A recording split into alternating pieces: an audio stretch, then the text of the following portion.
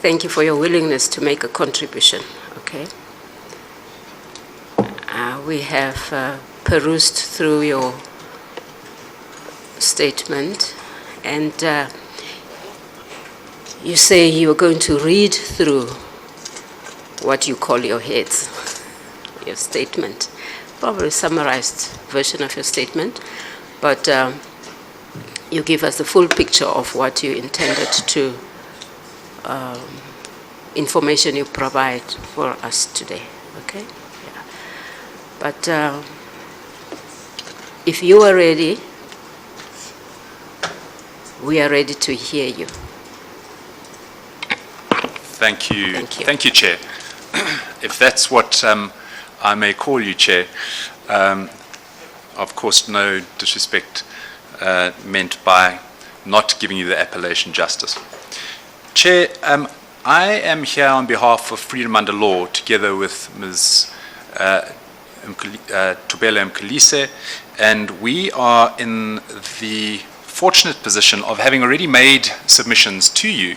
What we would hope to do is to lift out some of the more important contextual factors in an effort to assist the panel to understand what happened in the cases that Freedom Under Law had been involved in, and why what happened in those cases remains of significant importance to this panel and its determination of the questions before it.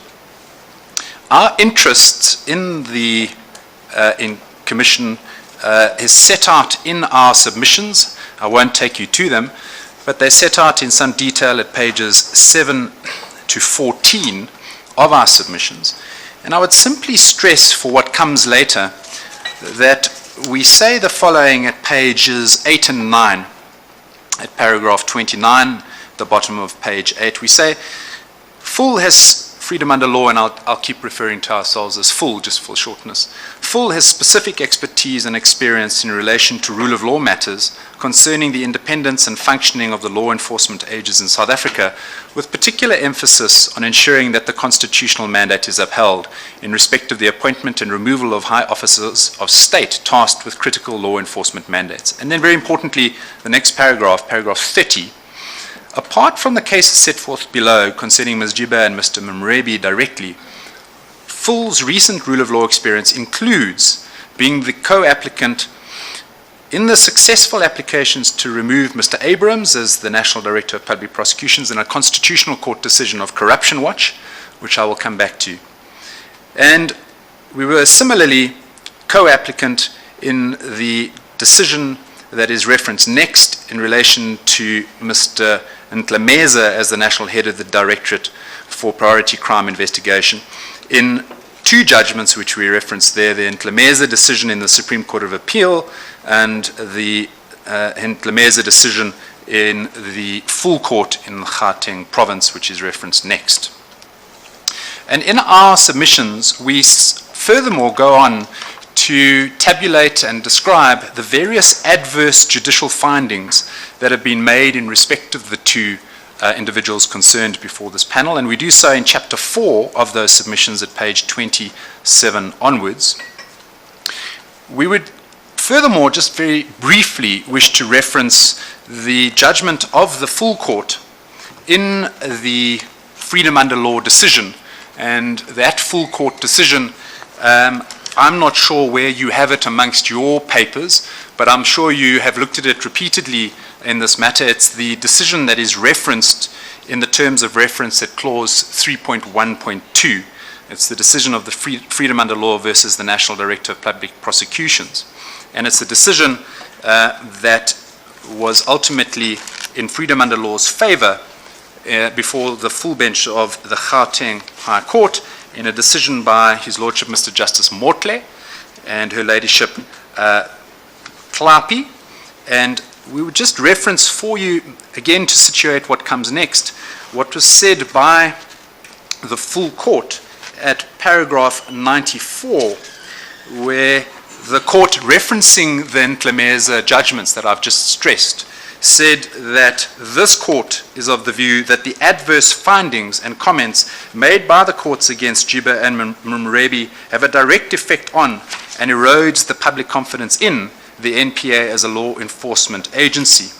And the court at the end of that paragraph said, we accept the view that the SCA, that the continued presence of such high-profile public officers in their positions under the circumstances, even for one day longer, should not be countenanced. So we do that by way of the background to what comes next in our overall scheme of the submissions. And we stress that this inquiry is, and we do so without suggesting any disrespect. The panel has been sitting and listening to the evidence, of course. But we would submit with the greatest of respect to it that this inquiry is much more than about Ms. Jiba and Mr. Mrwebi as individuals. And we are going to want to try and lift out from our submissions 3 central points for the panel this morning. The first point is that the question of whether they are entitled to remain in office is an objective question. It's an objective question about the integrity and the reputation of the NPA. And in that respect, we will demonstrate that the stain upon the NPA has already been confirmed in binding and non-appeal judgments, which will weigh very heavily with the panel, because they confirm that Ms. Jiba and Mr. Mrwebi, in the cases that they were appearing in, misconducted themselves before the courts that they were meant to be respecting. And we will highlight in that respect how the Supreme Court of Appeal in Ntlameza has confirmed that such adverse comments against officials by judicial officers is in and of itself a very strong factor. In fact, the Supreme Court of Appeal says it's dispositive of the question of whether they're fit and proper. The second question we wish to highlight for the panel is that the objective nature of this question entails far more than the NPA Act, far more than the Constitution's injunction as well, that we as South Africans are entitled to an independent, impartial, and fearless NPA. It entails, we say, our international reputation and our international obligations to root out corruption. And we stress in this respect that the adverse comments in the binding judgments are already a malignant taint against the perception of their independence. And in this context, again, objectively speaking, we will draw attention to the decision of the Constitutional Court in the Corruption Watch case dealing with Mr. Nkosana and what has been described as his golden handshake, and the question of whether Mr. Abrams in that same case was entitled to stay on as the National Director of Public Prosecutions. Because we will highlight for you through that case that the Constitutional Court has stressed that where there's been an abuse of power in order to ensure that individuals remain in power, then that taints the perception of those individuals' independence. It's a very important passage in the Constitutional Court's judgment, which we'll come to in a little more detail. And that will be our second feature of what we wish to highlight by way of context for the panel. To stress that it's an objective question around independence and the perception of independence and impartiality. And we say that perception has been irremediably undermined. It's been torpedoed fatally, we say, by the fact of the judgments over many years. And despite those judgments, the fact that President Zuma first and then Mr. Abrams second didn't do anything. Quite the opposite. They protected Ms. Jiba and Mr. Mrwebi. And as I say, on the authority of the Constitutional Court in the Corruption Watch decision, that will weigh very heavily with the panel, we say with respect. And then third and finally, we wish to lift out for the panel that the complaints that are leveled at Ms. Jiba and Mr. Mrwebi, in other words, that through their conduct they've objectively tarnished the image of the NPA, is not relegated to something of the past. It is conduct that is ongoing.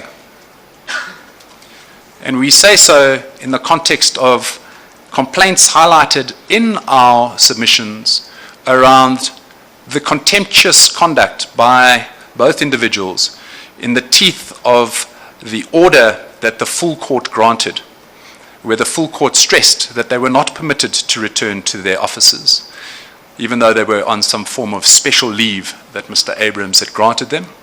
They were not permitted to do so, and they were not permitted to do so pending the finalization of the appeals that have been lodged in various cases by them. And so we will stress that this is not just conduct that one reads about in the law reports, in binding judgments of different divisions, but that the conduct is continuing.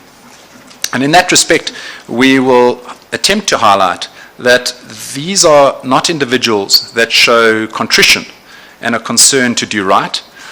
They are indeed, as His Lordship Mr. Justice Khodi said in the GCB case, he said they are remorseless and they display an inability or a wanton refusal to appreciate the damage that they've done and continue to do to the rule of law and their officers.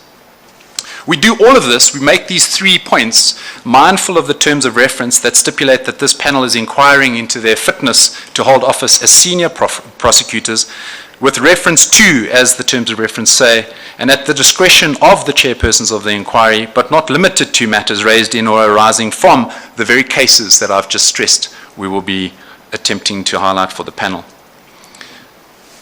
If it might assist the panel in what's going to come next, I would like to, with the panel's leave, just hand up the extracts from the particular passages from these judgments which we'd like to highlight. I've given a copy to our learned friends. It's not a voluminous bundle, it's very short, but it will assist so that the panel doesn't have to write down as I'm talking. You may do so, thank you. And while we are doing that, can I just do what I have, or what the panel has done with all the people who have come to address us or to make submissions. We try as much as possible to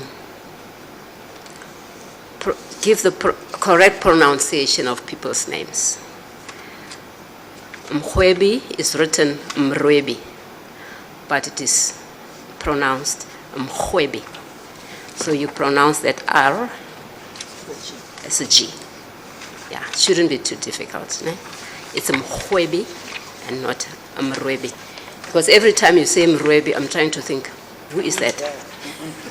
Let me immediately say thank you, Chair, that Mr. Mrwebi is going to be somebody that, his name, I will struggle with, that's just my mistake. I know. But I meant no disrespect to him or to the Yes, panel. Yeah. We got it wrong all the time and we had to correct people. Yes, thank you. Chair, so if I might move then to the first aspect which we wish to touch on, this contextual idea of there being very serious adverse findings in binding judgments which are not appealed. We have watched along with the rest of the country as the panel has engaged the issues around the withdrawal of the charges against Mdluli, etc. And the panel will of course weigh that evidence. But we would add that additionally there is a further and already existing basis to find that both advocates are not worthy of their positions and must be removed in order to ensure that the NPA is not tainted any longer. And that path is by way of the Supreme Court of Appeal's decision in Ntlemeza and its confirmation of the full court's findings before it in the same case. And in considering what the courts held, we will recall what we have cited in our submissions about the duties of a prosecutor at pages 19 to 23 of our submissions. And I shan't ask the panel to read those, but I just wish to highlight very quickly what we wish to emphasize at those pages. At page 19, paragraph 52, we say that the inquiry should keep in mind, Chair, that higher standards of conduct to Ms. Jiba and Mr. Mrwebi than those applied by the GCB and the courts in relation to their potential striking off from the role of advocates are applicable for the panel. And we say that that's because the inquiry's mandate is not to determine whether they are fit and proper persons to practice as advocates, but rather to inquire into the very different question whether they're entitled to hold the high public offices that they have held and continue to hold. In other words, to hold that office, it is necessary for you to be an advocate, but it's not sufficient for the holding of that office. There's something more required of you. And the judgments which we used to reference make that patently clear, particularly in the Supreme Court of Appeal and Tlemeza decision. And we stress at the next page that their respective positions are two of the highest public offices within the administration of justice. And they've been endowed there with substantial legal responsibilities.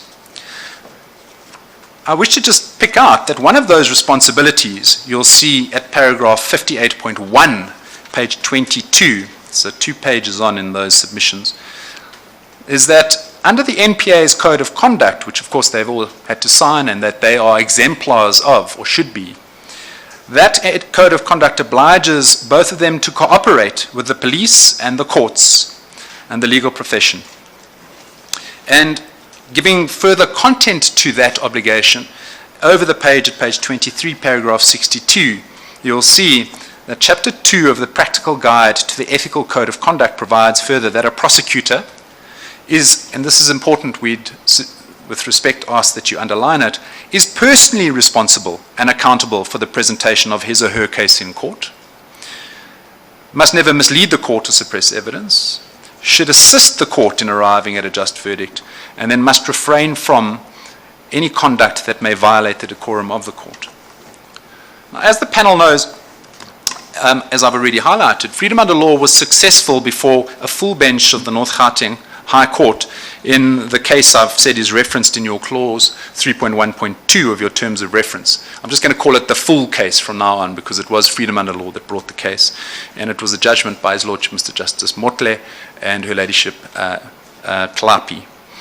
And it, in that case, was stressed by freedom under law that there was a challenge directly to President Zuma's failure to appoint a commission of inquiry under the Act, because he had failed to take into account that there were adverse judicial findings. He had not given them sufficient weight, and it was further suggested that Mr. Abraham's decision to withdraw charges against Ms. Jiba was unlawful. Both those decisions were challenged, and successfully so, by freedom under law. So it went to court out of respect for the final and binding judicial decisions that were extant at the time and which remain extant today, and which we submit weigh very heavily in the determination of their office, or of their fitness rather, to remain in office. And we go further to stress that this taints the perception of their independence, their competence, certainly in respect of the courts themselves. And I've just referenced for you their professional duties under the Code of Conduct in that regard. So, when freedom under law's application was brought on the 6th of November 2015, final court decisions were and are in place. And they're not just one decision. They are a slew of decisions, as you are well aware. And those decisions, we say, do 3 important things for this panel. First of all, they confirm the objective nature of the inquiry. Secondly, they confirm that judgments are materially relevant considerations for this inquiry. And thirdly, they confirm that public findings impact very seriously on public perception around the independence and the capacity of the officials concerned. And as I will stress, in making all of this, this is going to be linking to our second point, which I'll come to a little down the road, but I'm just flagging it now, which is that despite those judgments, no action was taken against the individuals concerned. So in the context of perception, the perception is that the individuals concerned were protected from any form of inquiry. And that obviously taints the perception of their own independence, and we'll get back to that, as I say. So, in the context of this case, and I've given you the extracts from the Helen Suzman Foundation case. It's effectively Helen Suzman Foundation versus Ntlemeza. We say that the case is no doubt of pivotal importance to the panel.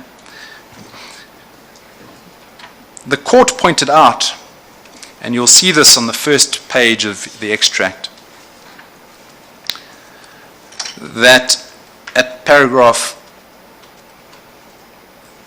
well, it's in fact not on that page, but just so that I can situate it for the panel, it was in fact the paragraph before paragraph 30 that the court stressed that the meaning of fit and proper for the head of DIPSI under section 17 of the SAPS Act is the same as fit and proper under section 9 of the NPA Act. Just so that we understand that we're on all fours when it comes to the question of fit and proper. And we stress here that obviously if someone is not fit and proper to have been appointed in the first place on the basis of damning judicial findings, then it's difficult to see how they could be fit and proper to remain appointed in the face of damning judicial findings. And we, again as a contextual point, stress that in this case there were judicial findings by a single judge. In the Ntlemeza case, it was one judge who had made findings, but we are of course dealing with a situation where things are much worse. There are numbers of judges in different divisions, including our highest courts, who have made the adverse findings that they have. And importantly, in the spy tapes case, as you'll know, the Supreme Court of Appeal said that it was disconcerting to see that it had to criticize Ms. Jiba in this case after it had just previously had to criticize her in a previous case in Mrwebi. So let me then just, if I might, briefly lift out the main points from the judgments, and just to stress that there are 3 judgments. There's the main judgment by the full bench. Then there was an attempt by Mr. Ntlemeza to try and appeal the judgment, and there was a Section 18.3 application, and there was a separate Section 18.3 judgment.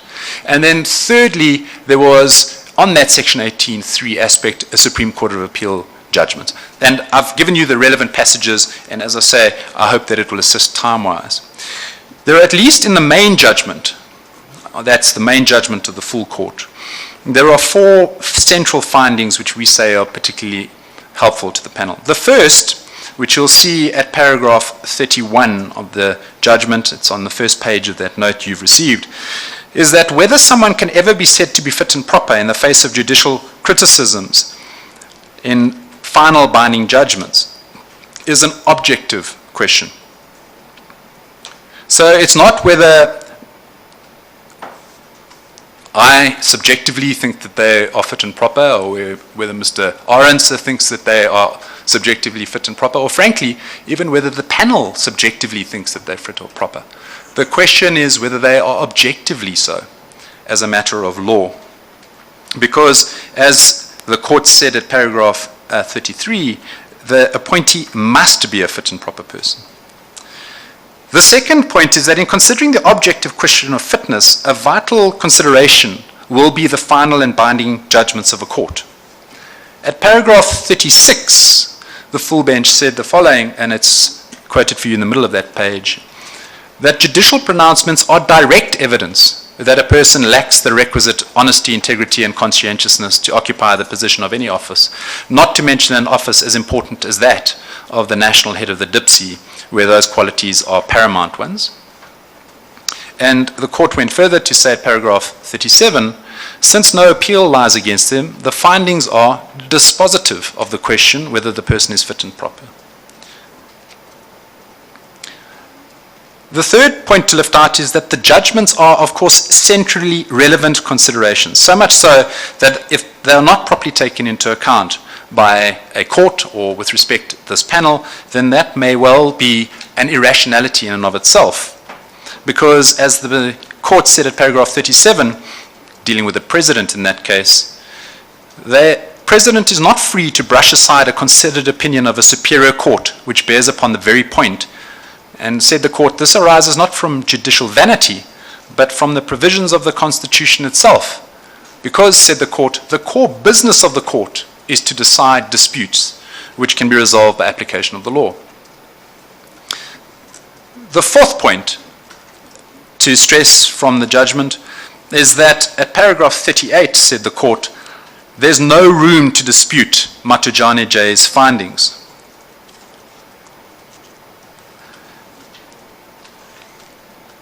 Said the court, the minister was aware of the remarks made in the judgments, but he nevertheless took the view that they could be ignored in the exercise of his powers. And we say this resonates very heavily for the question of perception.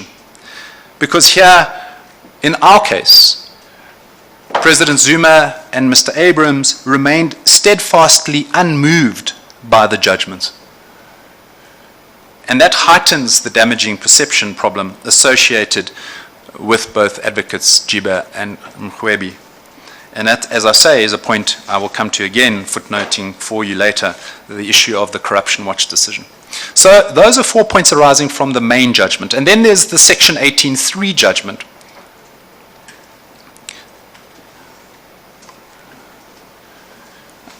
I've attempted to give you the relevant passages starting on the second page. You'll see it starts at the bottom of that page, Helen Suzman Foundation, Mabuse J, Colopin J, and Bakwa J concurring, and then the passages are on the next page. First of all, the full court confirmed at paragraph 10 that the remarks by Matujane J were dispositive of his fate. And on that basis, the court felt compelled to keep Mr. Ntlemeza out of his position, even pending appeal. Second, the full court reiterated at paragraph 11 that Mr. Ntlemeza was objectively disabled from continuing to hold office by virtue of those judgments. Said the court, someone whom the Superior Court has pronounced lacked honor and integrity, and who was at all material times disqualified from being appointed to the highest office, is inconsistent with the provisions of Section 17 of the SAPS Act, or in our case, the NPA Act, Section 9. The third point stressed in the judgment is that the harm to the public is manifest and arises as a matter of objective fact, again, from the judgments themselves. And this is important. We ask that the panel pick up a highlighter or a pen next to paragraph 11, because the court said his continued occupation of that office in the face of the lingering remarks by a superior court will unavoidably cause irreparable harm to the administration of justice, the public, and the public perception. The findings against him have become public knowledge. What impression in the perception of the public would his continued occupation of this office create? And we would just wish to, for a moment, pause to situate the context of our case, which is that long before the GCB had filed its case against the two concerned advocates on the 1st of April 2015, the conduct of both the advocates was a matter of public knowledge and disquiet. There had already been adverse comments in Murphy J's judgment on the 23rd of September 2013, now nearly 6 years ago. And then there was the damaging and disquieting comments made by His Lordship Mr. Justice Gorvin in the Boyson case on the 26th of February 2014. And then the comments by the Supreme Court of Appeal in Mdluli 2 on the 17th of April 2014. The point simply is there are numbers of judgments going back all the way to 6 years ago where they have become public knowledge. And the impression that they've created in the perception of the public is that the continuation, already way back then, of their offices would be a taint upon that very office. The fourth point arising from the Section 18.3 judgment is a short one, but an obvious one. Said the court, a person so disqualified cannot cling to office for 1 day longer, including pending appeal. Because, said the court at paragraph 26, such a person's lack of integrity permanently disqualified him from being appointed to any public office. Accordingly, this court cannot allow a person it regards as unfit to continue in high public office for 1 day longer than is necessary. And the full court in that main judgment had made clear that in the context of determining that fitness, such findings by the court remain as a lapidary against the candidate until such findings are appealed against successfully, and we know they never were.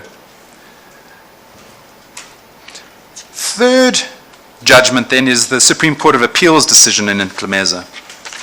It's on the next page of the handout I've just given to you. Lieutenant General Ntlemeza had applied for leave to the SCA, but his leave was denied. He then petitioned the SCA for leave, but that was denied.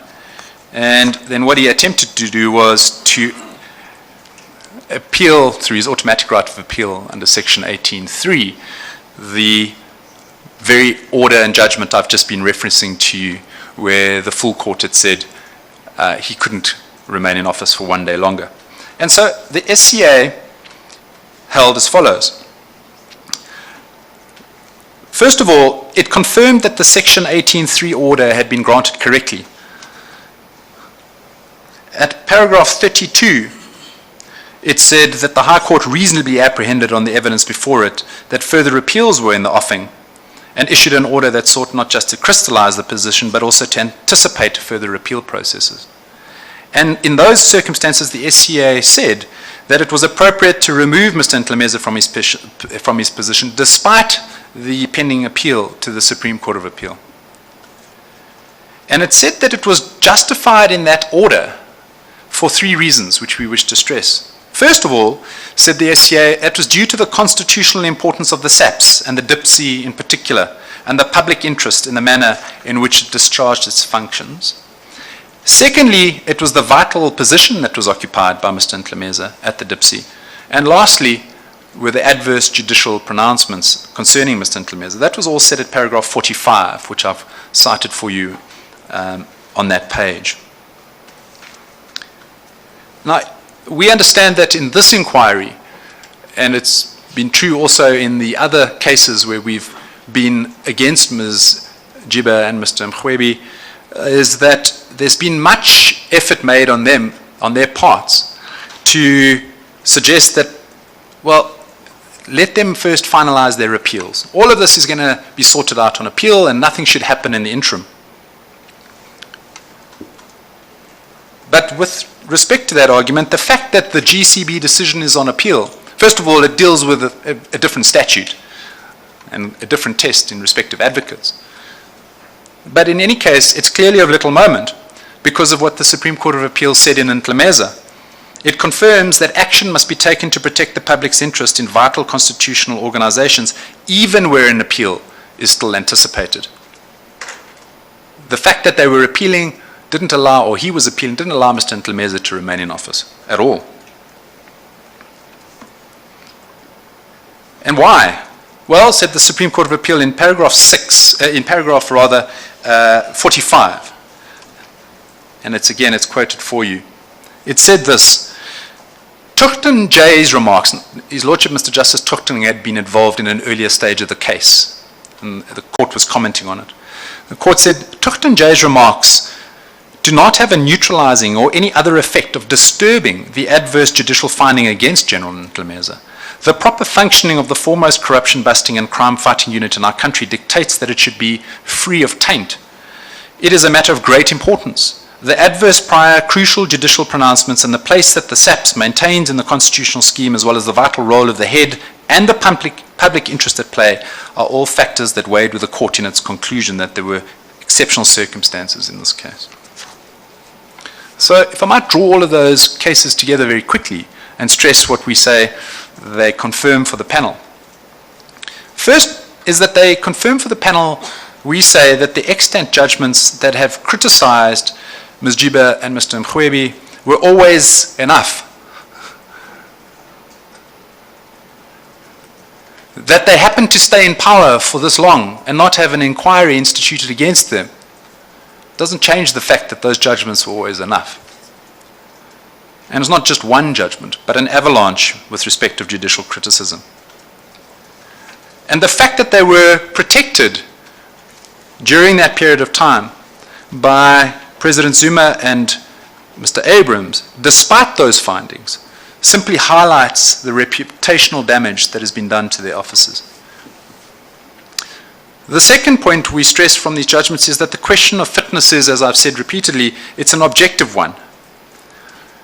The judgments themselves confirm unfitness in the way that both advocates conducted themselves in the very courts that they were appearing in, and where, as I stressed for you in reading from the NPA's Code of Conduct, each of them is personally responsible for the decisions that are taken in those courts. Not least of all because of the high office that they occupy, and particularly after they've already been criticized in a previous decision. One would have thought then that they are on their highest warning as to how to act going forward.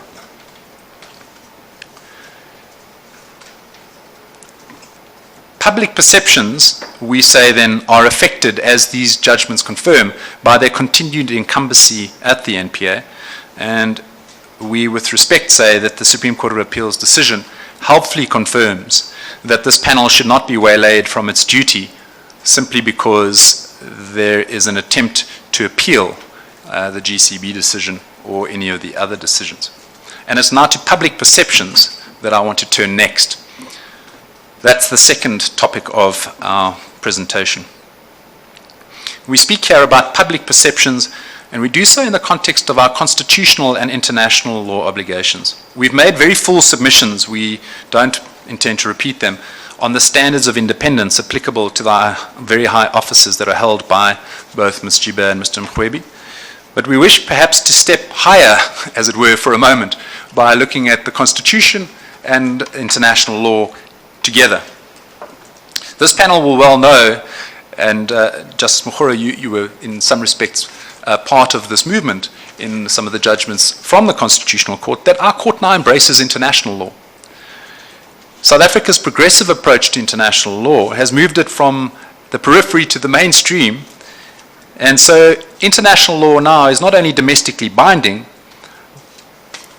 but indeed we can happily say that the arc of South African law now bends towards international law, and that's most recently made clear by the South African Constitutional Court's decision in the Law Society case around the disbandment of the SADC Tribunal. I don't need to give you the reference, I'm just highlighting what I think is obvious to the panel. And for present purposes, again, I don't need to give you these references. They are all already contained in the Glenister judgment of the Constitutional Court, which I think we're all familiar with. But there are particularized obligations on South Africa around fighting corruption through the most independent of institutions that are for South Africa binding at the level of international law. They include the UN Corruption Convention. They include the African Union Convention Against Corruption. And they include, as the Constitutional Court in Glenister stressed, the OECD reports on corruption.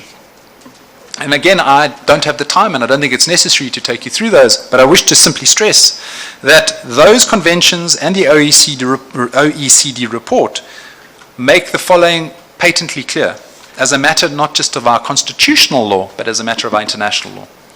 First of all, that anti-corruption bodies, and the head of these bodies, obviously in the form of directors of public prosecutions, must be shielded from undue political interference.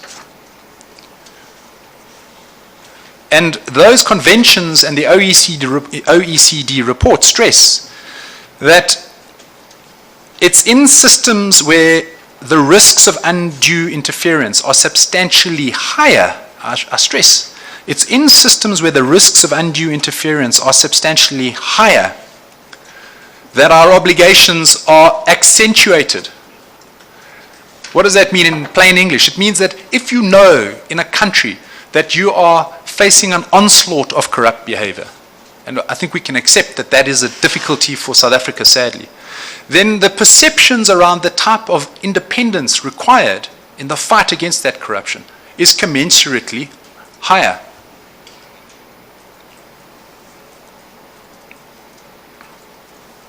And in that context, we would merely wish to stress that our international law obligations, together with our constitutional ones, could not then countenance Ms. Jiba or Mr. Mrwebi remaining in office. There are 2 points which we stress here. The first is that respect for the rule of law requires that whatever this inquiry decides, in light of this constitutional and international law obligations I've mentioned, that whatever the inquiry decides, it would require a result that underscores the imperative of non-interference in the independence of the NPA and its national director. Allowing Ms. Jiba and Mr. Mrwebi to remain in office would not secure, we say, the depoliticization of the NPA. And it would not undo the very real perception problem that is associated with them. Given our levels of corruption in this country, it's therefore imperative that there be no taint in respect of the NDPP. The standard is higher as against their officers, precisely because the risks are higher in this country. So their independence, real and perceived, must be beyond taint. And we know this, as I've said, from the Constitutional Court's decision in Glenister. And again, I remind the panel of that which it knows. The Constitutional Court in Glenister, at paragraph 207, said something which is really at the heart of this very inquiry. It said, public confidence that an institution is independent is a component of or constitutive of its independence. So public perception lies at the very heart of the institution's independence. If the public loses confidence in that independence, in that office, then it's no longer independent. Because it's that public confidence that is constitutive of, said the Constitutional Court, independence. That's the first point we stress here from our international and constitutional obligations. The second point is the following. We say that the taint in respect of their officers is compounded by the facts in this case. It's compounded by the numbers of judgments we know that have criticized them and which have never been acted on by the powerful.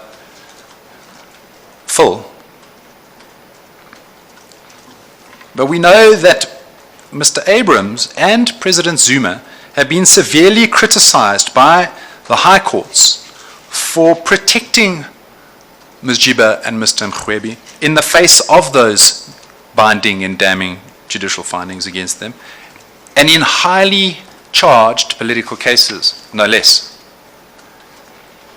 And here I need to stress what has gone on in the case we were in before the full court in Gauteng in the Freedom Under Law case that I've already mentioned.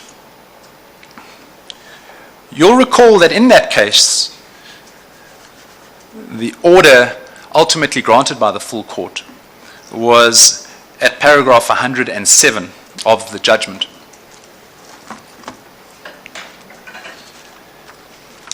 And as I said at the outset of my address, there were two decisions that we were challenging. We were challenging, first of all, the decision by Mr. Abrams to withdraw the charges against Ms. Jiba. And secondly, we were challenging the decision by the President not to institute an inquiry despite these adverse judgments. And at paragraph 107 and 108 of the full court's judgment, you see the order that is given. And it's important that I take just a bit of time to highlight this for what comes next when I reference the Constitutional Court's decision in Corruption Watch. Because in the judgment and its order, first of all, the court finds that Mr. Abrams and and President Zuma had acted unlawfully in the way in which they had effectively protected Ms. Jiba and Mr. Mrwebi. And in the order, you'll see in paragraph 108.1 of the judgment, the court says, the decision taken by the National Director of Public Prosecution on the recommendation contained in an opinion by the regional head to withdraw charges against the Deputy National Director of Public Prosecutions, Ms. Jiba, is reviewed and set aside. And secondly, the court said the failure by the President to suspend and institute inquiries into the fitness of the two individuals is reviewed and set aside. Now, you can't read that order in isolation. You need to read that order together with what the court said about the efforts by Mr. Abrams and President Zuma to protect the individuals concerned. In relation to Mr. Abrams, the court said the following at paragraphs 55, 57, and 58 of the judgment. And when you listen to what I'm about to say, I want to underline for the panel that all of this amounts to an abuse of power, that phrase, an abuse of power, by both President Zuma and by Mr. Abrams. At paragraph 55, said the court, it's the court's view that the version of Abrams and Mokgoro raises serious questions of credibility. At paragraph 57, said the court, the explanation given by Abrams and supported by Mokgoro to the effect that the decision to withdraw charges purportedly taken by Mokgoro was disguised as a form of recommendation is bizarre in the extreme. And then at paragraph 58, the court said, to opine and make recommendations which later turns out to have been a disguise as a decision is disingenuous and lacks integrity. So that's what was said about Mr. Abrams' decisions. In respect of President Zuma's decision, I would simply ask the panel to reference for itself, it can read it in its own time, paragraphs 91, 92, 93, 94, and 95 of the court's decision. Because there the court says, and it says so in terms, that the decision by the President not to institute the inquiry into the two individuals concerned amounted to a failure of his own duty. And it said, there is no explanation provided in the papers as to why the President failed for a period exceeding 1 year to act even after having been requested to do so. And says the court at paragraph 94, this court is of the view that the adverse findings and comments made by the courts against Jiba and Mrwebi have a direct effect on and erodes the public confidence in the NPA.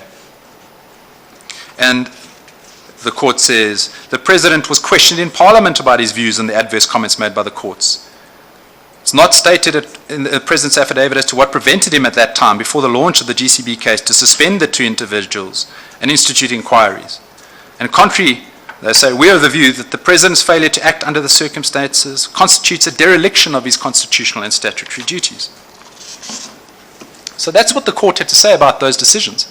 And it had to say that in justifying the orders and setting them aside. Very importantly, that abuse of power is no longer challenged. And we need to stress that. President Zuma originally appealed that decision. But he then, through President Ramaphosa, withdrew. So the President's office withdrew its appeal against that decision. And that's made clear at page 130 of Freedom Under Law's bundle, to the extent that the bundle is paginated in the same way as mine. But at page 130, you will see that the State Attorney writes to the parties in the Freedom Under Law case, and actually starts at page 129, where the State Attorney writes to the parties, and he says at page 130, a single application for leave to appeal was filed on behalf of the NDPP, the regional head, and the President. And then they say, we advise that the President has decided not to proceed at all with his application for leave to appeal. So, what does that mean? It means that the President's decision that I've just described to you, his failure to do his duty, the recalcitrance that this full court criticized, is not appealed at all. It's accepted that there was an abuse of power. The second point to stress is that up until the day before the leave to appeal hearing, on the 4th of October 2018 last year, the National Director of Public Prosecutions, Mr. Abrams at the time, and the NPA and the regional head were still appealing. But the day before, they also gave notice that they were withdrawing their appeal. And to that, I would wish to just hand up for you, it's nowhere in the bundles, but the letter and the notice of withdrawal. In fact, it's just enough to give you the notice of withdrawal.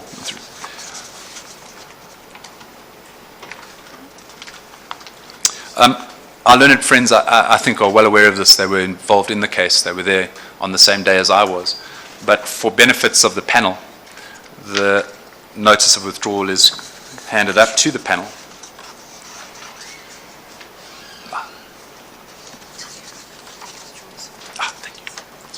If you have enough copies, can you just extend the courtesy? I think we've managed to get copies around the tables for everyone. Thank you. Chair.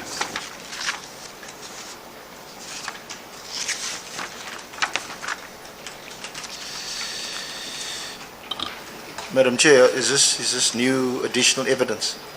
Is this now a witness, or is he making a submission to assist the panel in shaping what the test should be for fit and proper, and what you should decide, what standards you should apply, like KSAC did yesterday, which I found extremely, and I'm sure the panel did with respect, extremely helpful.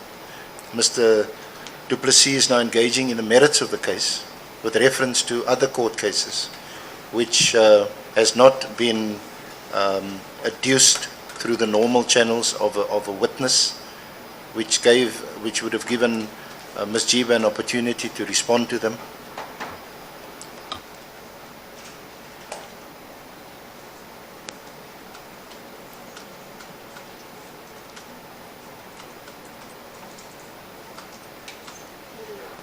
I think we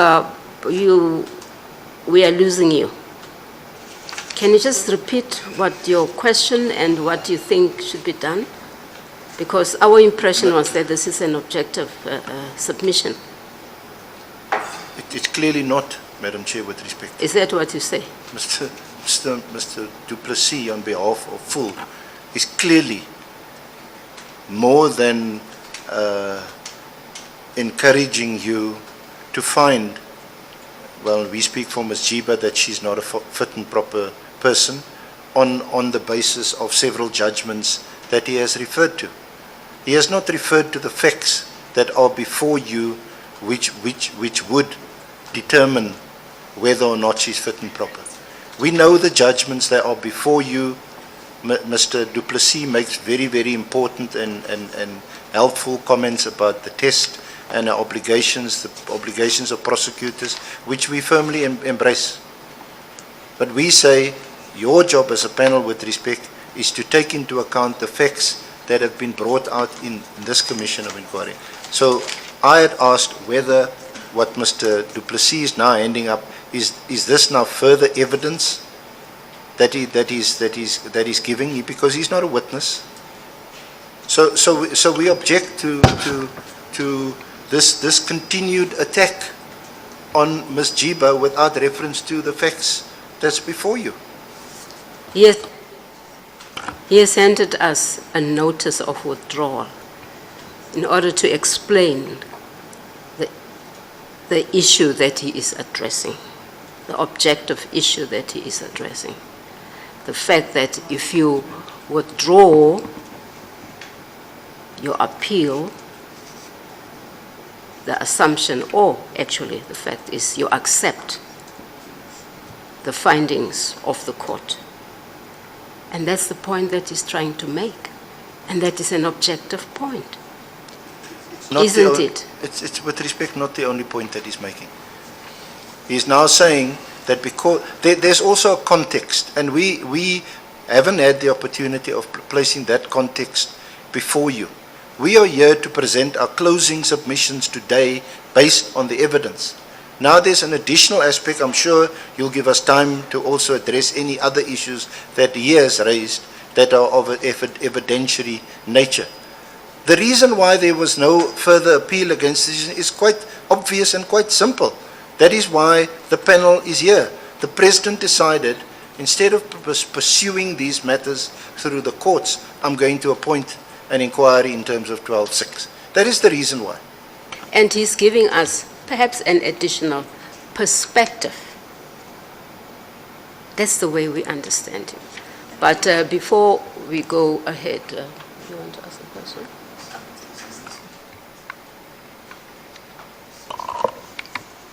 Mr. Arendse, isn't it that we accepted that the facts that would have been before the other courts, whose judgments are before us, are facts that are accepted by the inquiry? Yes, Ms. Vilakazi, and these facts speak for themselves. They appear from the judgments. What's the problem? It is not for Mr. Du Plessis to come in and interpret what those facts mean and what they should mean to you and how the panel should apply these facts? That's not his job.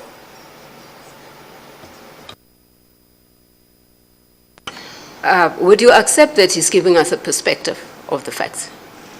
I've already, with respect, Madam Chair and honourable panel members, stated our position that we find many aspects of Full and Mr. Du Plessis' presentation extremely helpful in terms of how the panel should go about in determining what standards to apply, what law to apply, like KSAC did yesterday. And we embrace it. But Mr. Du Plessis today is going far beyond KSAC did yesterday. They are not here to just help the panel. They are here to implicate Ms. Jiba further with reference to these judgments and by reading from other judgments, Shlemeza and other judgments. These are matters that we will argue, the parties will argue. He is in effect giving evidence. I'm afraid that's not the way I understand Mr. Du Plessis' submission, but you want us to go and discuss it? Can I ask something about? And I'm not talking about your objection. I'm just trying to understand. The one thing that you say is that you accept what he says about the law and the interpretation thereof. That you accept. What you don't understand is when he seeks to unpack the evidence and as to find in a particular way. I was just trying to understand that. And then he says he goes beyond KSAC. So which part talks to him going beyond KSAC, and which part do you accept that this is helpful and the latter is not helpful, if you know what I'm trying to understand? I thank you, Advocate Morocco, because I think by asking that question, it clarifies the position. It is the part where he now purports to apply the facts of those cases that are before you, that have been determined, and that is a matter of argument, when he applies it now to Ms. Jiba. Now we know there are other facts, new facts, that have come out during the course of this inquiry. That was the purpose of this inquiry. Now, he is now urging you to find, on the basis of the law, which we don't have a problem with in his presentation, that we are bound by international law. We know that. We don't need Mr. Du Plessis to come and tell us that. And we know the high standards that we expect of our prosecutors and of the office of the NDPP. We expect nothing more, nothing less than the highest standards of integrity. We know that. But now he applies facts that have been found in these judgments, and he goes beyond KSAC. Mr. Naidu didn't do it yesterday, and he now urges you on the basis of those facts, and then in addition he refers to Shlemeza, Glenister, and those cases, and he urges you to find Ms. Jiba guilty, that she is not a fit and proper person. That is the thrust, and that is the trend of his evidence now. This is not going to, I anticipate some other pieces of paper now to come from Mr. Dupree. There are no other pieces of paper. Thank you, Chair. Madam Chair. Sorry? Wants to say something. Okay, before I do that, you want to say something? Madam Chair, maybe I should just direct us to the rules. KSAC and Full were admitted as third parties pursuant to a request that they made in December, which we accepted and which foreshadowed this. For me, whilst I don't express an opinion on the stance they take, it is foreshadowed in what they've put before the inquiry, in their request dated 20th December and in the submissions which they gave us in January. There was no objection to the inquiry accepting this, and it was accepted into the Dropbox at that time. I simply want to alert the panel that that was the approach adopted. Madam Chair, just if I can, on behalf of Advocate Yeah. Mrwebi.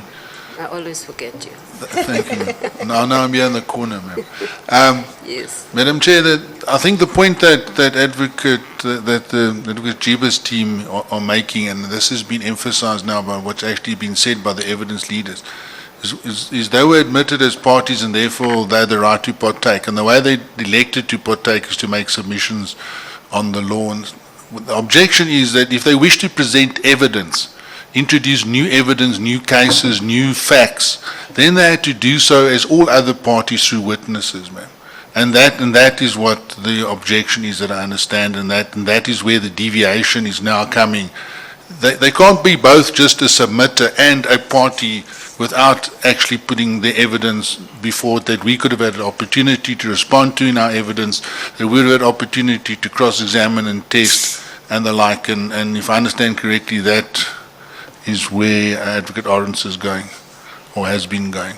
So that's our submissions, ma'am. Yes, thank you, Mr. Rep. But there is no new evidence that is being submitted. This is all evidence which already exists. May I respond? That's exactly the point. It may not be new evidence. It's evidence that has already been evaluated and that has been decided by courts of law. We've heard additional evidence in this inquiry.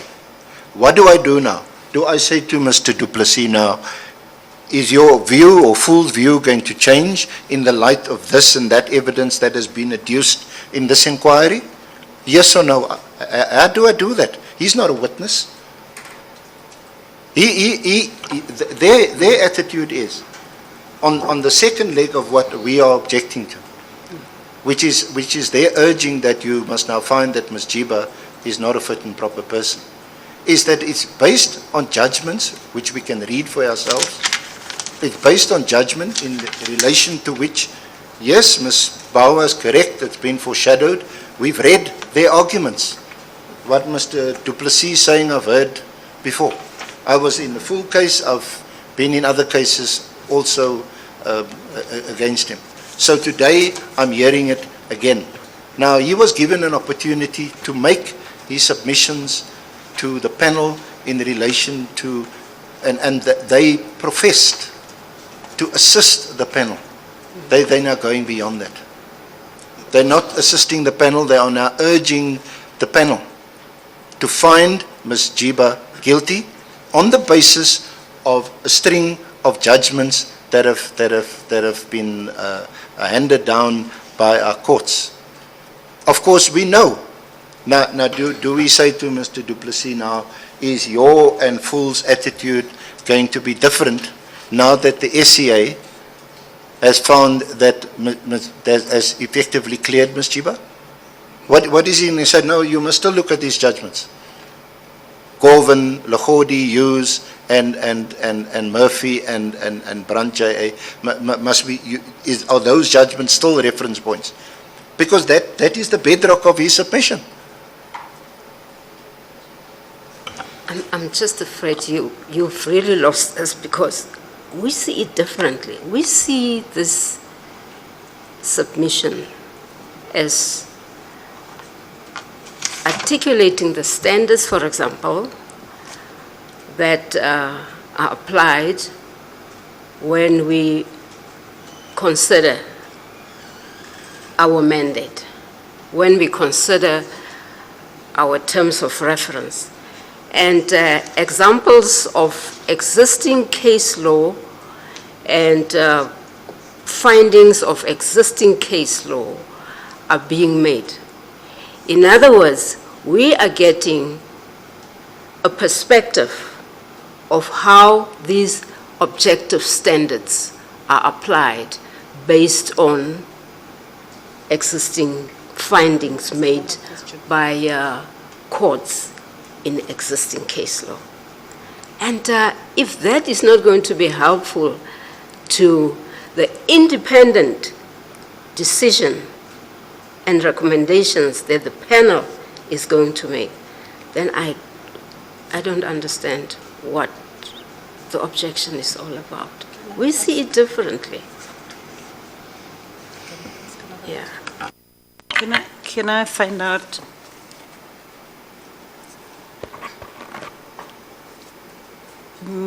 We have just been handed documents that you only saw this morning. If these are withdrawn and he is confined to expanding on the submissions that they had made before, would you have an issue with that? If we say, you are probably right, you probably didn't anticipate these references, would you be willing to then withdraw the objection on the basis that they have withdrawn the submissions specifically with reference to the documents that they submitted to us today? I'm just trying to understand what it is that you're objecting to. With respect, we have to differ, Madam Chair, because I think we are very clear the basis on which we are objecting. The basis on which we are objecting is because full on entering into the merits of this. Just to help me understand, you're not Yes. answering my question. No. Full made a submission, and the submission by Ms. Bauer is that you did not object to this submission being made. You are now saying we did not object to this submission at the time that it was made, to say they are adopting a partisan position. You are saying today, not only are we objecting, and I'm trying to understand, when you say you beg to differ, I don't know what you're differing from, I'm trying to understand. I'm saying to you, they then make it a submission, you don't respond or object to the submission. Today, they say, we're going to highlight some of the points we made in the submission. What I'm trying to understand is two things. Are you objecting to that they were trying to do at the beginning, as to say, we're going to highlight some of the issues that we've made in the submission? That's the first objection. The second objection is we're going to object to the documents that they have submitted today upon which they wish to address us and upon which they're urging us to have a particular perspective. So it's two legs to this thing. What I'm trying to understand from you is the first leg that says there's a submission and they want to highlight the parts of the submissions that they have made to expand on those submissions, or are you saying you're objecting to both? That's what I'm trying to understand. And not differing with you, I'm just trying to understand. I'm also not trying to avoid answering your question, Advocate Moroka. You'll be pleased to know. I was trying to do it in the order in which, because Madam Chair had also made some and I was first trying to deal with that.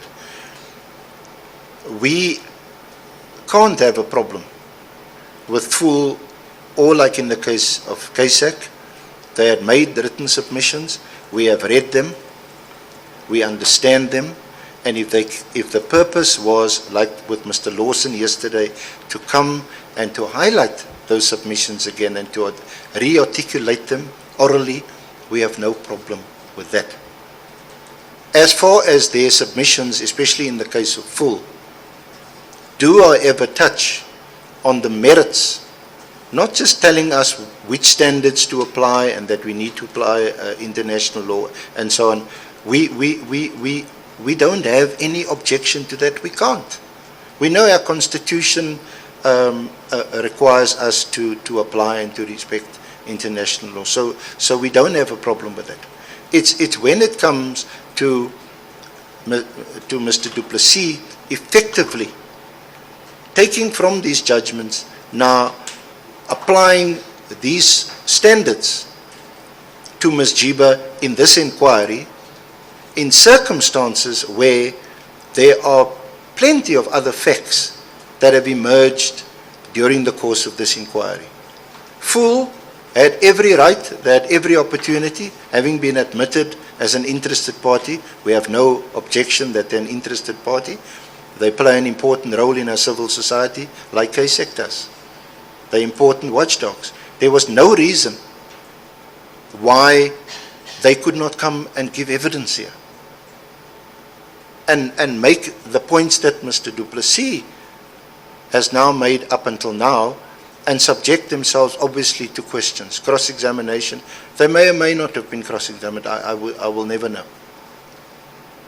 But Mr. du Plessis, in our view, has overstepped the mark. He's made his points on the standards and the tests that need to be applied.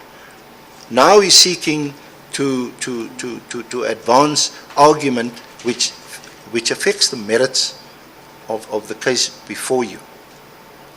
So you have an objection in Mr. du Plessis highlighting aspects of the judgments in order to articulate the standards that he wants us to understand need to be applied when we consider this matter. So your objection is just the highlighting, articulating the importance of, or the relevance and importance of aspects of judgments in order to demonstrate the standards. No, we don't have a problem with Mr. du Plessis because he's quite capable of doing that, of highlighting these judgments to underscore and to highlight what standards have been applied in certain court decisions. We don't have a problem with that. But for example, he goes to the full judgment and Ms. Jiba is now accused of being protected by Mr. Abrams and the former president. Now, what is that designed to do? That is designed to influence your thinking, not on the standards, but on the evidence that somehow Ms. Jiba is part of this narrative that goes around Abrams, that goes around the former president, and which we have addressed in evidence before you, and which we are going to address as soon as he's finished in our closing argument. But we're going to address it by reference or with reference to the facts in the case here. Do I now challenge Mr. du Plessis and say, well, Mr. Abrams' decision to withdraw charges against Ms. Jiba on the what is the fraud? The fraud and perjury. What is the evidence before you, Madam Chair? The evidence before you is that those charges, they were sent back by Mr. Abrams following the court judgment, and they have now officially been withdrawn. So again, you ask him a question, so what is your stance now? That has got nothing to do with the standards. It's got to do with the merits of this case. And that is the terrain that Mr. du Plessis is now traversing. And he's pushing the boundaries all the time. And that is the objection. Does that answer include my question? Because I think that answer speaks to the chair's question. Okay. The answer to the question is that they must be confined to the submission that was placed before this inquiry. I get it. And nothing additional to that. I think one must obviously also be reasonable. Clearly, one can't have an objection to, for example, on a matter of law, if there's been further or additional cases that hasn't been referred to in the submission. Clearly, it must be permitted because those law reports are available to all of us. So he must refrain from emphasizing any aspects of the cases, the judgments that are already before us. You don't preclude him from doing that. We say that he should be confined to, when he refers to those cases, that it should be with a view to assisting you in formulating the test that you should be applying, whether or not Ms. Jiba is a fit and proper person. The legal test. which with respect he has already done more than capably. Du Plessis, you may proceed. Thank you, Chair. Chair, so in the context of that particular order and the document that I referenced for you, which frankly, of course, is an objective document, it's a notice of withdrawal, and it falls very much within your terms of reference, which specifically say at paragraph 3.1 that you're entitled to have with reference to and at your discretion, but not limited to, numbers of matters raised in or arising from the following cases. Arising from the following cases. One of the matters arising from the freedom under law case is the fact that the orders granted in that case have not been appealed. And the unlawfulness around the failure by the President to institute an inquiry and the unlawfulness around Mr. Abraham's decision to withdraw the charges against Ms. Jiba, those decisions have been successfully challenged, and the President has chosen not to appeal against his decision, having been said to be unlawful, and on account of this document, which frankly I would have been happy to be cross-examined on, because I would have simply said that Mr. Aronson and I were in the same court on the same day when precisely this document was given to us by Mr. Epstein, who was acting on behalf of the President. And in the circumstances, it confirms too that the NPA and Mr. Abrams are no longer challenging the finding that says that he acted in a manner which ultimately was unlawful, bizarre, and in the circumstances, his decision to withdraw the charges against her were irrational and unlawful. So, in that context, we stress the following. We say that the Constitutional Court's decision, and again, I'm very sure I'm not saying anything beyond a question of law, and I'm trying to apply what is a question of law and a finding of our highest court to assist the panel. But we say that the Constitutional Court's decision in Nqasana, I hope I pronounced that correctly, Chair, Nqasana, that is of relevance to this panel. And the particular quotation is in the document that I handed to you this morning. That's at paragraph 88 of the Constitutional Court's decision. And I need to read it for the panel. As the panel knows, the Constitutional Court was dealing with, we say, a very helpful analogous situation. Because there, the debate was, well, Mr. Nqasana was unlawfully removed from office, and Mr. Abrams was kept in office. And the question for the Constitutional Court is, if Mr. Nqasana was removed unlawfully from office, could Mr. Abrams continue to benefit from the fact that he had been appointed in the place of Mr. Nqasana? Why would that be relevant to our inquiry? Let me help you by referencing the paragraph, Chair. Says the Constitutional Court at paragraph 88, I next deal with Advocate Abrams. As a point of departure, I must state that not a single party has suggested that he is not a fit and proper person to hold office. As was to be expected, Advocate Abrams seeks to get a lot of mileage out of this. Must he succeed? I think not, says the Constitutional Court. Why? Because former President Zuma appointed Advocate Abrams following his unlawful removal of Mr. Nqasana. That removal was an abuse of power. Advocate Abrams benefited from this abuse of power. It matters not that he may have been unaware of the abuse of power. The rule of law dictates that the office of NDPP must be cleansed of all the ills that have plagued it for the past few years, and it therefore would not be just and equitable to retain him, as this would not vindicate the rule of law. And so we say that it is an analogously helpful passage because it highlights that there is an important perception issue at the end of the day, which is at the heart of that passage.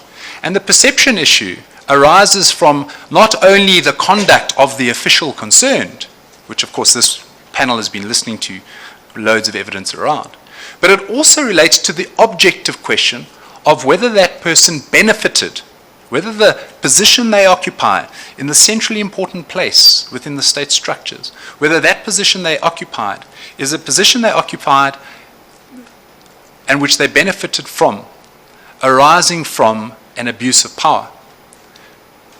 I don't get that. And I suppose that's what Mr. Arendse's complaint is about.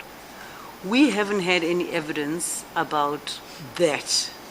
And therefore, for you to ask us to draw inferences from that statement that we make, makes us have to open that debate that we haven't had, or open the parties to ask you about that. And I'm not sure we want to traverse that because it would not be helpful. We're really right at the end of our sell-by date. So that statement doesn't really help us because I'm not sure I see the relevance in the context of what we've been doing. Chair, let Do me... you understand what I'm saying? No, I understand, Chair. Let me attempt to assist. So it's relevant in this way. As I said, the very first passage that the court stresses there is that so in other words, there's a question of law. Even assuming that not a single party has suggested that Mr. Abrams was not a fit and proper person.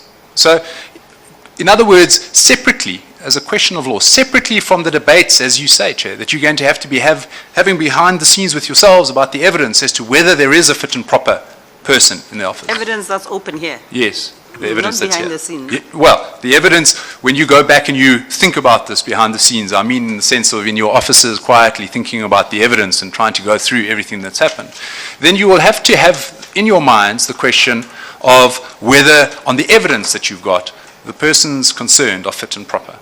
That's one part of the inquiry that you are engaged upon. But there's a separate aspect, and it arises from what we say are objective facts, quite separate from the evidence.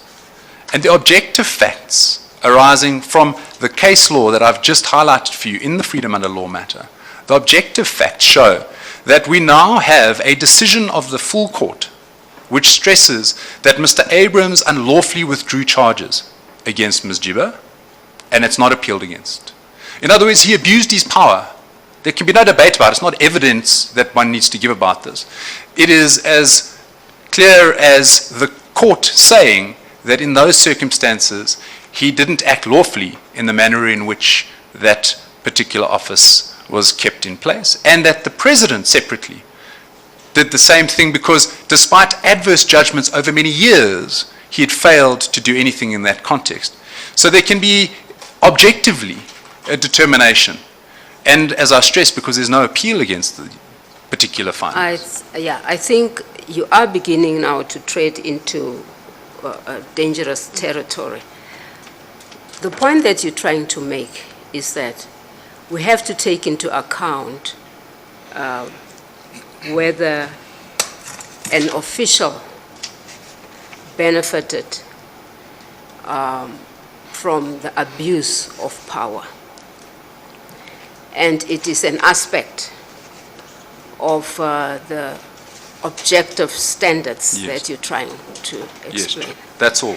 You see, if you now go into how to apply that objective standards to the facts of this case, and you go into detail about what the officials did, and therefore this is how you apply that principle, that standard, to the facts of this case, and this is a conclusion that you would arrive at, then Mr. Arendse would have a point.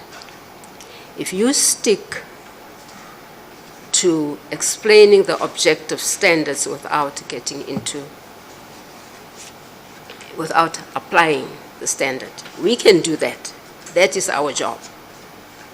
We listen to you, you enlighten us about the standards and how to interpret the standards, but outside of the facts of this case. We are going to apply those standards to the facts of the case. Okay. And maybe, as Advocate Moroka said, if you confine yourself to your submissions, you can articulate the submissions by explaining further, using perhaps what was said in the cases, but leave the application of those standards to the facts of this case to the panel. Okay. Can I find out so that I'm not unduly or unfairly restrictive? You speak to these issues in your submissions let me just understand. You have at paragraph 34,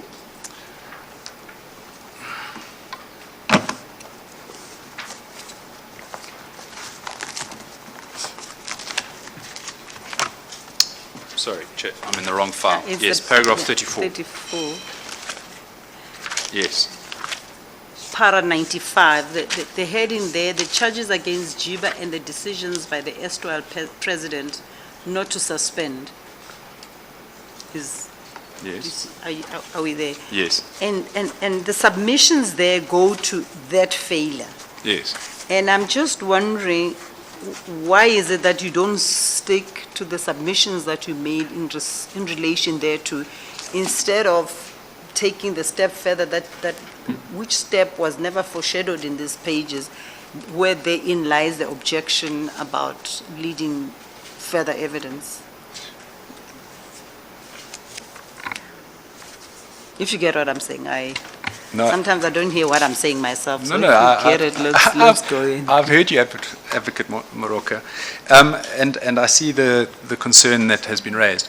We say two things. The first is that we're not attempting to do anything but apply the objective findings of the Constitutional Court to this matter. And the important point we stress is that, as the Constitutional Court in its paragraph says, not a single party in that case had suggested that he was not fit and proper, but it didn't matter because there was a separate objective question, whether by virtue of a benefit there was a retention of office which tainted perception-wise the continuation of Mr. Abrams in office. And it goes back to everything we've been saying, frankly, throughout our submissions about perception being absolutely imperative here. And we say that perception is an objective question, and so one of the debates that this panel will have with itself and with the members is there a perception problem arising from the fact that the full court has said that President Zuma, over many years, and this I'm not giving evidence, this is what the court found, this is an objective fact, and it's not being appealed, so it is as objective as it could ever be, that the court found that over many years there were numbers of entreaties, requests, in light of the adverse judicial decisions, made to President Zuma to appoint a commission of inquiry. And he didn't do so. And the judgment is critical of that fact. And it says that he was, as I read to you, he was recalcitrant in his duty. He didn't do his duty. And so and it's not evidence, it's an objective reality, is that over that period of time, the individuals concerned didn't have an inquiry and they managed to retain their office. So that's an objective fact, it's not evidence that we're giving. In respect of Why don't we live with that? Why do we have to go beyond that and talk about perception? Because perception is a dangerous thing to go into. It's not objective at all. Well, Advocate... And whose perception are we talking about? Yes. Well, Advocate Moroka, I think in the Constitutional Court's passage that we've cited, the Constitutional Court specifically said that there was nobody that suggested that he wasn't fit and proper, but the court had to do the objective inquiry. It had to ask itself that very question, and it said that Advocate Abrams, purely by virtue of the fact that he'd benefited from what were unlawful decisions. I get that. It's because you then couple that with perception. And I'm Yes. saying, why don't you limit yourself to the objective facts? You can't say, I will address myself to the objective facts, and these are the objective facts, and then travel beyond that. I must tell you, yesterday we had an engagement about perception and trust, because those are, you don't ever want to travel into those things. Perceptions in South Africa are underpinned by whole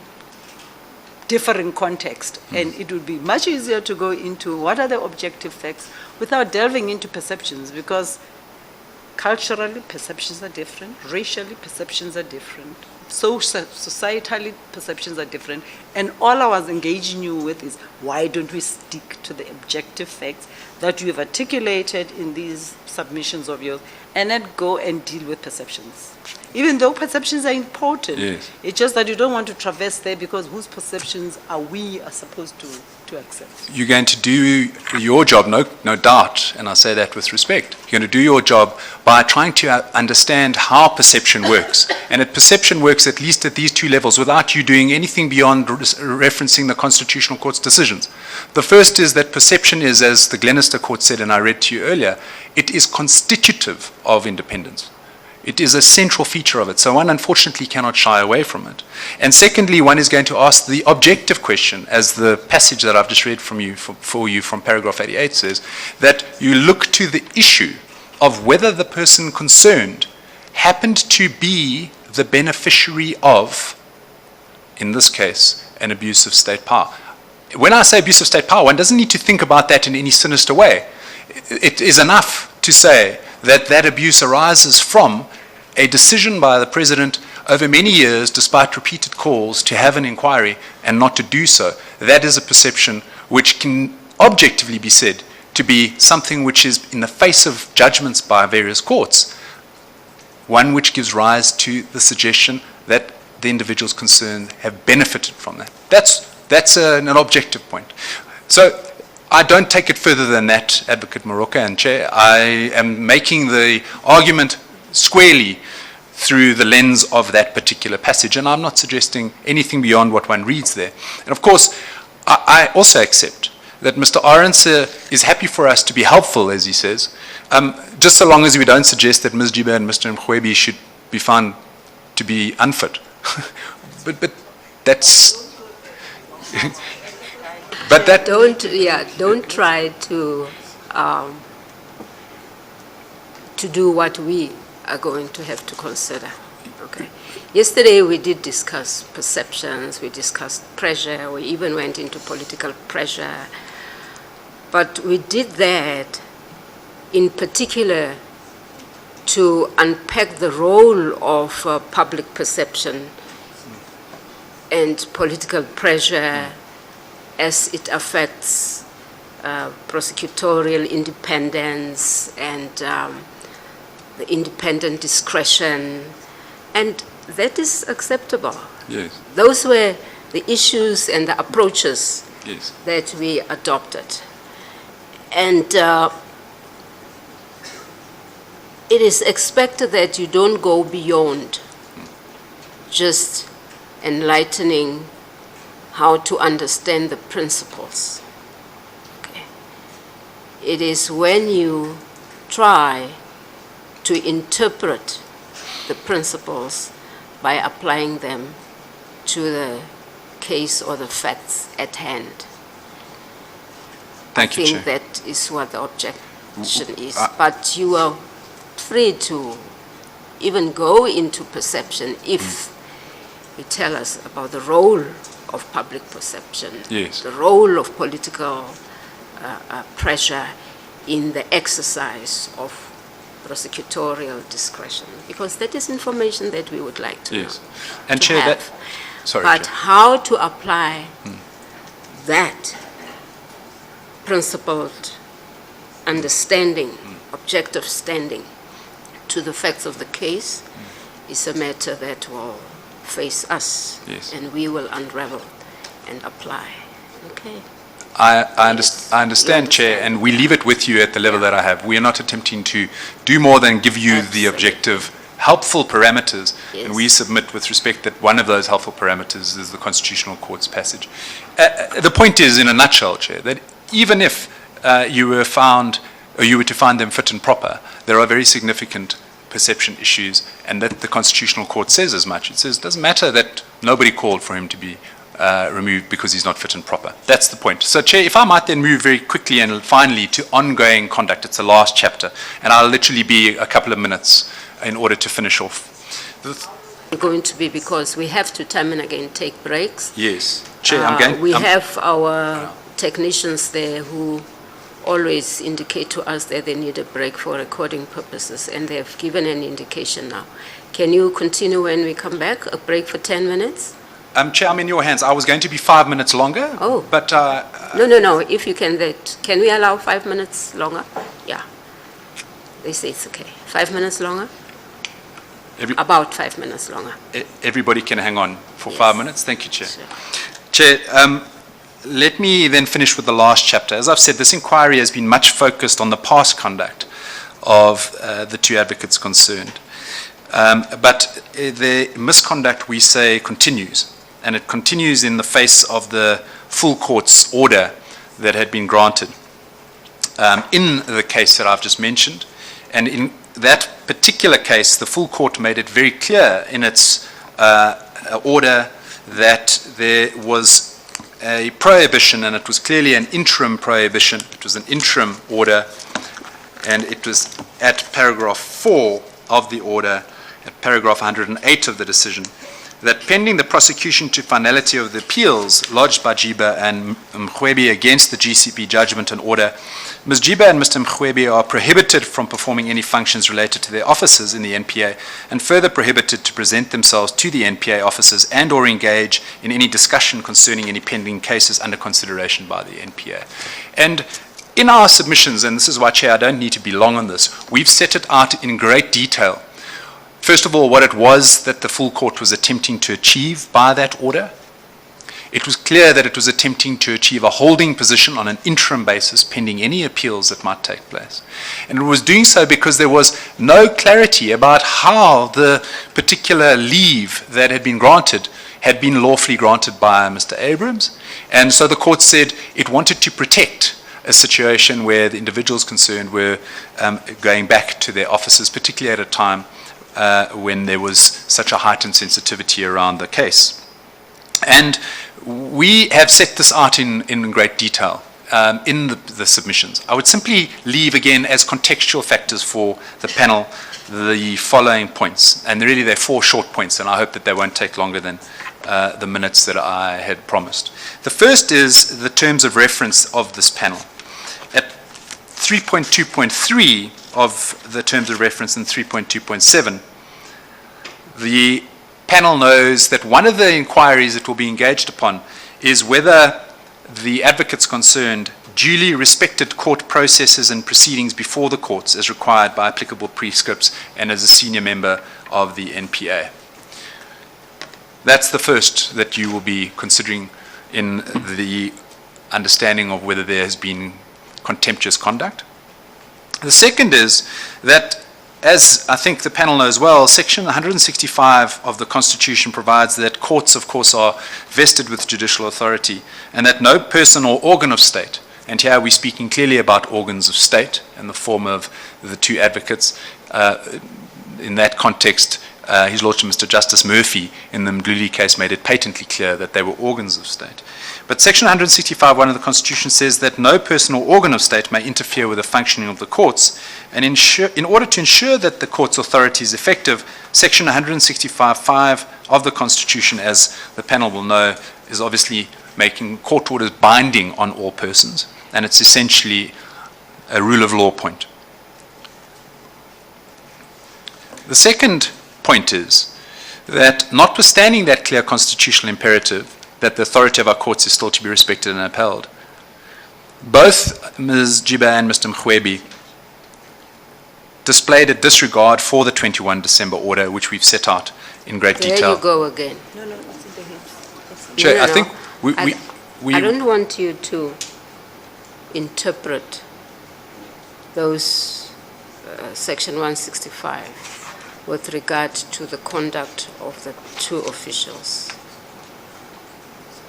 Chair, we've made those submissions in detail in our written submissions, and we've said that on the basis of, again, objective facts, there is no debate for purposes of both the law on contempt and the objective inquiry around when contempt is shown, that they did return to their offices, and they did so despite the 21 December order.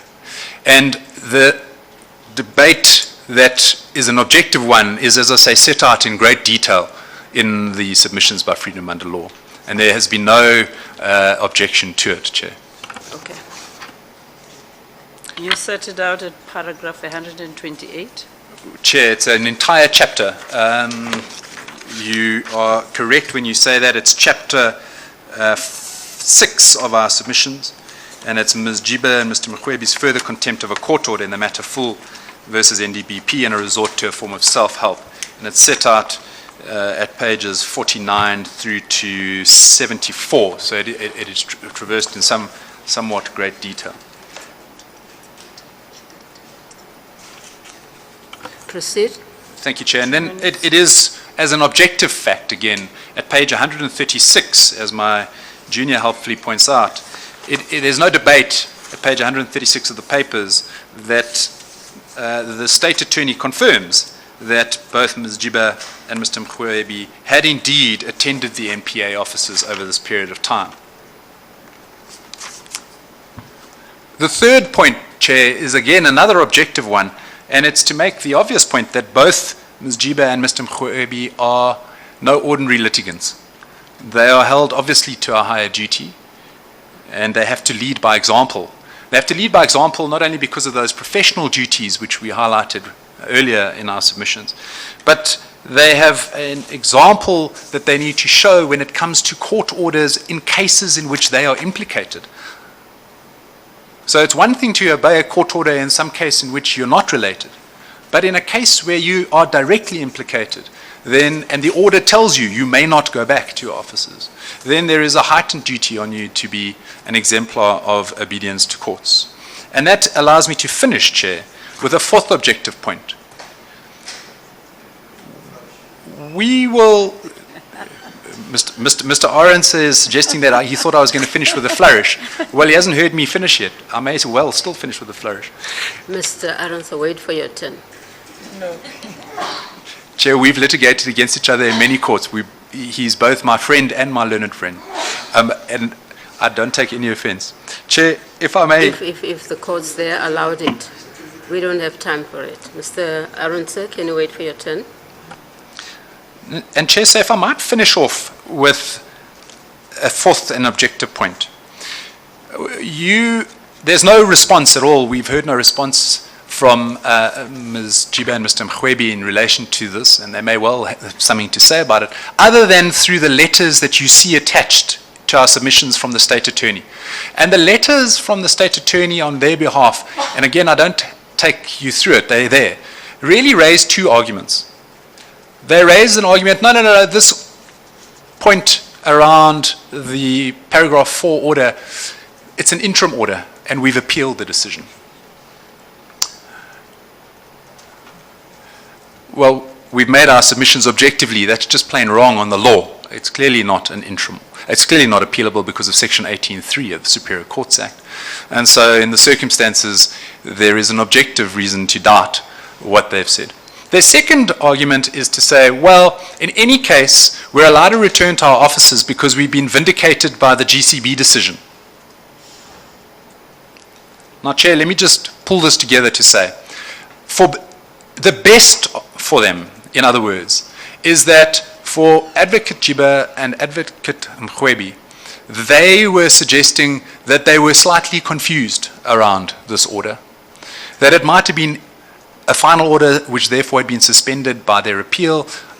They might go further to say, well, there was something about the fact that they'd appealed and the GCB decision had gone their way in the Supreme Court appeal, that they were now allowed to return to their offices. At best for them. But Chair, we say first of all those arguments are just not availing for all the reasons that have been set out as a question of objective law. But even assuming for a second that they were correct, Chair, what was their duty? And I say this not as any form of inferential reasoning. I don't suggest it as a matter of trying to go beyond my remit. I say it to you as a question of law from the Supreme Court of Appeals decision in Meadow Glen. Now, Chair, in our submissions, just before Mr. Arons complains that he's never heard of Meadow Glen, in our submissions, we cited the case of Mrwebi, the Constitutional Court's decision, at paragraph 197, page 72 of our submissions. And just so that you know what we said there,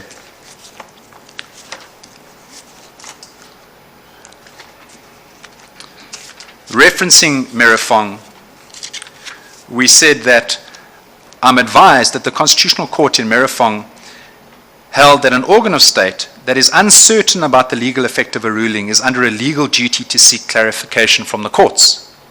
And the state should be exemplary in its compliance with such a fundamental constitutional prescript.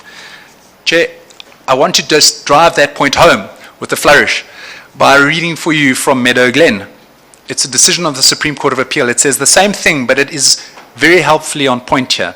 as I say, at best, even assuming for a moment that there was any merit to the suggestions that are made by the State Attorney and the attorneys on behalf of Advocates Jiba and Mrwebi, that somehow they could ignore this order.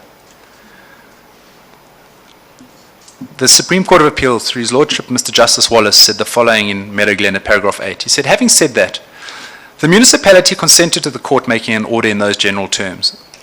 That obliged it to make serious good faith endeavors to comply with it. That is what we're entitled to expect from our public bodies. If they experienced difficulty in doing so, then they should have returned to court seeking a relaxation of its terms. And if there was a dispute between them and the appellants regarding the scope of the order and what needed to be done to comply with it, it was not appropriate for the municipality to wait until the appellants came to court complaining of non-compliance and contempt proceedings. It should have taken the initiative and sought clarification from the court. Its failure over a protracted period to take those steps is to be deprecated. And yes, we do suggest that that is helpful as an objective account of what an organ of state in this context should do. Here it's exacerbated because we know that the individuals concerned have already been criticized by various courts.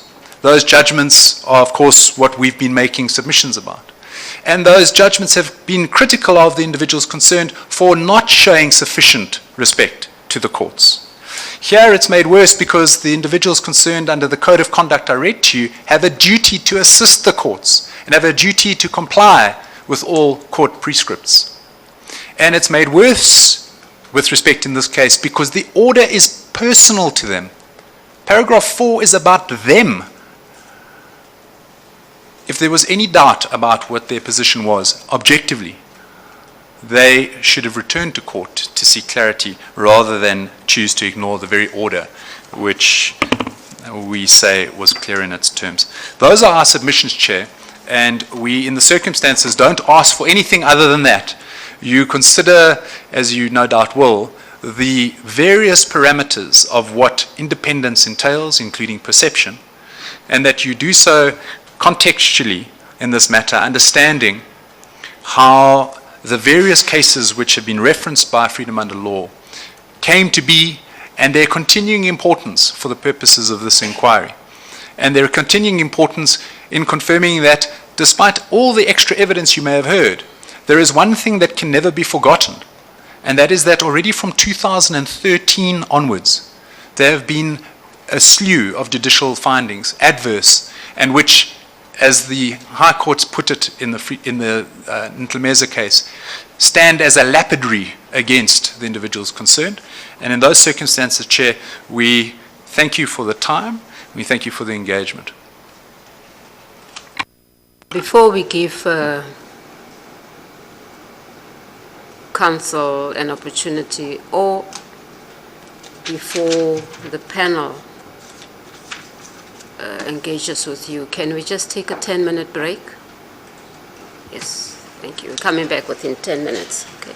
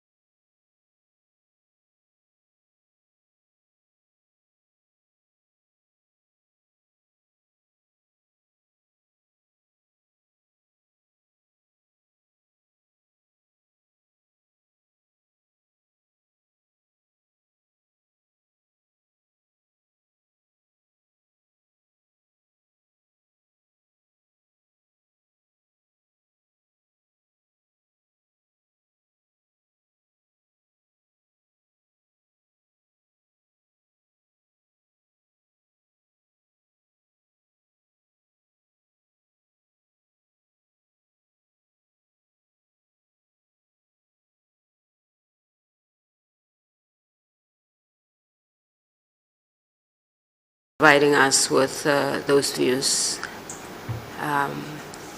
with the idea of assisting the panel, okay? But thank you for your willingness to do that. You may stand down. Are you traveling? Oh, okay, you're not going out of town, okay, but drive safely anyway. Yeah, thank you, ma'am. Yeah.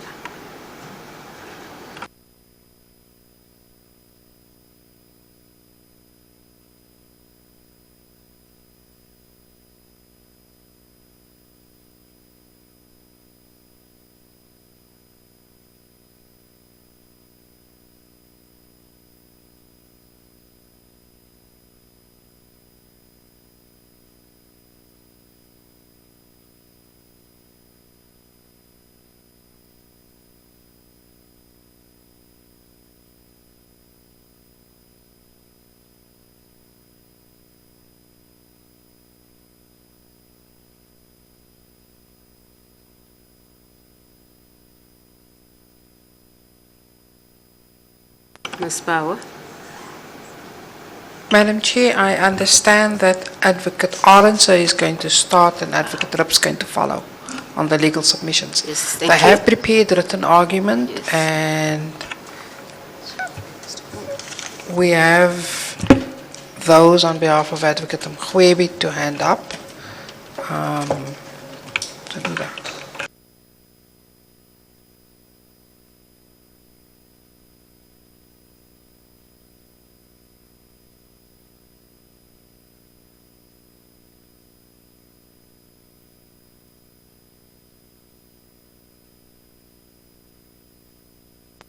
Thank you.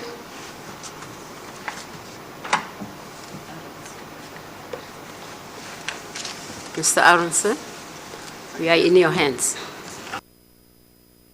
Thank you very much, Madam Chair, honorable members of the panel. These are our closing submissions. I don't intend to read through the heads of argument which you have before you. I will We have Mrwebi's. Ms. Bauer, Been given Advocate Mrwebi's, I haven't been given Yeah. Advocate, we have advocate, been, we have the Mrwebi submissions before us. Here we go.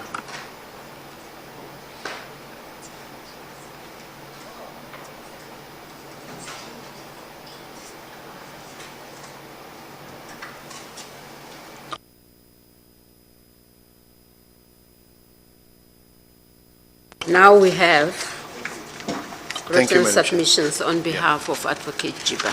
I'm not going You may proceed. to strictly follow those Yeah. written submissions. I'm going to deal with it in a different way, and hopefully speed up the submission instead of reading out some. Well, how many pages are there?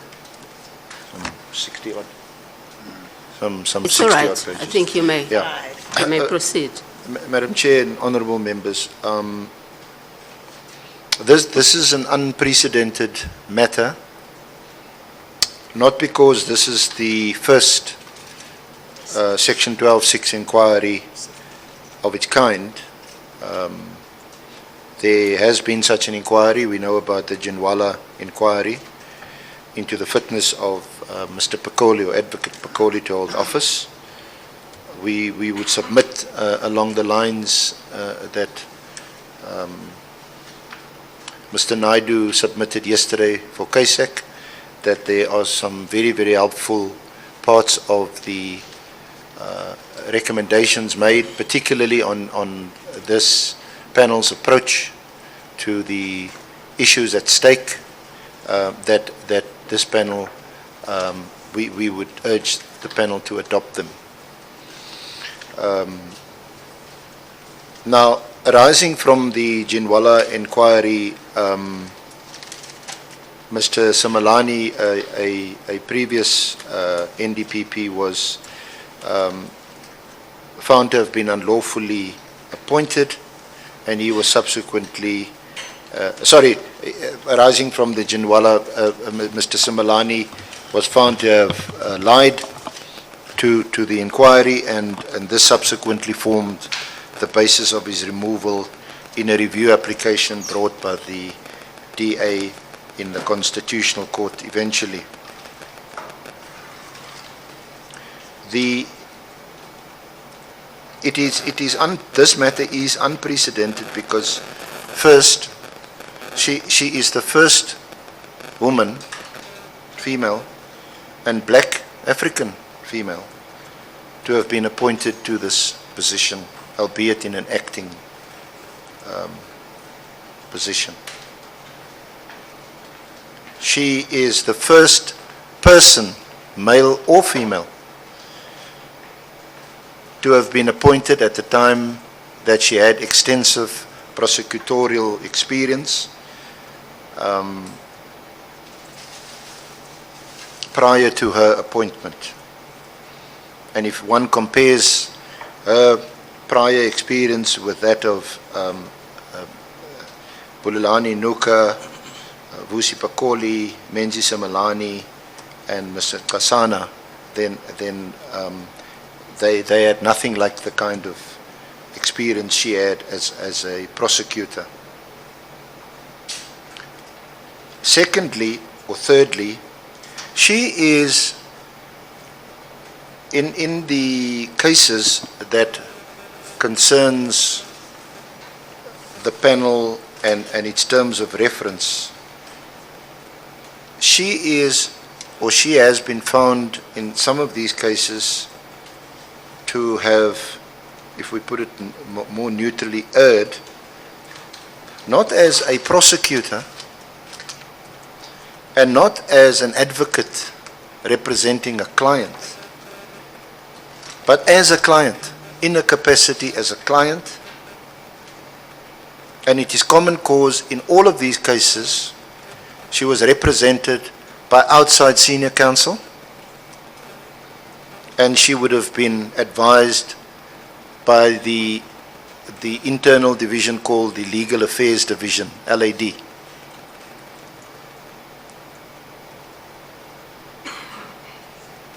Notwithstanding this, or it's in this capacity rather, that she was the subject of a striking off application by the GCB on the basis that she was not a fit and proper person to be enrolled as an advocate.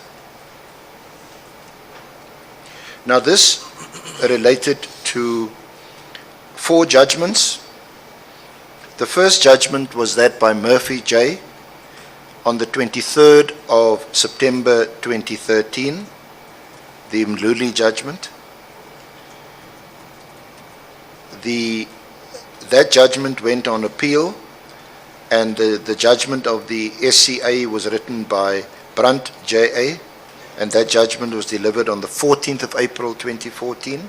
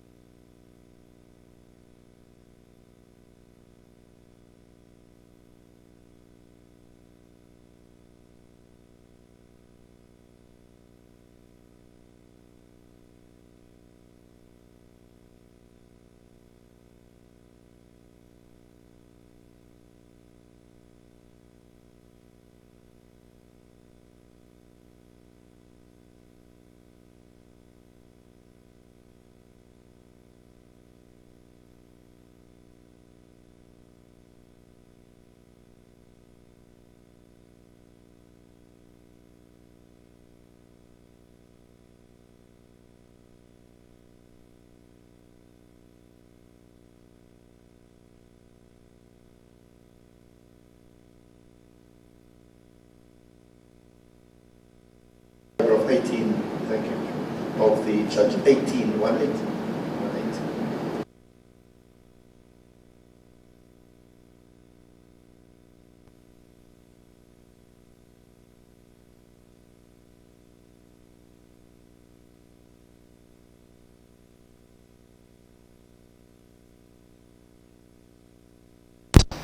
That Mr. Max du Plessis mentioned to you was that as far back as the 1st of December 2015,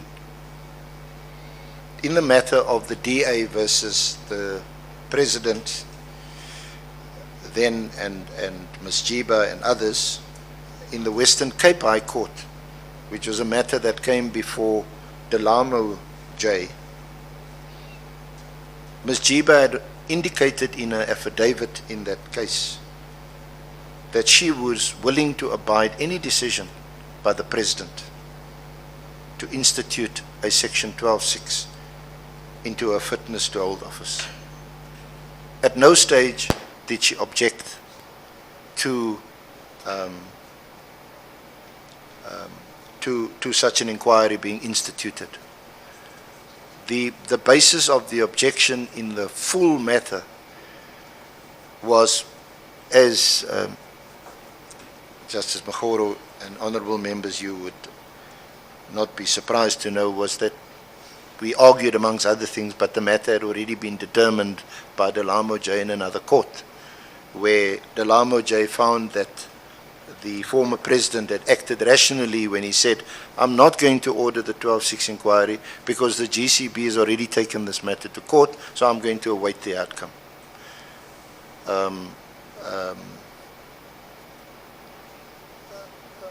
Motley and Tsiki, the two justices, was it also right? Sorry. Tlhapi. Slape. Tlhapi. Slape and Motley. They said no. There's enough before us to indicate a failure to act as required by the Constitution and the law, and the President should have ordered a 12(6) inquiry. So that never concerned Ms. Jiba, because it's always what she wanted. And in fact, one of the issues that we raise very tangentially is, you know, this is almost a case of double jeopardy. She was tried in the courts and now she's being tried here, but we don't take that any further. Now subsequently, of course, as articulated by Mr. du Plessis in the full matter, that is, I think it's in their submissions 2018-1 SACR 436, North Gauteng. The court said that a 12(6) inquiry must be instituted, and of course that has now happened. Now, apart from the SCA having recently found that in relation to Boyson, Rudley and spy tapes, that none of the conduct complained of in that case is warranted a striking off, we also submit that ex facie these judgments and what the judges in those cases had said, nowhere do they say that Ms. Jiba is or was dishonest or that she lied. I think the closest that came was of course Govan J with his mendacious not argument but observation in his judgment, and we submit that was clarified, or that is clarified here in these proceedings by the memorandum from Audes SC who acted in that matter. The panel might recall that my learned friend Katz SC, he likes to make new points in reply, and when he does so, he invites you, says, I know it's a new point, but I invite you to respond. So in this case, Ms. Jiba didn't respond, but the memo from Audes SC makes it clear she never responded because she acted on legal advice. So we submit that in none of those judgments was she found to have been dishonest or lied. Now, as Ms. Bauer, during the course of a cross-examination of Ms. Jiba, also mentioned that a narrative has developed around these judgments.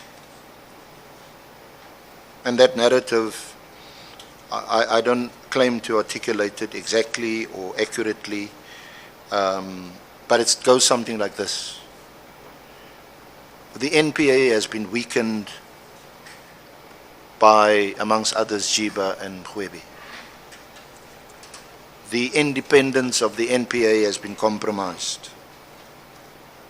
Public trust, or the public perception is that public trust and confidence have been eroded. Corruption has become rampant and is unchecked.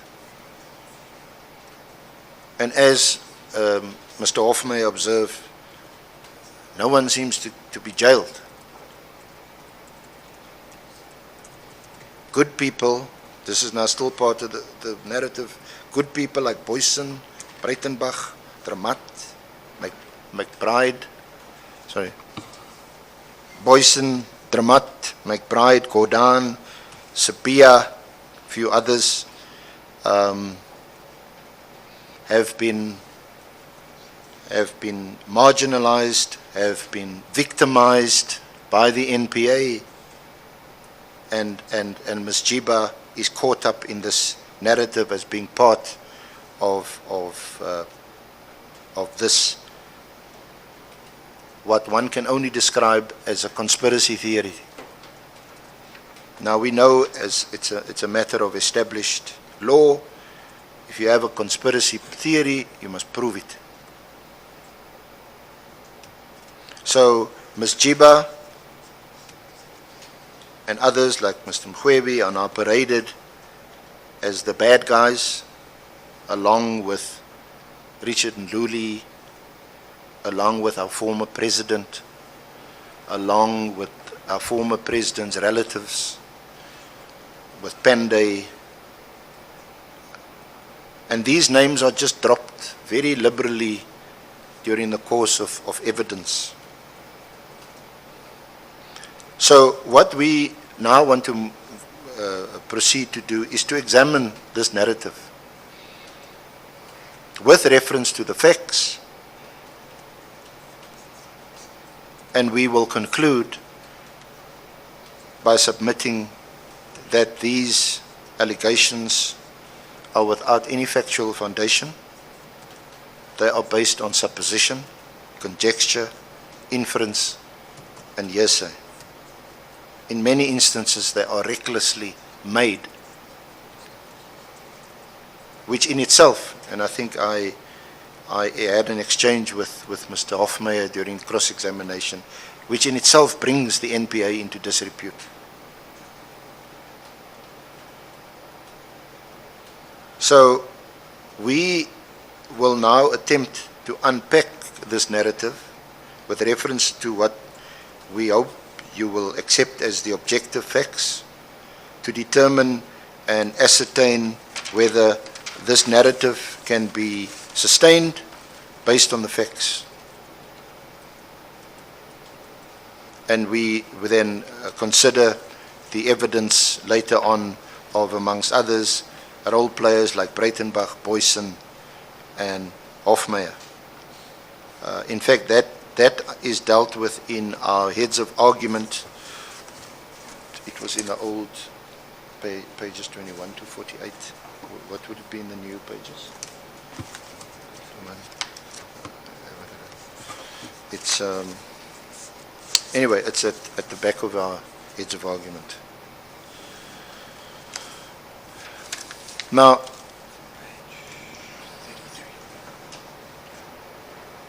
it is, according to this narrative,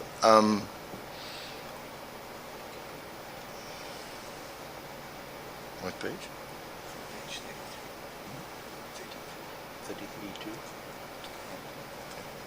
It's the evidence we deal with is from page 33 to the end of our heads of argument.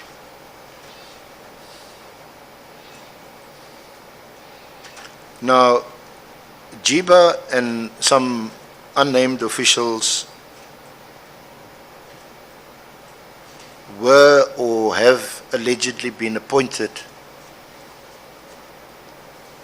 to top positions in the NPA to further some nefarious objectives of, amongst others, our former president. So, when they made certain decisions, it is alleged that they did so in furtherance of ulterior objectives with ulterior motives. Now, at the outset, certainly having regard to the judgments that form a key part of the terms of reference, none of the judges, none of the judgments mention this, even allude to it at all.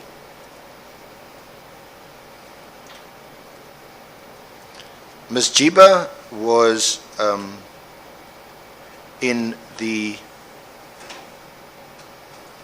she was part of the Scorpions from 2001 and 2008.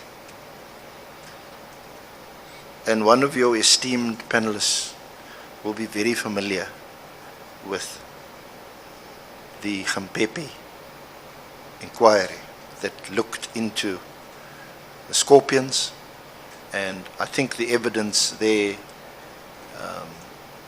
was they had such a high rate, high success rate, something like 90%. So many of us, citizens, people were quite surprised and shocked when the Scorpions were disbanded. Advocate Mrwebi will know this, but certainly the Nomgcobo Commission found that the DSA was permitted in terms of the Constitution.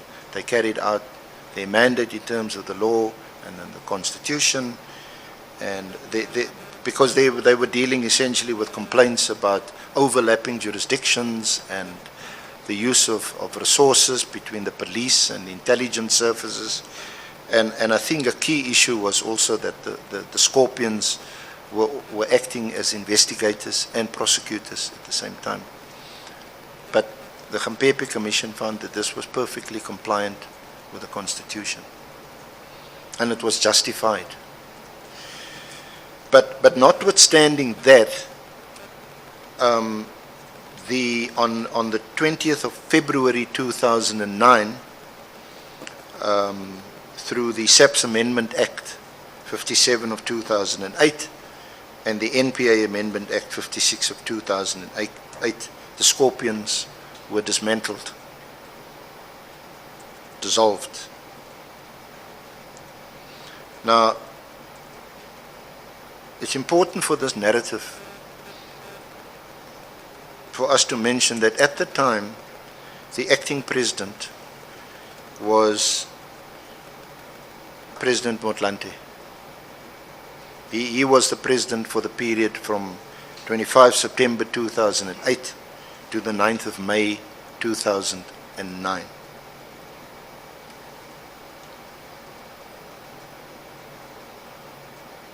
Former President Zuma became the president on the 9th of May 2009, and he served until the 14th of February 2018.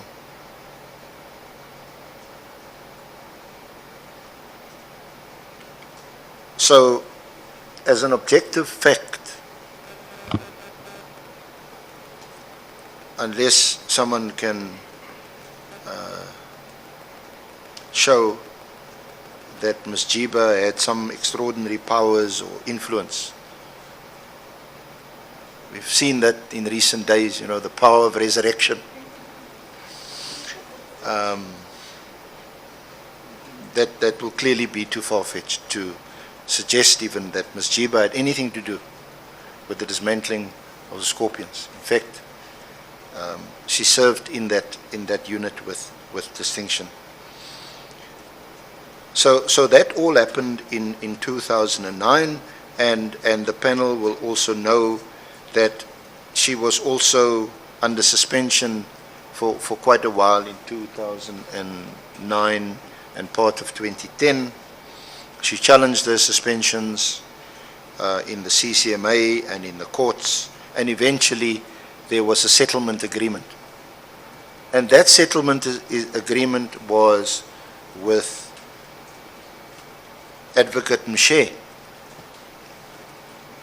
who is not part of this narrative. And he was the acting NDP from September 2007 to December 2009.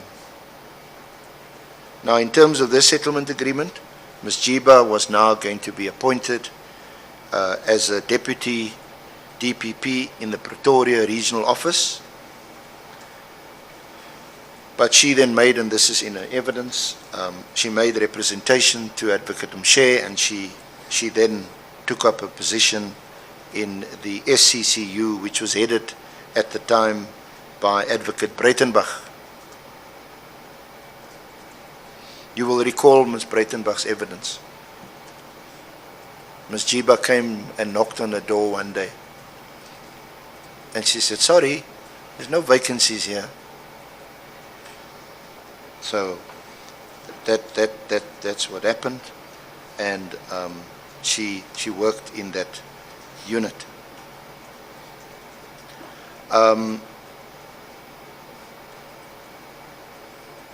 Important for this narrative also is to record that, so she's appointed in 2010, and prior to that, before she's appointed into any position of power, of real power and influence, because as we heard from Mr. Du Plessis, part of this narrative is an abuse of power in that office. The decision to withdraw charges against Mr. Zuma is taken on the 6th of April 2009.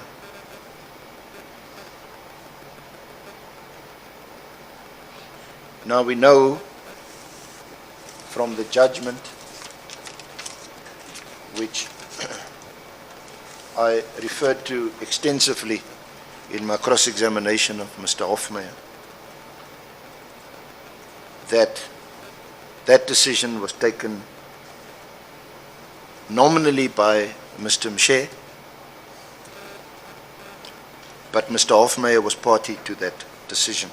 That was in 2009, and the panel will have this judgment, which I referred to, the judgment of NAFSA ADP, as he then was, which deals with the spy tapes saga, and he refers to another judgment which I think is also on the Dropbox, the judgment of NDPP versus Zuma, 2009-2 SA 277 brackets SCA, where the litigation between the NDP and Mr. Zuma, where that what is described as a long and troubled history is set out in those judgments extensively. Now we know from this judgment that I referred and that I engaged Mr. Hofmeyer on, that Mr. Hofmeyer played a very, very critical role in, one, securing the tapes, listening to the tapes, and Ms. Jiba played no role in that whatsoever. We know that as the litigation progressed and the DA in the long line of litigation was also seeking to secure the tapes and the transcription of the tapes, we know that Mr. Hofmeyer and then subsequently Ms. Jiba formed part of what Advocate Kennedy, in his memorandum that is before the panel, described as a collective decision. And the memorandum of Mr. Kennedy also makes it clear that he advised the approach which then became the subject of criticism in in the spy tapes case by NAFSA JA, which then criticized Ms. Jiba for her supine attitude, lackadaisical attitude, laid-back attitude, and an attitude which is not warranted from one that holds such high office. So this formed part of the GCP's application for the striking off of Ms. Jiba. Now we know on the facts before you that Ms. Jiba was actually acting on legal advice, the legal advice of Advocate Kennedy.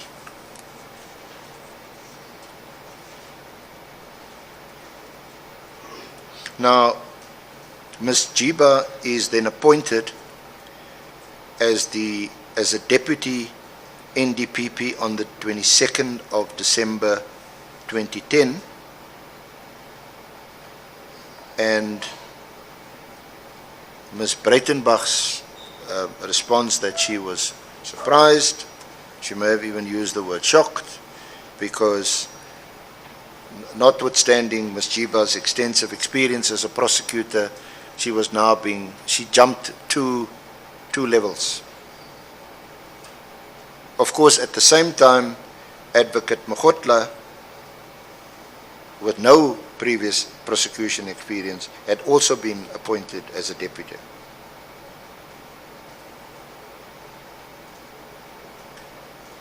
In December 2011, we have the Simelane judgment in the SCA, and as a result of that, Advocate Simelane goes on special leave.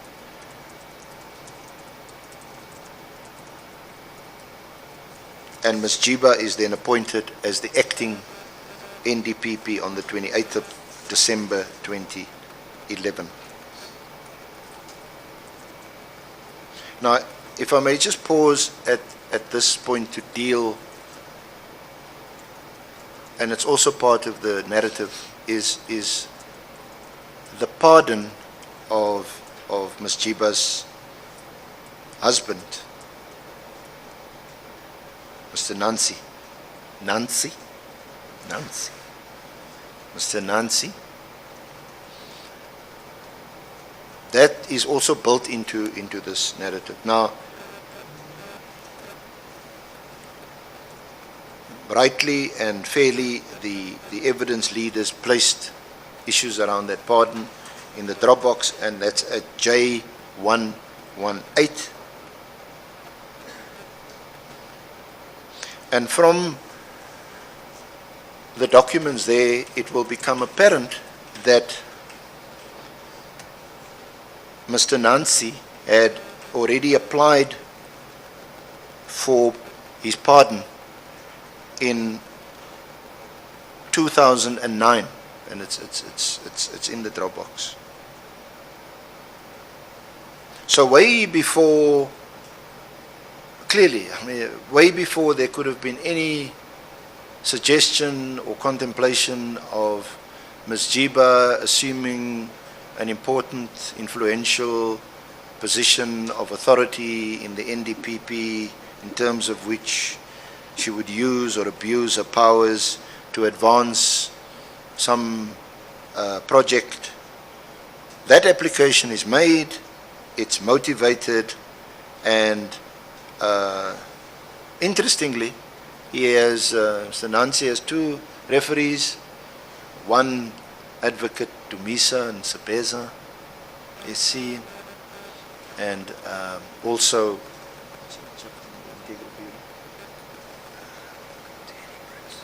Prince Mokgoro, who is the head of the NPA's integrity unit. Those are his referees. Anyway, the application is granted on the 8th of September 2010, which of course is just over 2 months before Ms. Jiba's appointment. No, a year, more than a year. More than a year before Ms. Jiba's appointment as the acting NDPP.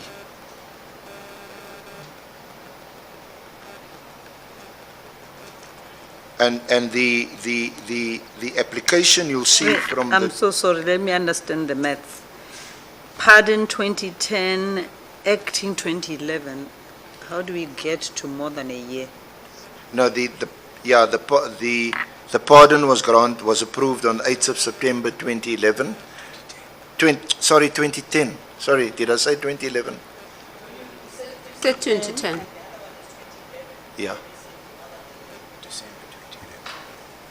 Yeah, Ms. Jiba was appointed. Depends when.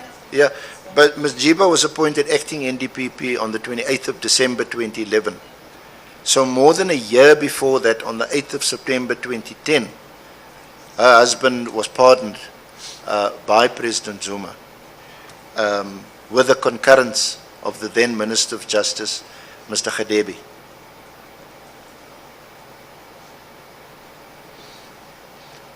Now, just around, because it's part of this narrative that we're trying to unpack, there were allegations that Ms. Jiba was on a flight on the 9th of September 2010, just round about the time when the pardon was approved.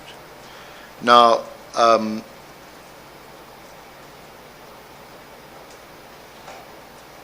is no evidence that Ms. Jiba was on the flight.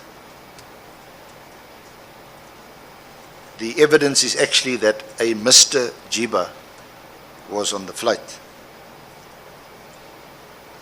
And in any event, this was a flight that was going to go to Durban. I think the one allegation has been conceded and falls away, that she was also allegedly a spy, state spy or something like that. I wasn't present at the time when this evidence was led, so I deferred to my colleagues on the score, and it was a flight to Durban where she was allegedly on the plane with Mr. Mrwebi, and they were going to meet some ANC officials, not the president then, but some ANC officials. Now, it's apparent from the pardon that it appears to have been signed in Cape Town, and there's also an exchange of letters between Mr. Labaskagni and another state official in the time in Pretoria. So we submit that any suggestion, allegation that somehow this pardon plays a role in the appointment of Ms. Jiba and what she subsequently did or didn't do should be rejected on the basis of the evidence. In fact, at the time, Advocate Simelane would still have been the NDPP. He was the NDPP from December 2009 to December 2011. Now, we move on to Ms. Jiba's tenure as the acting NDPP, and as I said, that's from 28 December 2011 to September, October 2013. Now, she inherits the withdrawal of the fraud and corruption charges against Mr. Mrwebi by Mr. Mrwebi, because the withdrawal of the charges, those charges against Mr. Mrwebi by Mr. Mrwebi, takes place on the 4th of December 2011. She is appointed on the 28th of December 2011. Now, she was criticized by Justices Lekhodi and Hughes in the North Gauteng High Court in relation to the Mrwebi matter, and Mr. Justice Lekhodi, who wrote the judgment, said that Ms. Jiba would do anything to help Mr. Mrwebi and to prevent him from being prosecuted. And amongst others, he refers to a letter that Mr. Mrwebi wrote to the President. Now, he writes that letter. Maybe the evidence leaders can assist. We weren't able to find that letter. It's dated the 3rd of November 2011. Yeah, where Mrwebi says, "My chief, I'll do anything for you." Now, that's on the 3rd of November 2011. Ms. Jiba has not been appointed as the acting NDPP. Ms. Jiba, the decision to withdraw the charges against Mr. Mrwebi by Mr. Mrwebi was done on the 4th of December, also before her appointment. And we submit that it, on the facts, to somehow to connect Ms. Jiba to this would be far-fetched. Now, on the 30th of September 2011, the prosecutor in the Mrwebi case, that's now the fraud and corruption charges, one Smith, writes a letter to a memo to Breitenbach, where he makes out a case that there are prospects of a successful prosecution. So he obviously is informing his line manager, Mr. Mrwebi, of his views, and this memo is also copied to Ms. Breitenbach, who is his immediate line manager. On the 4th of December, Mr. Mrwebi writes to Mr. Mzinyati and Ms. Breitenbach, and he informs them of his decision to withdraw the charges. On the same day, the 4th of December, and that is at K, is it K2, what is this, K2? K2011, items 3 and 4 in the Dropbox. Yeah. On the 4th of December, Mr. Mrwebi also writes to Mr. Mrwebi's attorneys, that's at K brackets 2011, item 7, to inform them of the withdrawal of the charges. Now, this is something that Ms. Jiba inherits when she assumes office as the acting NDPP. How am I doing with time? Now, upon finding out about the withdrawal, Ms. Jiba calls Mr. Mrwebi and Mr. Chauke for a briefing, and that would have been around about the 24th to 25th of January 2012. Now, at that briefing, and of course we know that Mr. Chauke was responsible for withdrawal of the murder charges, which is not the subject of any GCB application to strike off, or doesn't form part of the terms of reference here. But in relation to the withdrawal of the charges, the other charges against Mr. Mrwebi, Mr. Mrwebi informs Ms. Jiba that the investigation is still continuing, that the withdrawal is a provisional one. There are certain aspects that require further investigation, and that the matter would be re-enrolled in due course. This the reference here is the transcript at page 34 of the transcript of the 21st of February 2011. Sorry, this year, 2019.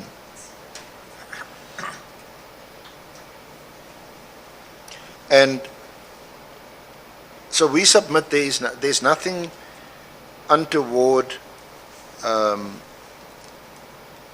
Ms. Jiba accepting the say-so of Mr. Mrwebi, given the hierarchical nature of the NPA.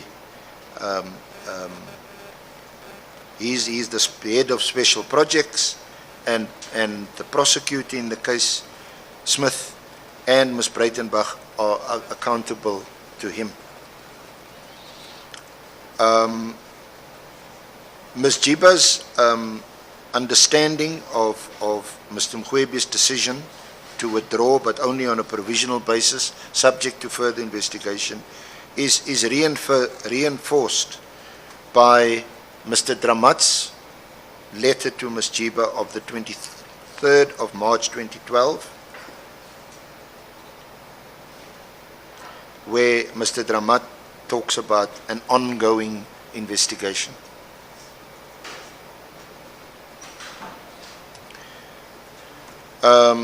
On the 30th of March 2012, Mr. Mrwebi writes to Ms. Breitenbach and to Mr. Msindiati, and he informs them that the decision to withdraw stands and that the matter is closed.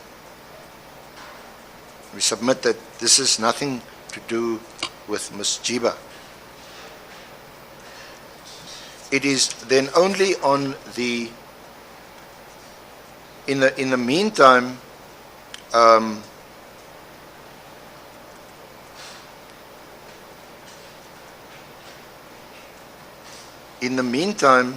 Ms. Jiba had also inherited the complaint against Ms. Breitenbach.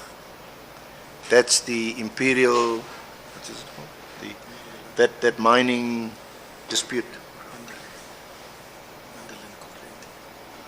The Mendelo complaint, the attorney, that coal dispute seems to be ongoing, these coal disputes. We heard the evidence of Ms. Breitenbach there. It involves Advocate Allens, and because Allens was acting for one of the parties and so on. So the suspension of Ms. Breitenbach was recommended by HR at the end of February 2012.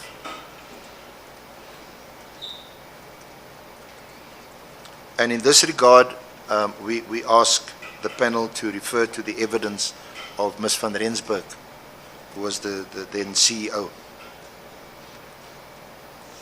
So it's recommended by HR, but the letter of suspension is signed by Ms. Jiba on the 23rd of April and delivered to Ms. Breitenbach on the 30th of April.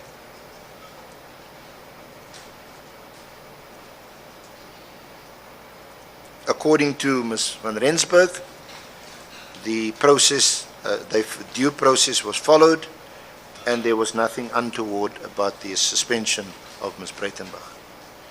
We also know that Ms. Breitenbach challenged her suspension both in the labor court and then subsequently in the labor court. She was found to be non-suited because a suspension is an unfair labor practice, and the LRA requires that an unfair labor practice must be adjudicated in the CCMA.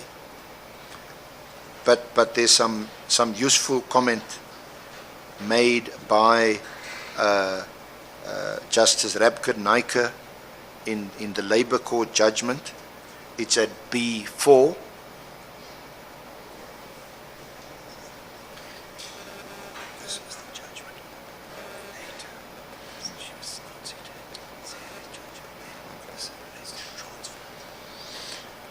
And there, Ms. Rapkin-Naicker, presiding, said that there was no evidence to support the conclusion that Ms. Breitenbach's suspension and later her transfer were for ulterior purposes or had an ulterior motive.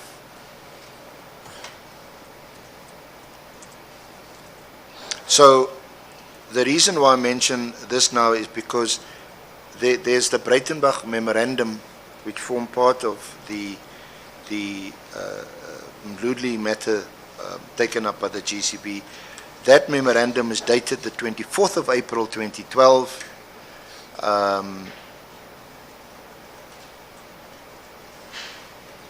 And it's been claimed by Ms. Breitenbach that she was suspended because she had written this memorandum to Ms. Jiba. So we submit that as a fact. You will find that this was not the case at all. A suspension related to a complaint that preceded Ms. Jiba assuming office as the acting NDPP. The suspension had been recommended by the Human Resources or Human Relations Department of the NPA, was presented to her by Ms. van Rensburg and was signed off, I would submit, as a matter of routine. Just to round off the issue of the suspension and Ms. Breitenbach's hearing, the evidence of Ms. van Rensburg was that everything was done according to the book, due process was followed, and as far as she is concerned, the hearing was a fair hearing. Of course, Ms. Breitenbach said the hearing was only fair because of the quality counsel that she had in the matter.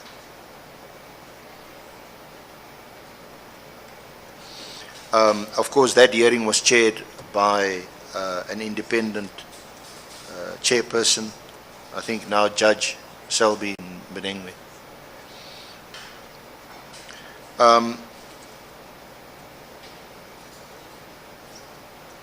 Full then launches the Mrwebi matter on the 15th of May 2012. And we see the judgment of Murphy J. being delivered on the 23rd of September 2013. The decision was taken on appeal, and that judgment of Brandt J.A. was delivered on the 14th of April 2014. Then there's the GCB matter in the respect of Mrwebi, which went before Justices Legordi and Hughes, and we now know that there was a majority decision in the SCA. So far I was just talking about the Mrwebi matter, one that she inherited. She never took a decision. She's been criticized for not responding and for not taking account of the Breitenbach and Ferreira memorandum. The next matter, a matter that she also inherits, is the spy tapes matter. And we've already referred to the long history of that matter, which is recorded in the SCA decisions. We would submit that in the light of the uncontested statement that that's part of the record, the statement of Advocate Kennedy SC, that matter is beyond debate. Ms. Jiba was not an active participant in the spy tapes litigation, to the extent that she was the acting head of the NDPP when it came to the DA asking for the tapes. She followed the advice of senior counsel and acted accordingly.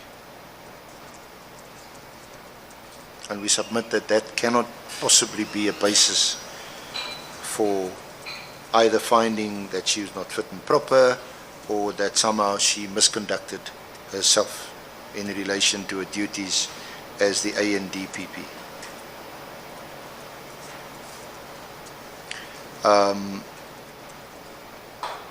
There clearly can't be any issue of her having any ulterior motive or purpose or some nefarious agenda, because the decision not to charge the president, which was now being reviewed, and of course we know it's been successfully reviewed by the DA, was a decision not taken by Ms. Jiba, but was a decision taken by Advocates Mshe and Mr. Willie Hofmeyer.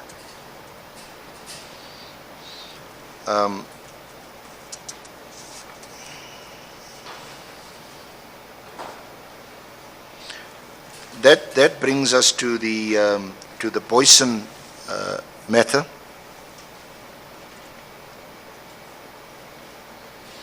Now, we submit that what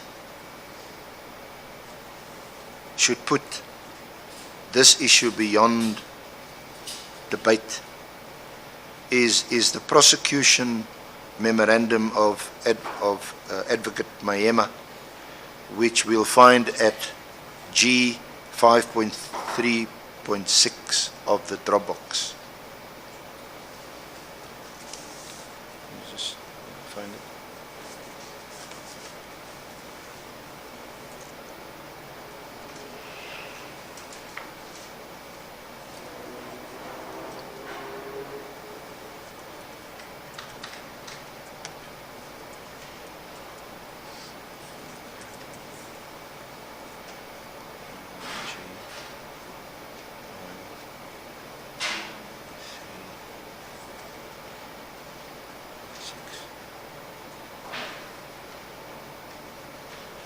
Now, may I just mention, I'm not sure whether it's actually in our written hits, but the test to be applied for authorizations under Section 2(1)(e) and F, or Section 2(4) of the Poker Act, that test is laid down in the two cases of Chow and De Vries. They are both Cape High Court cases.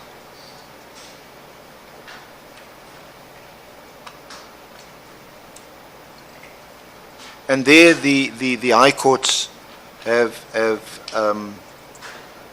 laid down quite a low threshold, and as we know from that Section 2 itself, that even hearsay evidence may be taken into account. And with respect, Legodi J in his judgment, written together with Justice Hughes, deal with this quite effectively in their judgment already, dismissing the complaint against Ms. Jiba in relation to Boyson. Now, if one looks at this memorandum, it is a detailed memorandum. There's an introduction. In paragraph 2, the unlawful activities of the enterprise began to manifest themselves from May 2008 to 2011 through a pattern of racketeering activities. They killed members of the KwaMapumulo Taxi Association, which was in conflict with the Stanger Taxi Association, ordinary civilians and suspects, and criminal gangs suspected of ATM bombings. In some of their killings, the unlawful activities were motivated by the desire to enrich themselves through state monetary awards and or certificates for excellent performance and financial benefits. The state has grouped the preferred predicate offences by association and or method of operation as killings relating to taxi violence, ordinary civilians or suspects, and ATM bombing suspects as described below. So it's a long memorandum, which I'm sure the panel will have regard to, and at after paragraph 16, the accused persons are identified. Accused number 1, Johan Wessel Boysen, and just while I'm scrolling, Madam Chair, honorable members, I think it's also important to bear in mind that this matter is still before the courts. In fact, it's coming before the court again on the 4th of October this year.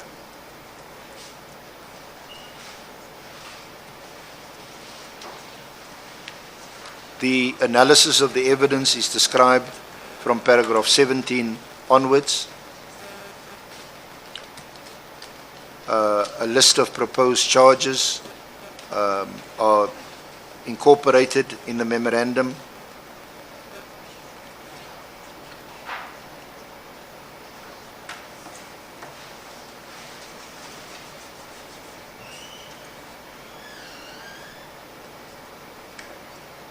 And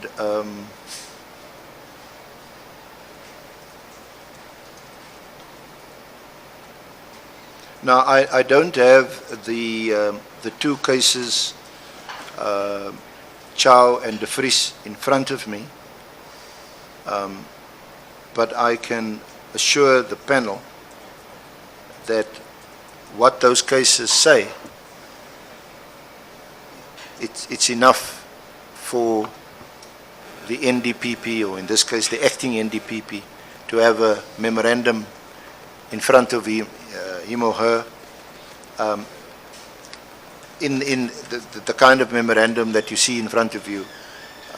And here Advocate Maema, who's the prosecutor, summarizes the case. It's sufficient for the NDPP to satisfy himself or herself that there is indeed a prima facie case that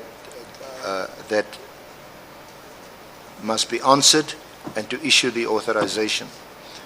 In fact, maybe this response, ma'am, is long overdue, but we assisted here with the reference to the poker racketeering policy. Mr. Maema records at paragraph 33, it will be impossible to charge the accused individually with the offences they have committed. Charging the accused together outside the ambit of poker will result in misjoinders. The poker prosecution will allow the joining of different participating accused, which is otherwise not permissible.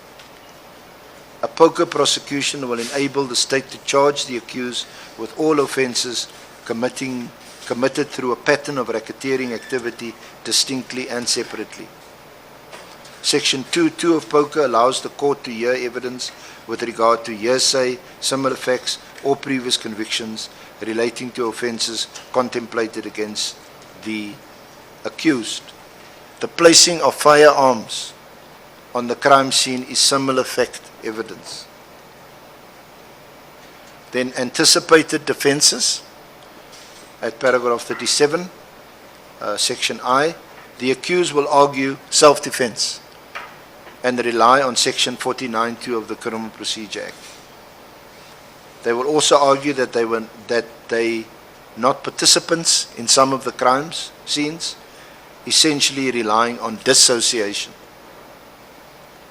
The accused would also raise a defense of bare denial on the charge of theft, assault, possession of unlicensed firearms and ammunition, and malicious damage to property. The state will counter these defenses with direct evidence, circumstantial evidence, expert evidence, real evidence, documentary evidence. Some of the deceased were not suspects. Some of the deceased were,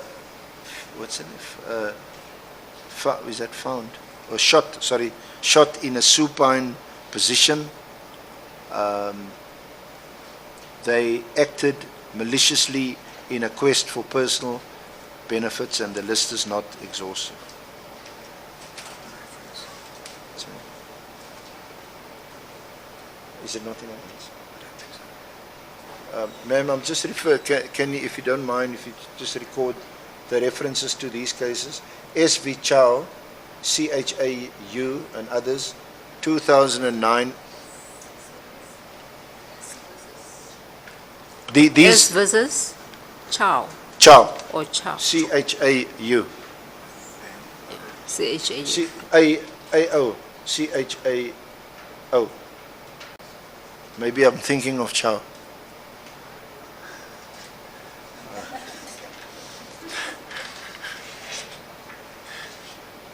You know, Give us that I'm from Cape citation. Town. We think about Chow all the time. Just give us 2009 2SA 895 bracket C 595 C Slower. paragraphs 32 to 33 and paragraph 35. And the other case is the case of De Vries, S versus De Vries, 2008 brackets And De 4 Vries. SA 441 bracket C, paragraph 27, 28 and 33.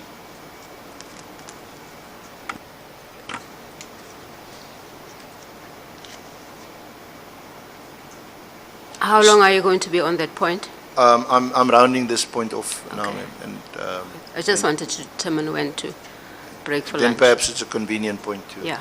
So the prosecutor in the case then, at the end of this lengthy memorandum, he concludes and he recommends that authority be granted for the prosecution of the accused as proposed in the indictment, and that certificates in terms of 2.4 of poker be issued. And the proposed indictment is attached and it's signed by the prosecutor. So, just to round off there, no direct involvement by Ms. Jiba at all. These are done by prosecutors, and of course, before that, by police investigating these charges, and she's requested by the prosecuting team to sign the authority, and she signs the authorization. And we submit that absent any evidence of mala fides or bad faith or ulterior motive or purpose, absent any such evidence, that the panel will also find that the authorization to charge General Boyson was entirely appropriate and in accordance with the law, as was found by Justices Lagodi and Hughes and endorsed by the majority of the SCA subsequently. So, yeah. So that's it for now? Yeah, thank you. And I think we can adjourn for lunch. Would it be appropriate if we take a shorter lunch? We come back at 1:45. Thank you. We adjourn until 1:45.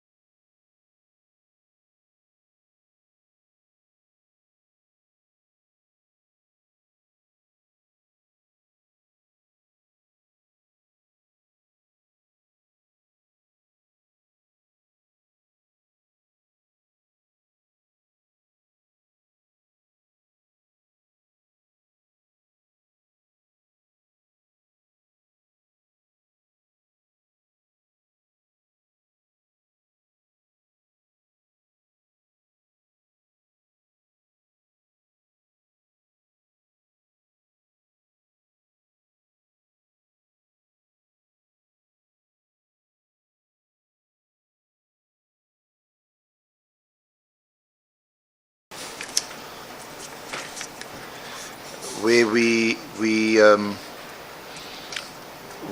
make some general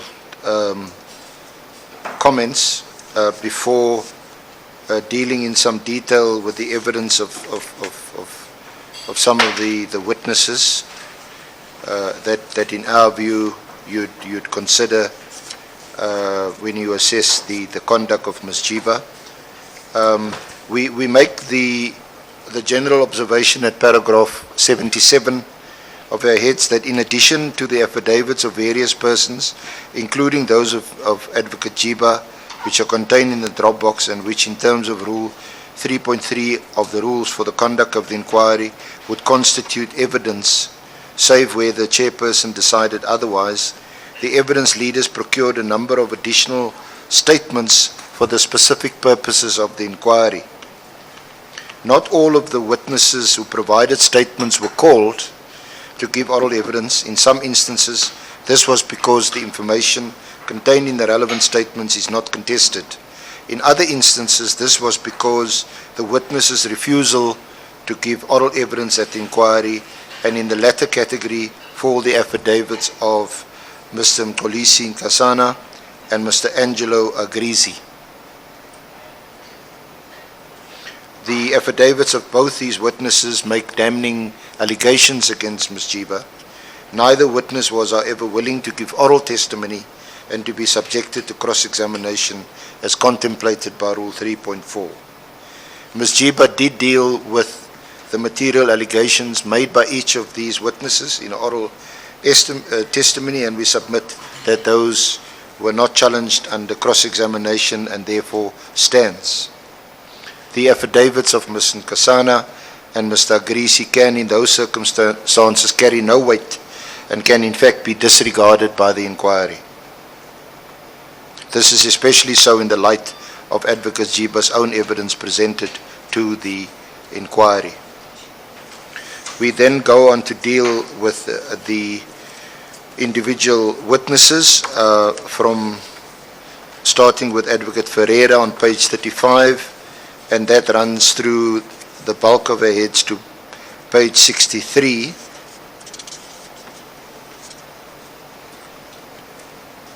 And if I may just read from our conclusions, we have sought to highlight above the evidence which contained the most serious of the allegations against Advocate Jiba, and to demonstrate that at its high water mark there is insufficient evidence for the inquiry to conclude that Advocate Jiba is no longer fit and proper to occupy the office of the Deputy National Director with regard to her honesty, integrity and conscientiousness.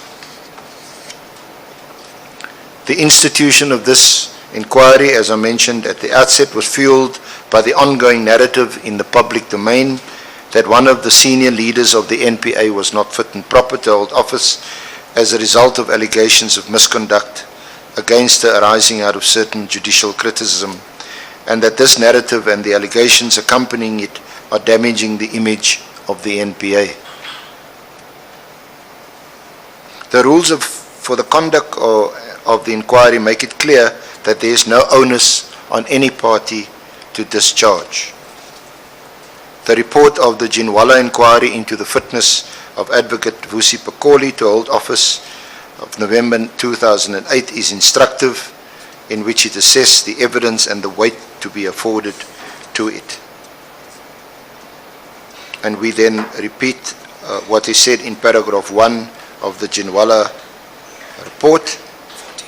41, I must emphasize that the analysis of the evidence was not done on the basis of any onus. I approached the evidence on whether any aspect relevant to the terms of reference had been established or not, without reference to any party bearing the onus to establish any aspect. Where the objective facts supported a particular conclusion relevant to any particular term of reference, I've gone ahead to make that finding. I've given due weight to the evidence of the witnesses that elected to provide oral evidence and be cross-examined in relation to a contested assertion made on affidavit by a person who had elected not to testify. I've also accepted, where appropriate, the uncontested evidence tendered on affidavit relevant to any findings that are made. We submit, Madam Chair, honourable members, that the evidence placed before this inquiry is circumstantial at best. Much of the evidence is of a general and unspecified nature, that the NPA has somehow been captured, the implication presumably being that Advocate Jiba is guilty by association. There has been no evidence whatsoever of any involvement by her in the abuse of power and in the furtherance of any political agenda. And neither do any of the judgments containing the judicial criticisms make mention of this. While there may have been mistakes by her in her leadership or in decisions taken by her, that can never be sufficient to find that she is no longer fit and proper, bearing in mind the protected tenure of the Deputy National Directors. Without a finding of mala fides, that impacts on the honesty and integrity, on her honesty and integrity, it would be unjustified to recommend that she be removed from office. To find otherwise would, with respect, be a grave intrusion into prosecutorial independence. In the circumstances, we submit that this inquiry, limited as it is to the decision of the majority of the SCA in the GCB matters, should not conclude that Advocate Jiba is no longer fit and proper to hold office of the National Director. We deal with the legal framework and the test for determining unfitness at page 12 of our heads. Determining unfitness under a section 12(6) inquiry. We agree with both KSAC and FUL in their submissions. We, however, would stress, which, and I think at least here Mr. Naidu had accepted that in his own analysis and in coming to assist the panel to determine what framework should be followed, that he had not factored in section 42 of the Act, which provides for prosecutorial immunity,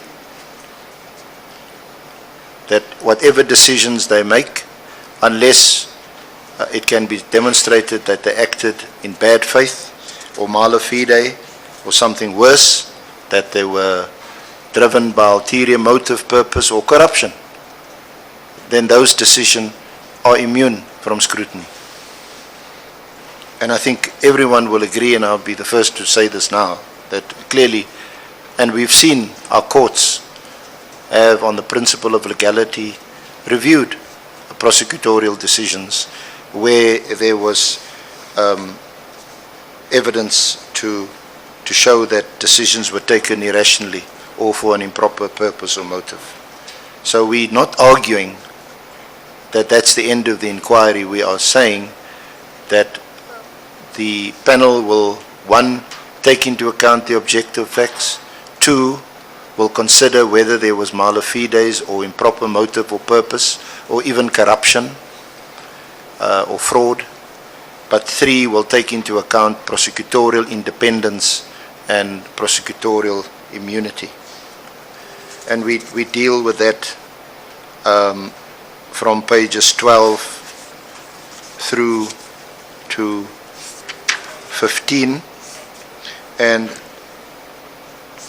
at page 16, under the subheading the appropriate test, we submit that the test which an inquiry under 12(6) must determine the question of unfitness must be fashioned against the principles of prosecutorial independence, immunity and accountability. In other words, the conduct justifying the removal decision must be grave. It must be such as to undermine the very constitutional premise on which the NPA is founded. So, Madam Chair and honourable members, we agree that at this end of the inquiry, as opposed to when you are appointed as an NDPP or an acting NDPP, that at this end of the inquiry is a lot more robust and the test more stringent. We can't agree, perhaps subject to a caveat, but we can't agree with Mr. Du Plessis' submission that even if you find that there's no reason to have her removed because she's not fit and proper, even if you find that, then somehow you can find on the basis of public perception or the public interest that it's no longer in the interests of the NPA for Ms. Jiba or any other senior prosecutor to stay in the job. Because this raises the debate which I thought we got great assistance yesterday from Mr. Naidu from KSEC in relation to issues of public perception and public trust. We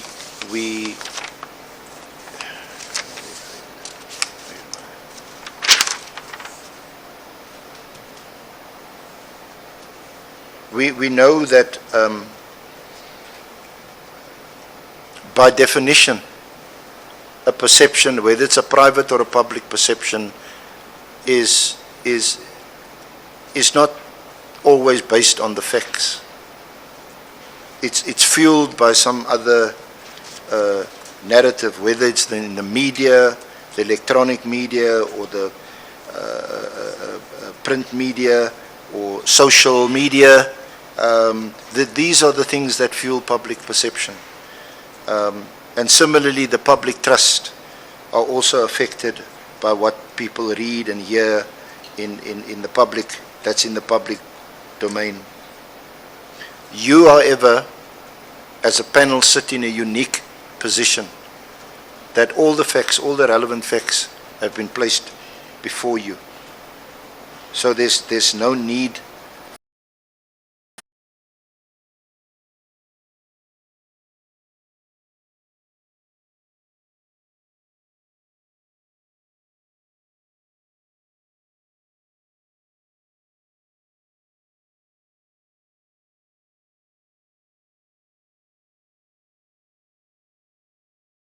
Thank you very much, ma'am. Any questions? Question?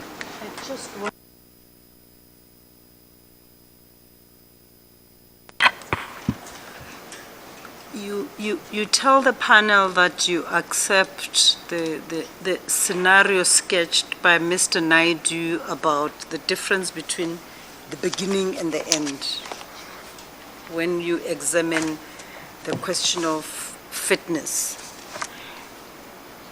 And right now, before you finish, you make reference to the SCA judgment. And you say the SCA judgment has cleared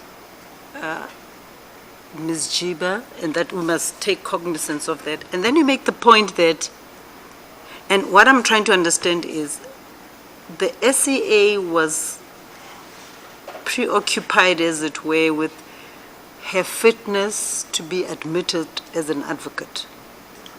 So when we examine her fitness in terms of Section 12(1)(c), where do you see what we are supposed to be looking at and what we are supposed to do, and the difference between the two? And whether there is a difference or there is no difference in that inquiry. I think that's an important distinction, but with respect, we say at the end of the day, on a proper analysis, a distinction without a difference, because your fitness as an advocate is predicated upon integrity, and honesty, very importantly. And to that extent, the SCA has found that none of the conduct complained of amounts to dishonesty, and it also doesn't impugn integrity, as that's part of the test. Now, what we have here, and we've dealt with it from page 12, determining unfitness under the 12.6 inquiry, because additionally you have independence, you have experience, and then you have conscientiousness and integrity. And in addition, under the Act, what we would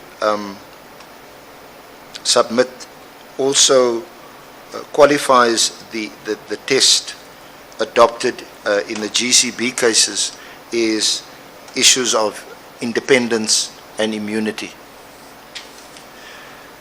But having said all that, I'm inclined just to the view that something bad needs to be demonstrated. You were dishonest because you lied. Now we can't have degrees of dishonesty. Either lied or you didn't lie.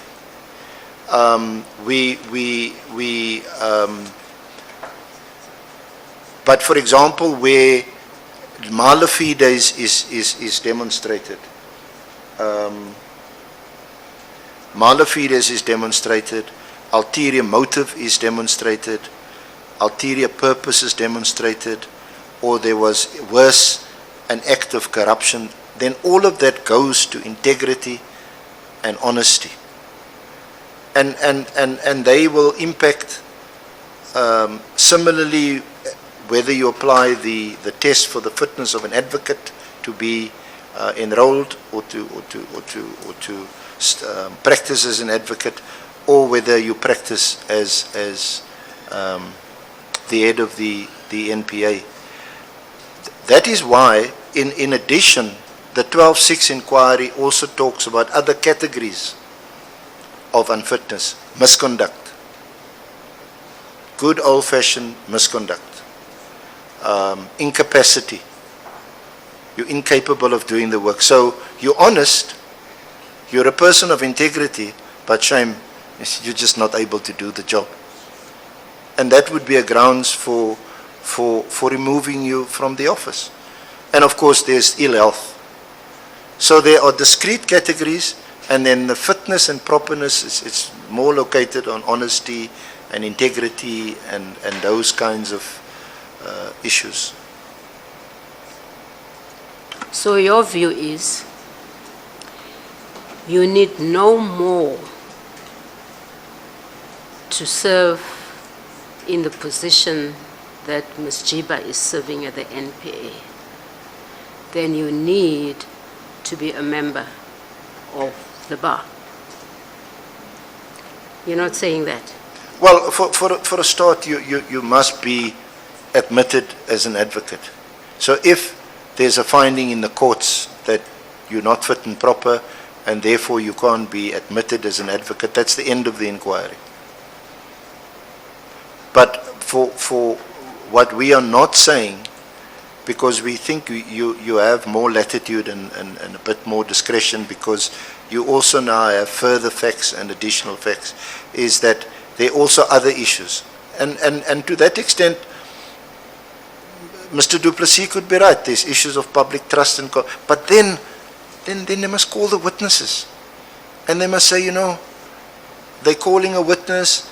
I brought this case to the attention of the police or to the NPA, and nothing has happened, and there's just a whole string of members of the public, for example, and they are a public interest organization, but there was no evidence from them to show the public perception which they say exists, and the public distrust and the lack of public confidence are based on these 4 cases. And that's Mr. Du Plessis' submission. And we said those 4 cases subject only to what the Constitutional Court may decide, have been dealt with decisively by the SCA. And then an additional argument he makes is, well, if you can find fitness and properness, but in addition, if you still find that it's not a good idea to have a person there like Ms. Jiba because of a lack of public confidence, public distrust, you must still remove her. That may be possible, but then the facts must be placed before the inquiry, and those facts we submit are not there. And I think we've with respect demonstrated that those facts are not there. Thank you.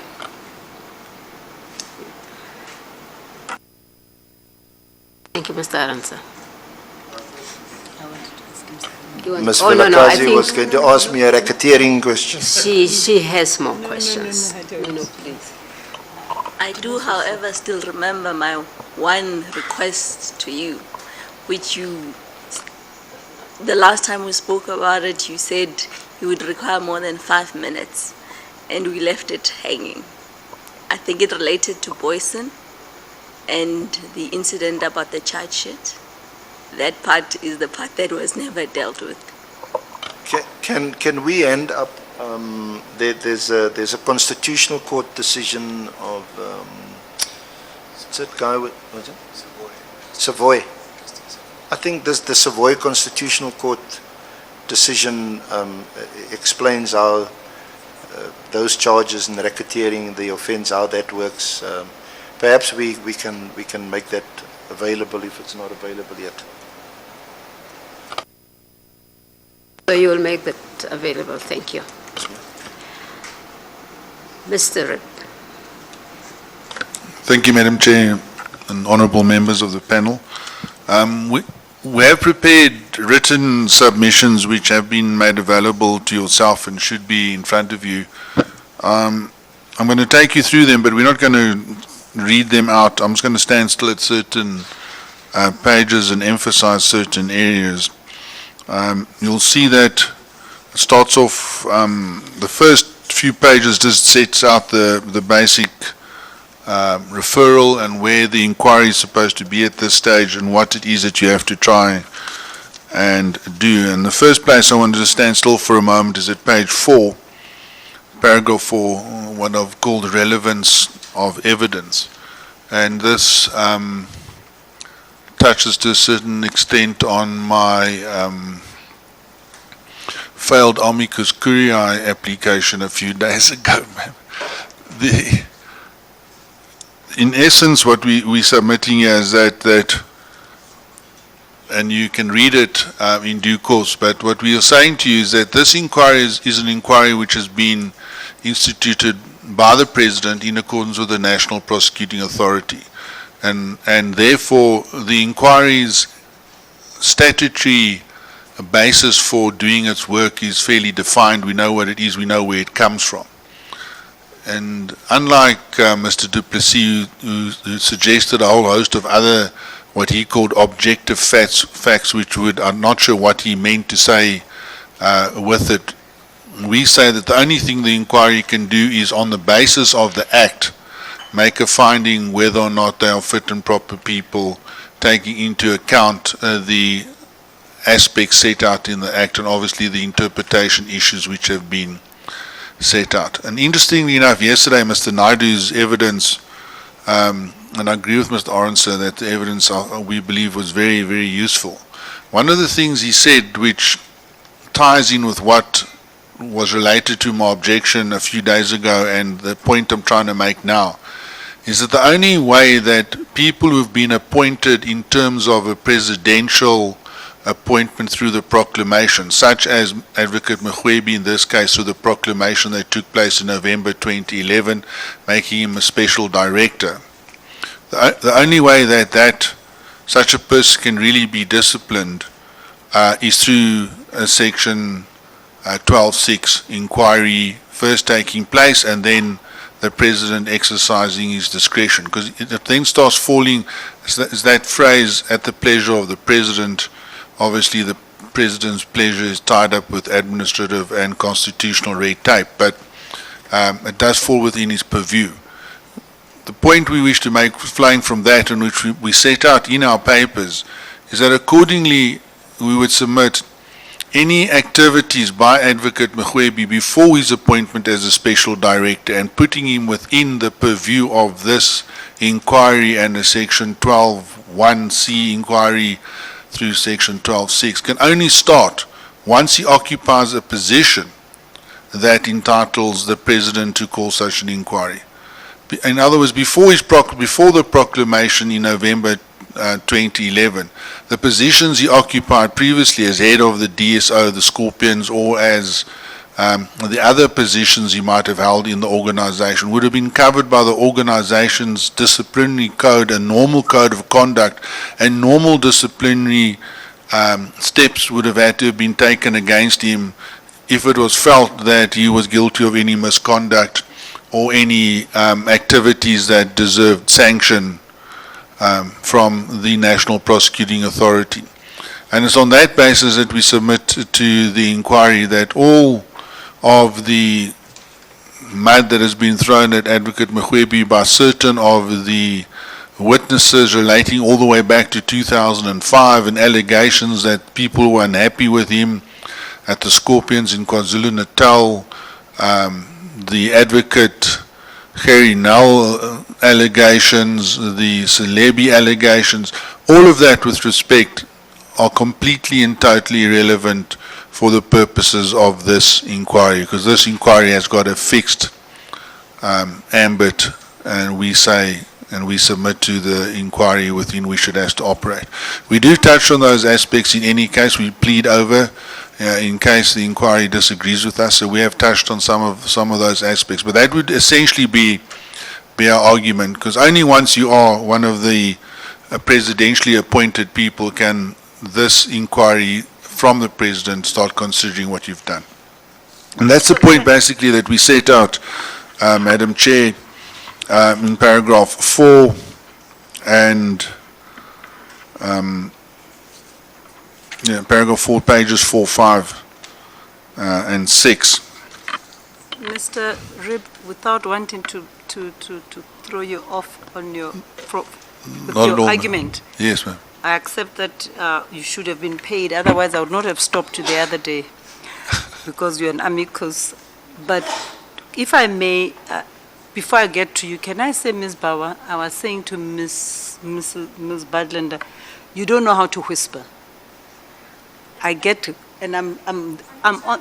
No, I know you're not saying anything now, but you're whispering. Just the strange thing is, I'm hard of hearing, but I get disturbed by the two of you this side of the table. Having said that, I worry that it gets onto the record and we can't distinguish what is relevant and what's not. No, you whisper very badly. I will teach you how to whisper. But Mr. Rib, yes, what are we to make of the first sentence of the terms of reference? The fitness of Mr. Mrwebi to hold office as a prosecutor, and then it goes on to say, and in particular, because that first sentence talks to him just being a prosecutor. Madam, we would say that that means as a prosecutor, obviously, apart from being the Special Director of Public Prosecutions, he's also a prosecutor. So he has both a very large administrative managerial role, which we've heard of, and he can also appear as a prosecutor in court. So the misconduct complained of, or what is investigated would cover both areas, not just his titled role, but also his activities as a prosecutor. Because as I understand it, right up to the National Director of Public Prosecutions, all are still prosecutors with the prosecutorial obligations and possibilities attached to it. So I think it's just I don't think it stands as a separate investigation that you must look at him as a prosecutor since he started prosecuting in the Ciskei at the age of 19 or something. As we know, Advocate Mrwebi has been involved with prosecutions in one form or the other since he started studying and after leaving school. I think he still studied through the was a training study through the system, the Department of Justice system, through UNISA. Did you go to university full-time? Full-time UNISA. After he left university, I wasn't quite sure if he studied through the justice system or not. Because I know a lot of the prosecutors did it through UNISA in the olden days as part of a sponsored system. But he first went to university, but since he left university, he's been prosecuting. So we would submit that it's only once he reaches this level. Because if he did something wrong as a prosecutor in the CISCA in 1991, then there's a code of conduct which deals with a prosecutor at that level, and he should have been prosecuted. And my recollection is that those inquiries have to take place within a limited period. If I'm not mistaken, it's 90 days you have to institute. So you can't not take disciplinary action against someone for years, then all of a sudden decide, well, now we're going to prosecute you because you've made us angry. And that would be our answer to that question, ma'am. So on that basis, we would say the date of relevance would then effectively be, I think it's the 27th or 28th of November, 2011. We then say that we deal a bit with the standard of inquiry, but I'll get back to that, because what I want to first touch on, ma'am, is what I've put at page 8, paragraph 6 of my heads, what I've termed the evidence and the narrative, which could almost be a book about this hearing. And I'm not going to try and use the word narrative too much, but what I say to you is that we say in paragraph 6.1, and that's what I want to just read out, we submit that what the inquiry respectively has to do is to separate the actual evidence that has been provided to the inquiry from the narrative that I shall define here under. And then I say the narrative with respect clouds and obfuscates the real inquiry here, namely that advocates Jiba and Mrwebi, in collusion and in concert, acted with mala fide intent to protect Lieutenant General Mdluli from being prosecuted, and that such mala fide actions is what really constitutes the complaints against the actions of Advocate Mrwebi. This narrative, which has had much play in the press, and which press reports and versions has created, we respectively submit a false opinion and public perception as to the activities and intentions of Advocate Mrwebi. The suggestion is that Advocate Mrwebi, in order to protect Lieutenant General Mdluli, and it would appear as per the narrative as a favor to the then President Zuma, with the assistance of Advocate Giba, the then acting National Director of Public Prosecutions, deliberately and in a nefarious manner set about withdrawing criminal charges against Lieutenant General Mdluli, with the sole objective being the achievement of this irregular result. We submit that should this narrative be removed from the consideration of events, then all that is left is an action by Advocate Mrwebi, which some parties have criticized and disagreed with, whilst other parties seem to support, that in itself would not justify any interference or finding by the inquiry as against Advocate Mrwebi. Now, against that backdrop, Advocate Orense has already touched on the same argument to a large extent on behalf of Advocate Jiba. So what we need to do with respect is now to consider because quite a few, in fact, I think all of the actions as far as Advocate Jiba concerned, Advocate Mrwebi are concerned, relate to his activities surrounding the Mdluli provisional withdrawing of charges, the meeting of the 5th of December and the 9th of December, and the evidence that flows from there and the activities related thereto. If we have to sit back for one moment and look at the picture from a different perspective, and to say, when Advocate Mrwebi did what he did in making the decision on the 5th of December to provisionally withdraw the charges, and then on the 9th of December reaching the definitive agreement, because that agreement everyone is in agreement about. Advocate Mnzinyati, Advocate Breitenbach, all sides of the coin agree what the agreement was on the 9th of December. Namely, that there was a provisional withdrawing of charges, that there would be further investigations, that Advocate Breitenbach was tasked to look into the matter together with the IGI, and that when the matter was ready to proceed, the matter could be placed back on the roll. If we just had to stop there and look at that aspect on its own, ma'am, without looking at anything else, then we would submit there's not a single issue there that should raise a red flag or any concern or consternation to anybody. It was submitted that it's common in very difficult matters that are going to have difficult trials to not rush to court to get all your evidence in place. There was, on the basis of Advocate Mrwebi's provisional withdrawal of charges, there was still every prospect, as we sit on the 9th of December, of General Mdluli still facing prosecution.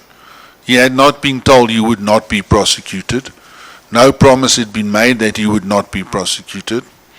The conference where President Zuma was apparently seeking assistance was in December of 2011. So by the time the conference arrived, General Mdluli had not been set free from any prosecution. So any favor to President Zuma in whatever form that might have been, as per the narrative, has not occurred. So where is the damage as we sit there?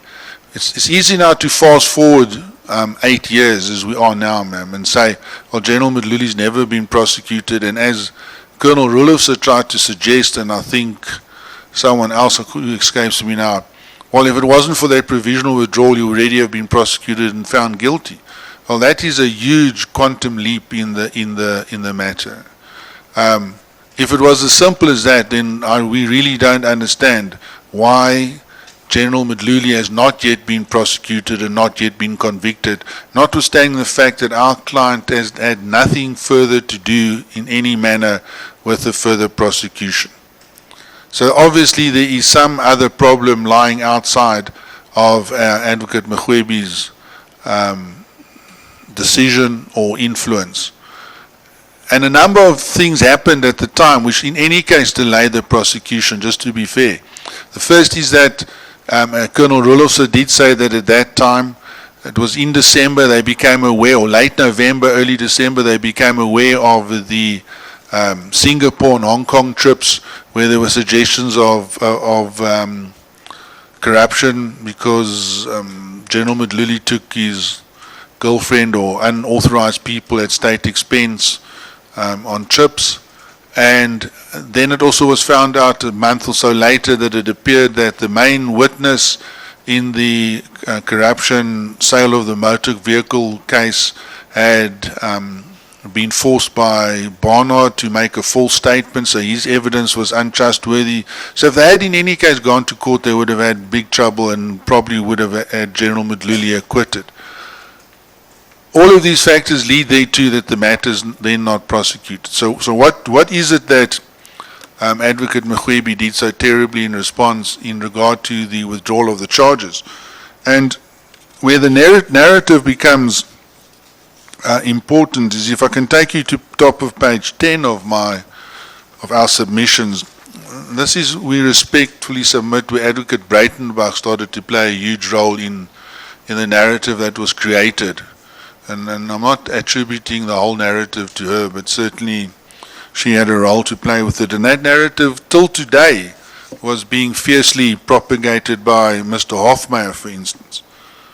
And I'm quoting from the transcript, and I asked Advocate Breitenbach that you used words such as nefarious. There were appointments for ulterior motives, because he suggested, and this my learned friend Advocate Orange has dealt with, she seemed to suggest that the very fact that Mrwebi and Giba were appointed to their positions was all part of the Mdluli Savior program. Were appointments for ulterior motives, inference would be run, etc. Am I correct? Just help me if I'm wrong, that you had the impression that the Mdluli prosecution would never happen, that someone somewhere would ensure that it would not happen. Advocate Breitenbach said, well, I had a fear that was going to happen. I did not have a view that is what would happen. I suspected that is what is being attempted. I was quite determined that the opposite would happen. And that's significant, man. We'll get back to those words now. But there was a case to be answered, and that Mr. Mdluli would answer the case. If he was convicted, so be it. If he was acquitted, so be it. Then I said, so the aspect that we are struggling with is, why did you have this feeling? Because we do not know where that feeling comes from. And Advocate Breitenbach's answer was, Mr. Rip, I've been a prosecutor for 26 years. I'm not particularly gifted, but I'm also not particularly stupid. You can call it a gut feeling. You can call it evaluating the landscape. You can call it observing what is happening around you and not be oblivious to it. All of those things. So I cannot say to you one thing, and that is the reason. A variety of things were happening in the NPA. A variety of things were happening elsewhere. It all built up to this feeling, and events have borne it out. I'm sure you will agree Mdluli has not been prosecuted. So when directly asked for evidence, she couldn't give any, and the same happened with Advocate Ferreira.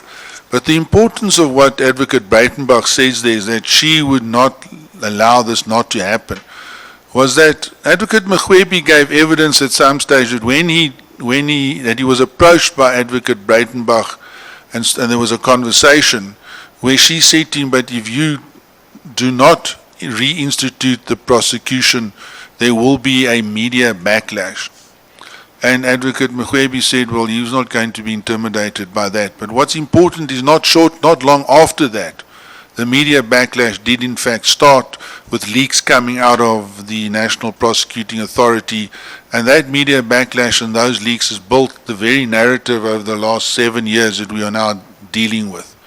And whilst we will agree with Mr. Naidu and Mr. Du Plessis that public opinion and public perception can be in a very important role, that public perception must be taken into account when one considers the activities of someone. So if you find that Mr. A did X, and we know that Mr. A did X, and the public perception, because of what he did, creates a very bad image for his organization or for the NPA in this case, then that certainly is, we would submit, something one could take into account, because his activities have undermined the performance of his duties and the performance of the National Prosecuting Authority.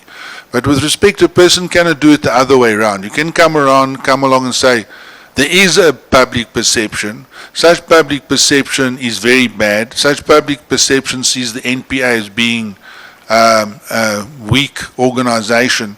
And because of that public perception, we have to remove certain people out of the organization, because that will cure the public perception, and then the organization will work better. With great respect, the tail cannot wag the dog, and whilst the tail is very important, it has to be seen in the right light, and I think Advocate Arnser dealt with that as well. So on page 11 and 12, I just set out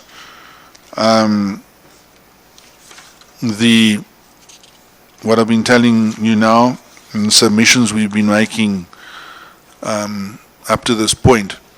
The other aspect we'd like to just mention, which isn't specifically dealt with in this document, is that apart from the withdrawal of the charges against Advocate Mdluli, there's not one, Advocate Mdluli, sorry ma'am, the choir master has me.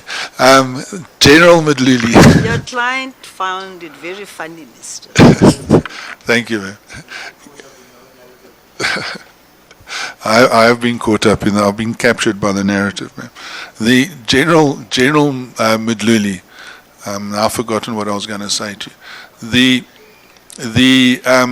Apart from the General Mdluli issue, there's not been one single other instance of evidence suggested or referred to as far as Advocate Mrwebi is involved, where he has withdrawn charges in dubious, controversial, suspicious circumstances, or in any other way appeared to have favored any other person other than this one instance.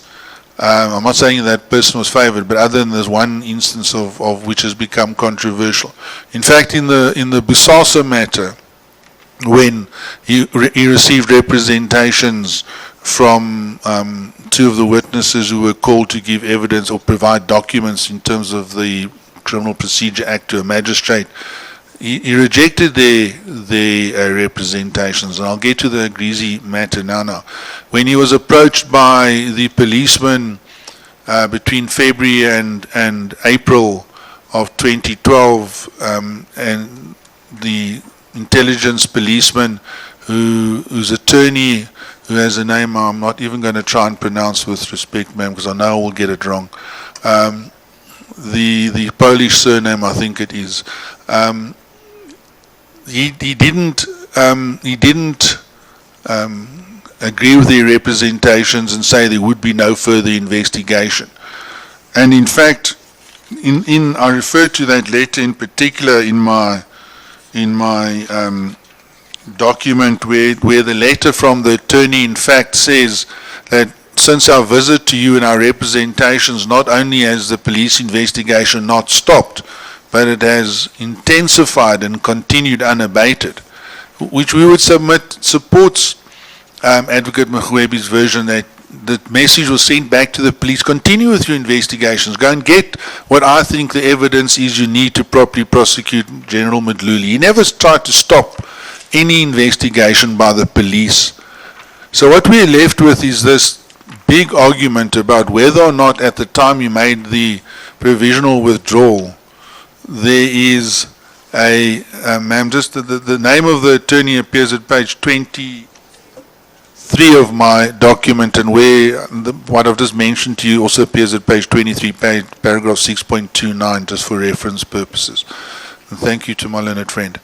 And he never agreed with their. So we got the big debate, I was busy saying, ma'am, that, and members of the panel, about whether or not there was enough evidence at the time to constitute a prima facie case to continue with the prosecution at that very date. That goes back to the evidence surrounding the confidential evidence and the evidence that's coming out of the intelligence sector. Now, ma'am, I deal with this from page 16 of my submissions, of our submissions, and I point out at paragraph 6.16 that we believe quite fairly all of the witnesses agreed, both Breitenbach and Ferreira as well, that prosecutors have different opinions at different times about whether a matter should continue with the prosecution or should not continue with the prosecution. And that is very, very important in the context of what we're dealing with in this inquiry and the prosecutorial independence issues that have been raised by numerous of the speakers before me, and I think they have all been covered sufficiently, and I believe Mr. Naidu covered it particularly well yesterday.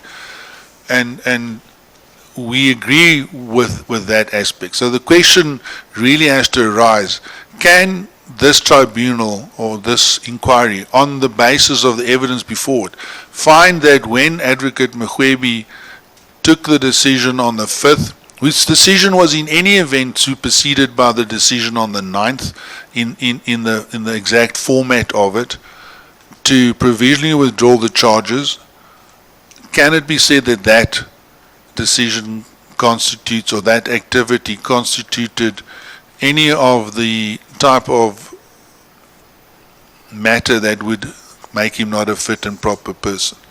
And we would submit that the only way that could be so, if this tribunal can find on the evidence before it that it was done male fide, in corrupt circumstances, and due to gross incompetence, and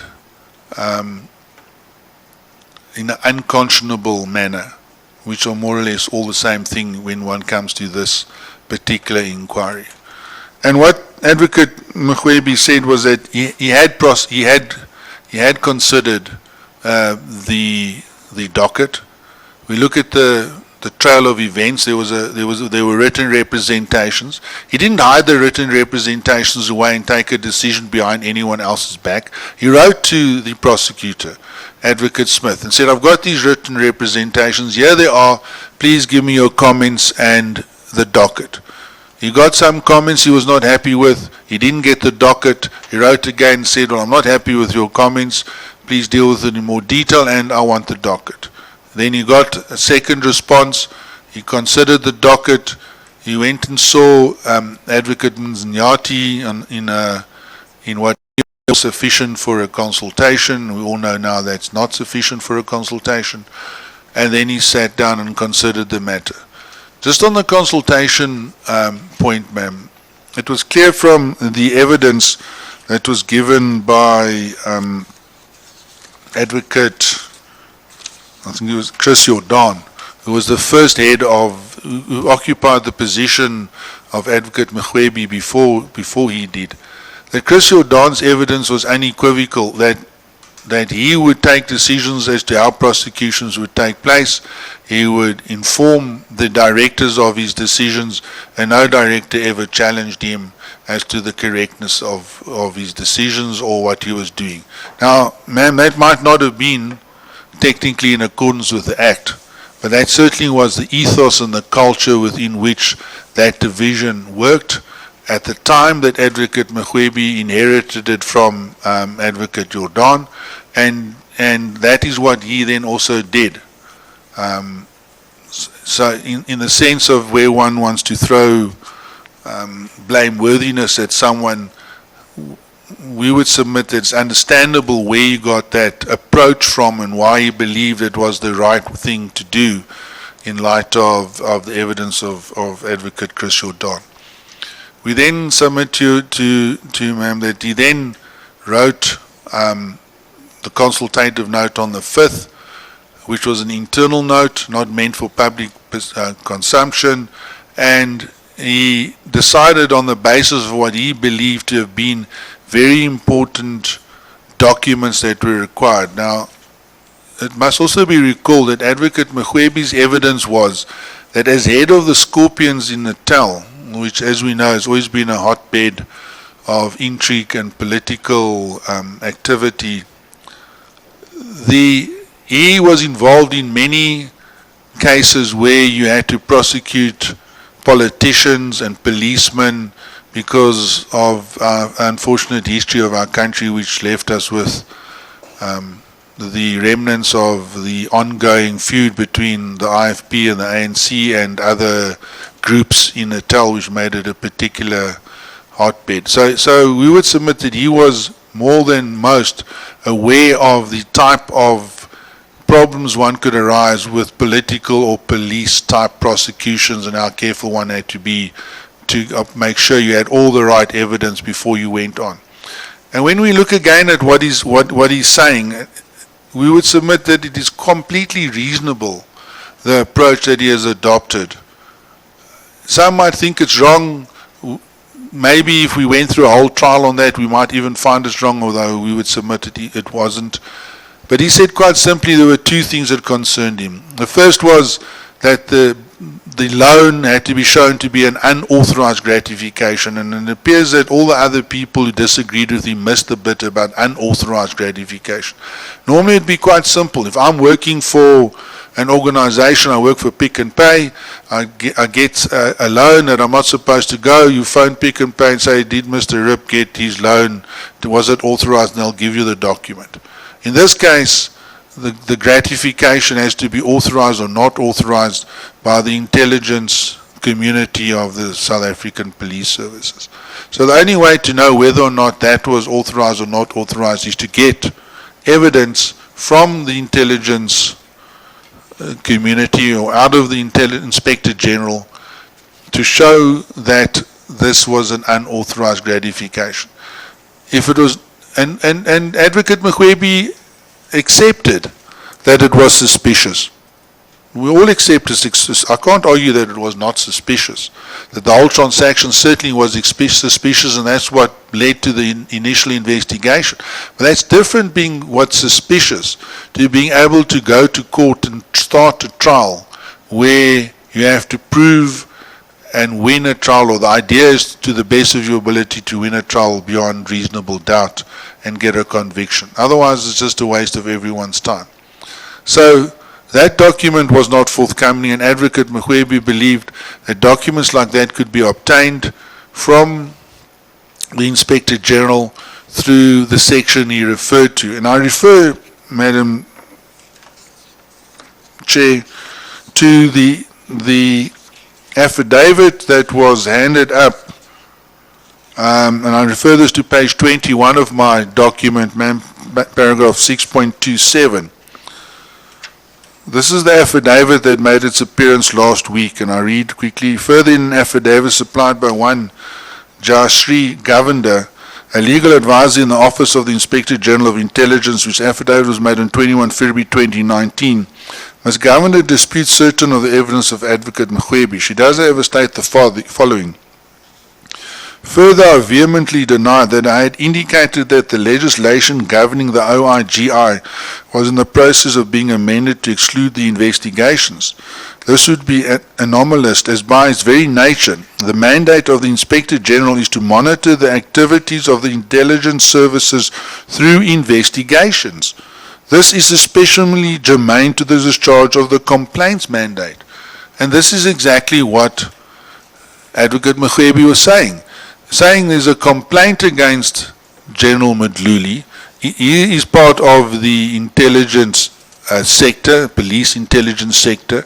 The investigator or Advocate Breitenbach or anyone can make a complaint, and they have to do it in investigation.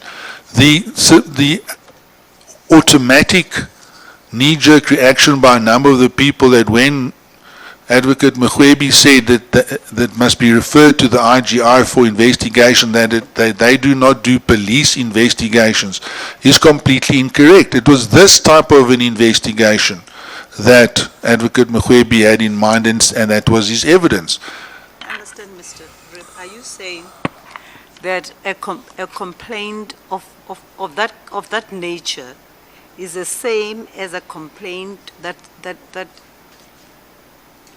as an A1 statement, as it were, that institutes a criminal investigation, that the two are the same? Is that how? No, I'm not saying the two are the same. A criminal complaint is a criminal complaint, ma'am. I'm struggling to hear you, ma'am. Sorry. Sorry, they had before them the criminal complaint with the docket. And your issue here is that when she says that through investigations, are we talking about the same thing? I'm trying to understand. No, ma'am, it's two different types of investigation. So that therefore they do investigate. They do investigations, ma'am.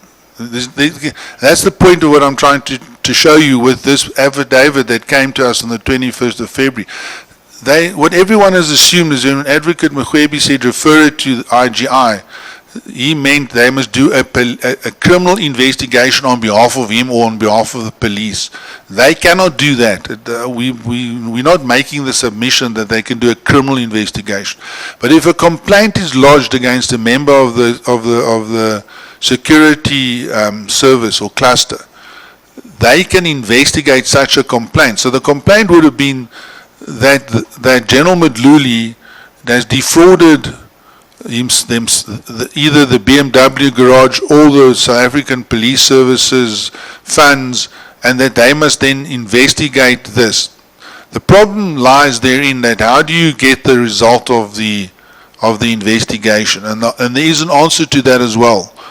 If I'm not mistaken, it might be Section 42 of the Constitution, and there are the Intergovernmental Dispute Resolution Act as well. There are provisions in terms of which different divisions of the government are compelled to give, to assist one another and to give assistance to one another in trying to resolve issues.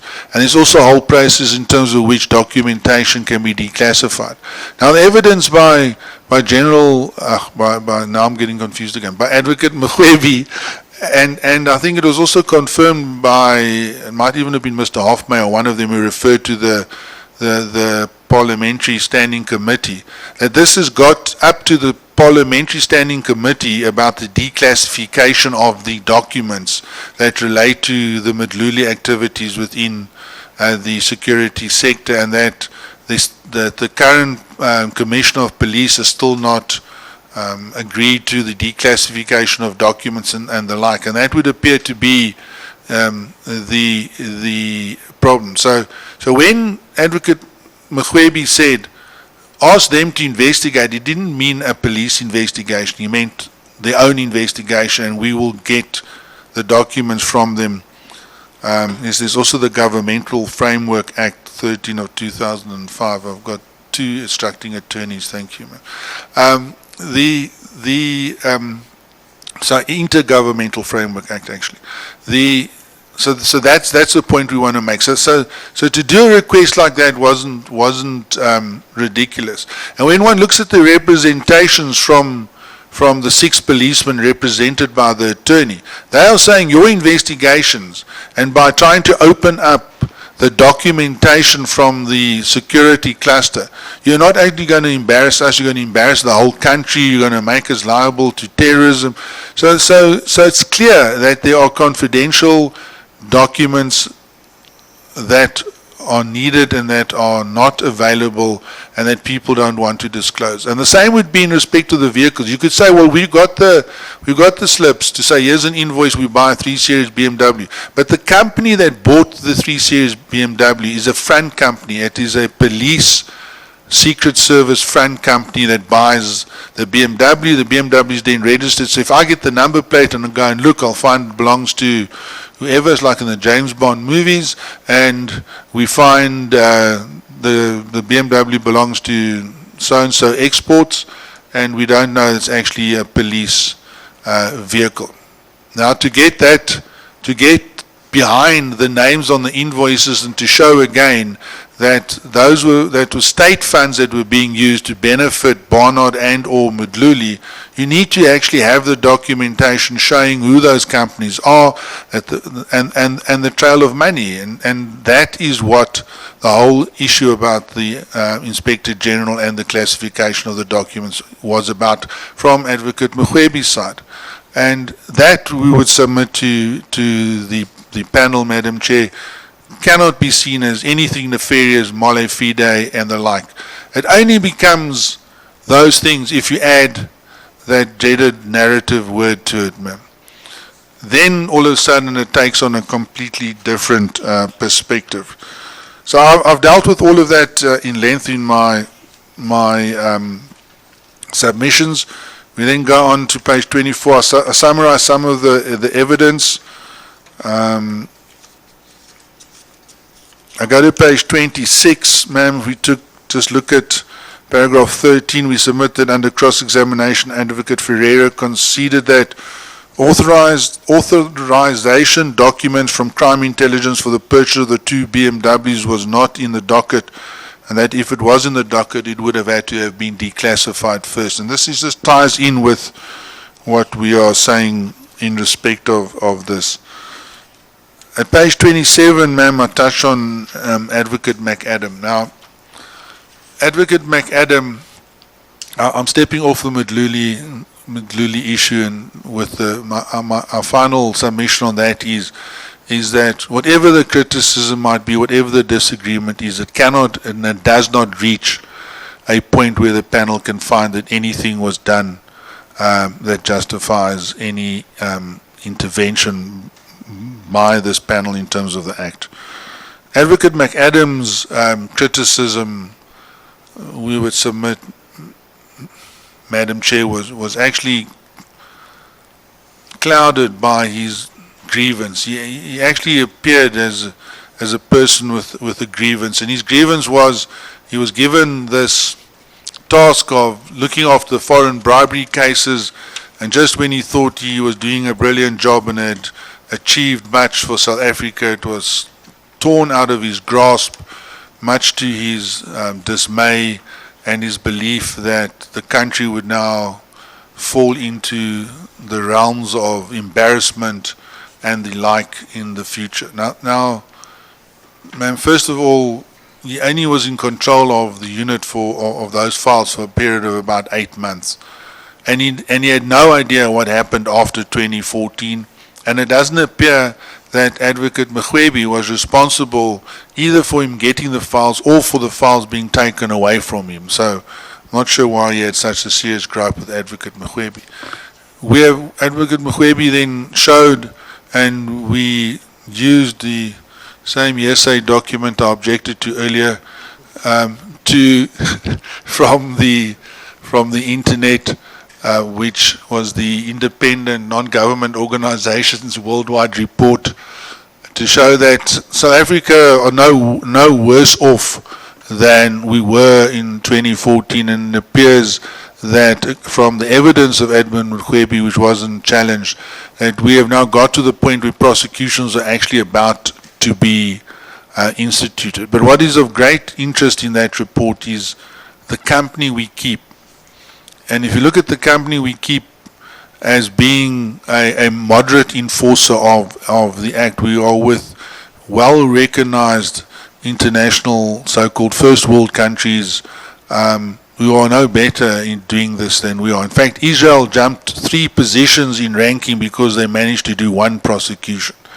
And that's the point of what that report is. We haven't been damaged. Our credit rating hasn't been taken away. Eskom, I think, does that for us all on its own. And so Advocate Mrwebi can't be held liable for any of that, and his position hasn't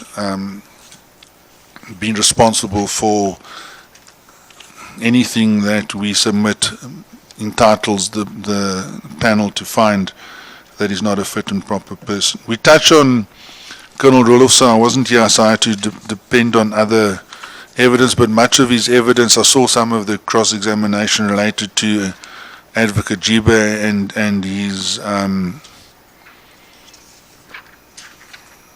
investigation into the Durban flight. And then we've summarized Mr. Willie Hofmeyer's evidence as well. We would submit that much of the evidence by Mr. Hofmeyer that involved Advocate Mrwebi falls in the period, and his hearsay evidence that flows from the period before his appointment as a special director, and we would submit falls into the period prior to the factual investigation of this panel. Mr. Hofmeyer, rightly or wrongly, is also seriously aggrieved. And Madam Chair, what is clear is that, and we make the submission somewhere in our submissions, that we think the single factor that probably has done more to damage the NPA has been the almost conveyor belt change in its national directors. It's very difficult for an organization where the national director continually gets changed for the people who have to report to him or are responsible under him to have a sense of confidence, to have we would submit, and these are just submissions we make. We would say that the panel can take it from judicial cognizance, would have a feeling of mutual working. And it's clear that cliques arose, that different people pursued different angles. Mr. Hofmeyer and Advocate Mshe went off on their own. The spy tape drama, Advocate Breitenbach had her view that she wouldn't allow the Madluli matter to be left alone with all the consequences that had. So we're not trying to lay blame at anyone's door, but this is what happens when you have a disharmonious organization with no effective top structure. People need to know where they're going, they need direction, they need a common vision, and that's clear that wasn't happening. And that played heavily into the narrative as well, we would submit.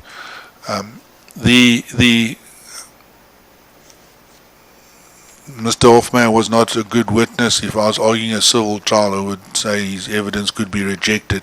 He wasn't prepared to make the simplest of simple concessions, and he definitely had his own agenda, but we do not believe he took the matter any further as far as Advocate Mrwebi was concerned.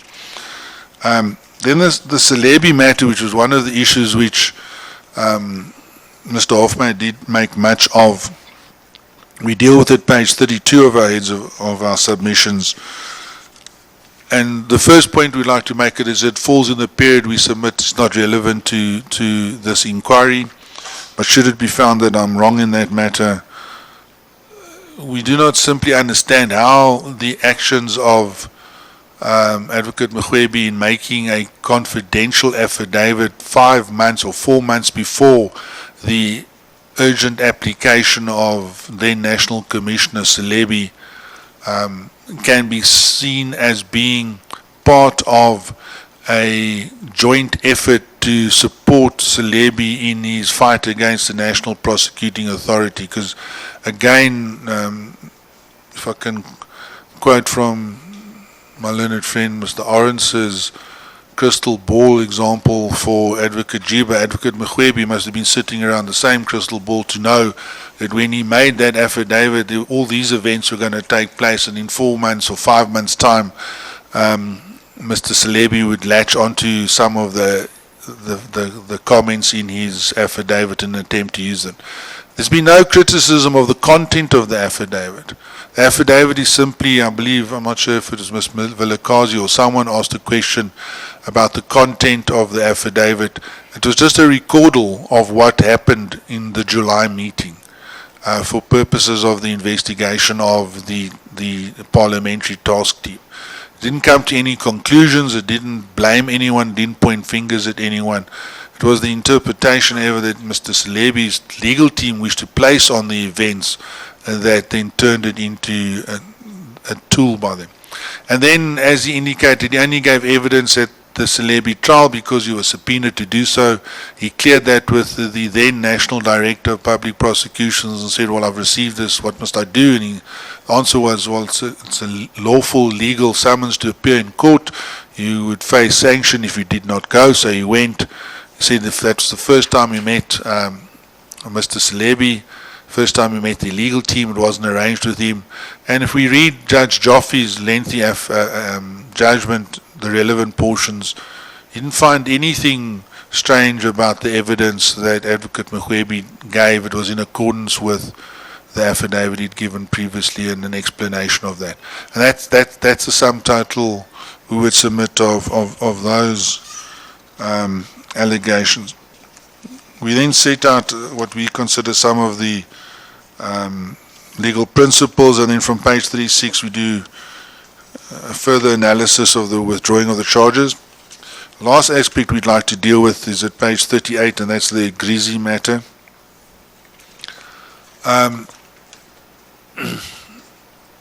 As we're all well aware, Mr. Grizi somewhere in his state capture evidence referred to Advocates Mrwebi and Giba. We would submit, first of all, Madam Chair and honourable members, that his evidence is hearsay.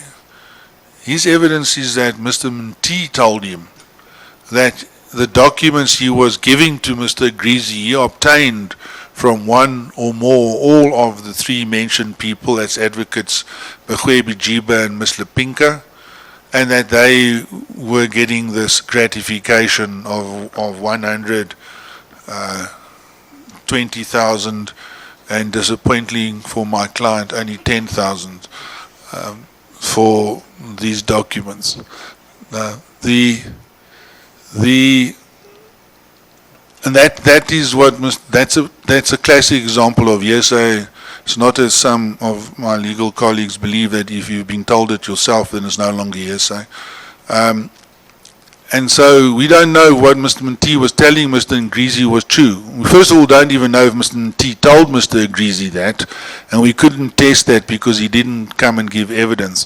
But what's more importantly is we don't know whether the version that Mr. Mnti, for all we know, Mr. Mnti was putting all of the money in his own back pockets, into his pocket, and he was getting the documents somewhere else. We don't know the answer to that. But what we do know is that both Advocates Jiba and Advocate Mrwebi have vehemently denied it. Advocate Mrwebi used a very graphic description about it would be akin to spitting in the graves of his family, his grandparents, if he was to do something like that.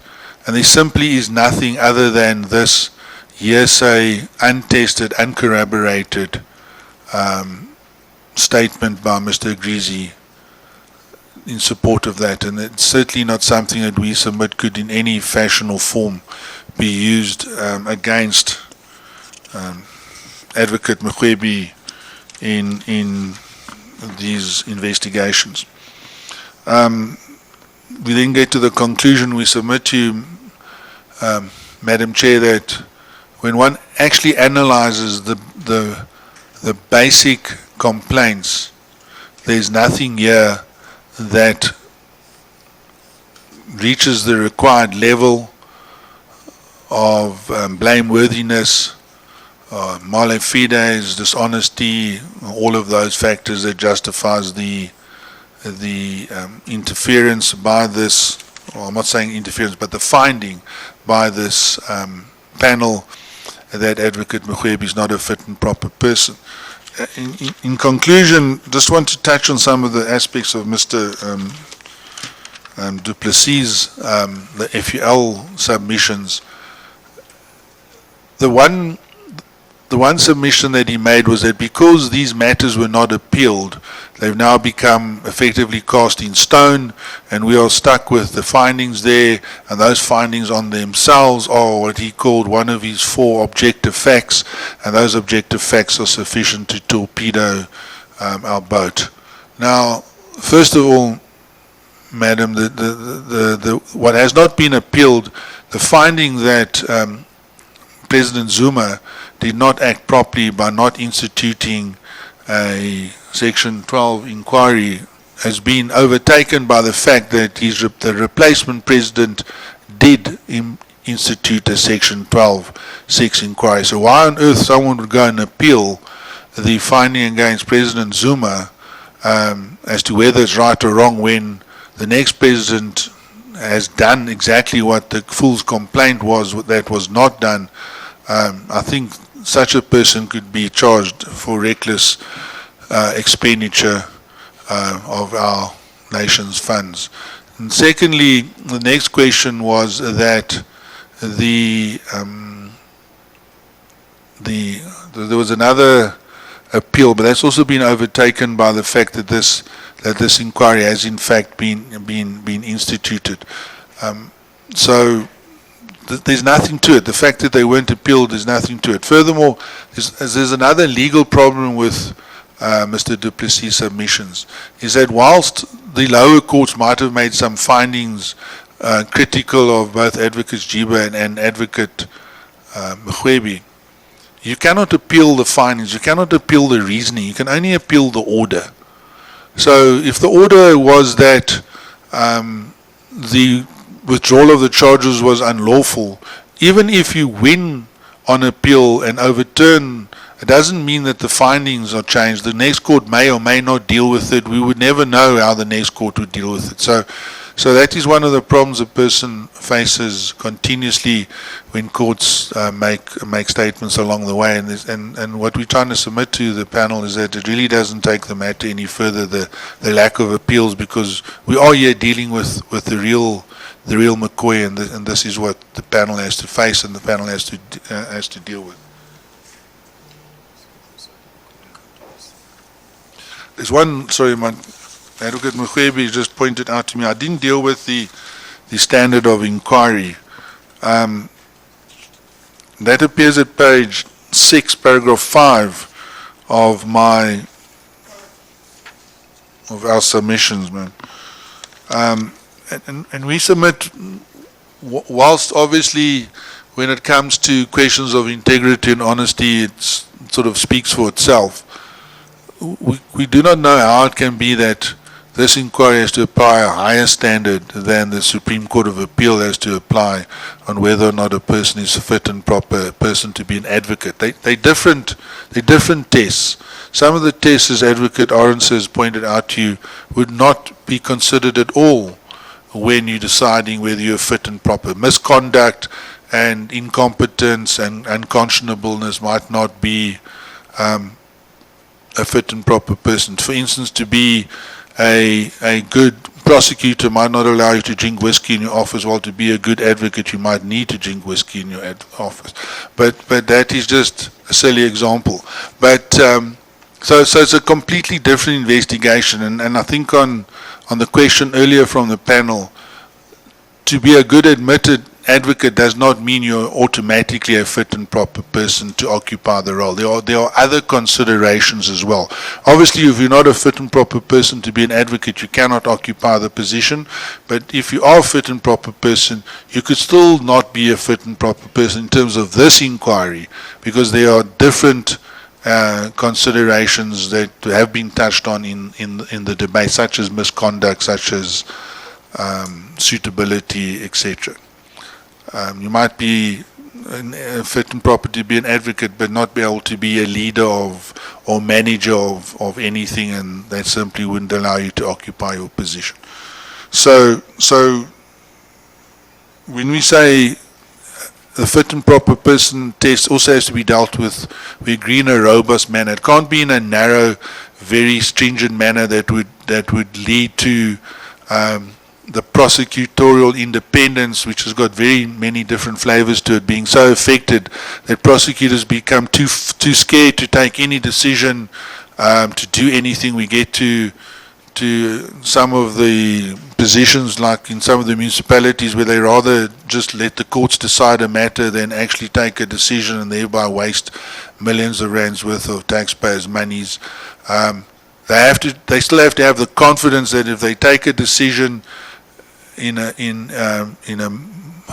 bona fide manner, applying their minds, whether they're right or wrong, they will be backed and supported. They can't be looking over their shoulder the whole time to think, well, I'm going to end up like Advocate Mrwebi because someone disagreed with me and I'm going to be dragged off to an inquiry of this nature because there's this. It has to be a fairly robust, and we use the word gross. It has to be gross incompetence or grossly reckless in making the decision. Obviously, if it's male fide, it's male fide, or if it's corrupt, it's corrupt. Those two are gross on their own. But and I think Advocate Arns also defined it. It has to be something bad. It can't just be a difference of opinion. There has to be something substantial that makes you think, how can this person be allowed to be here? On that, we submitted in the case of Advocate Mrwebi, there's nothing of that nature, and we would ask the panel to make a recommendation that he is a fit and proper person to continue with his career. Thank you, ma'am. Thank you, Mr. Rip. Any questions? Any further questions? We have your submissions detailed. Yes. Thank you for those, and thank you for your oral submission. Thank you. We have Thank you, no ma'am. further questions. No, I don't have questions. I'm not going to speak again, ma'am. You can forever hold your peace. Yeah. Thank you so much. Ms. Bauer, housekeeping? I think we've more or less come to the end of housekeeping, other than that we would distribute written submissions made by the evidence leaders, and we'll make arrangements with our colleagues on that. And maybe one final thing is to thank the staff from the Secretariat on behalf of the evidence leaders for the support that they've given us in this process, and the people behind the cameras, the microphones. It's worked incredibly well with very little interruption, and they've been simply incredible in providing us with support and transcripts as and when required.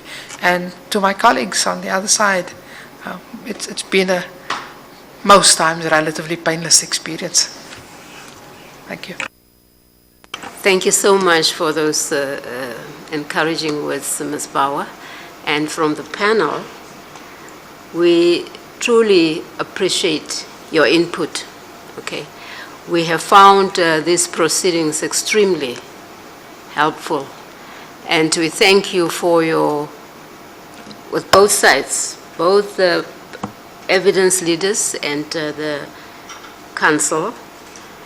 Your submissions will come a long way to assist us to unravel these issues and report as we should. We are very grateful for the cooperation that you have given us. Okay, and the staff You have been incredible. It is amazing how within this very short space of time, we have been able to achieve so much. We actually pulled it off, you know. We had expected that we will run into difficulties and have to ask for extension. We didn't want to do that, but we could see it coming. But we're grateful that we don't have to do that, or we didn't have to do that. We really appreciate the manner in which you cooperated in the way we conducted these proceedings. The media, you have been fantastic. You have allowed us to proceed with this inquiry without any particular disturbance. Okay, we appreciate that. There's nothing as offsetting as when you are busy with issues, procedures such as this, and you find people all over the place trying to get the best picture and the best sound bite that they need. You have been fantastic. Thank you so much. We appreciate your cooperation. The staff, the security, everybody. We have spent so much time doing so many other things, and we had thought that going through this process will make our lives difficult. We can now go back, or you can now go back, because we still have a long way to go. You can now go back and get busy with your other lives. Okay, and we wish you good luck. Which is that Mr. Danceman. Yeah, and the technicians, and particular Mr. Danceman, that's what we call him, because he had to conduct a dance right at the back whenever he wants to draw our attention to the need for a break. We are particularly indebted to all the witnesses who came forward and assisted us with evidence. In particular, the third-party witnesses who didn't have to come, but were willing to take the time to come forward and assist us. Is there anybody who I left out before I give Mr. Majavu an opportunity? Yeah. The researchers, thank you so much for, amongst others, doing what you were not paid to do. I didn't want to say pay. Doing what you didn't envisage you would do, okay? You came in and did what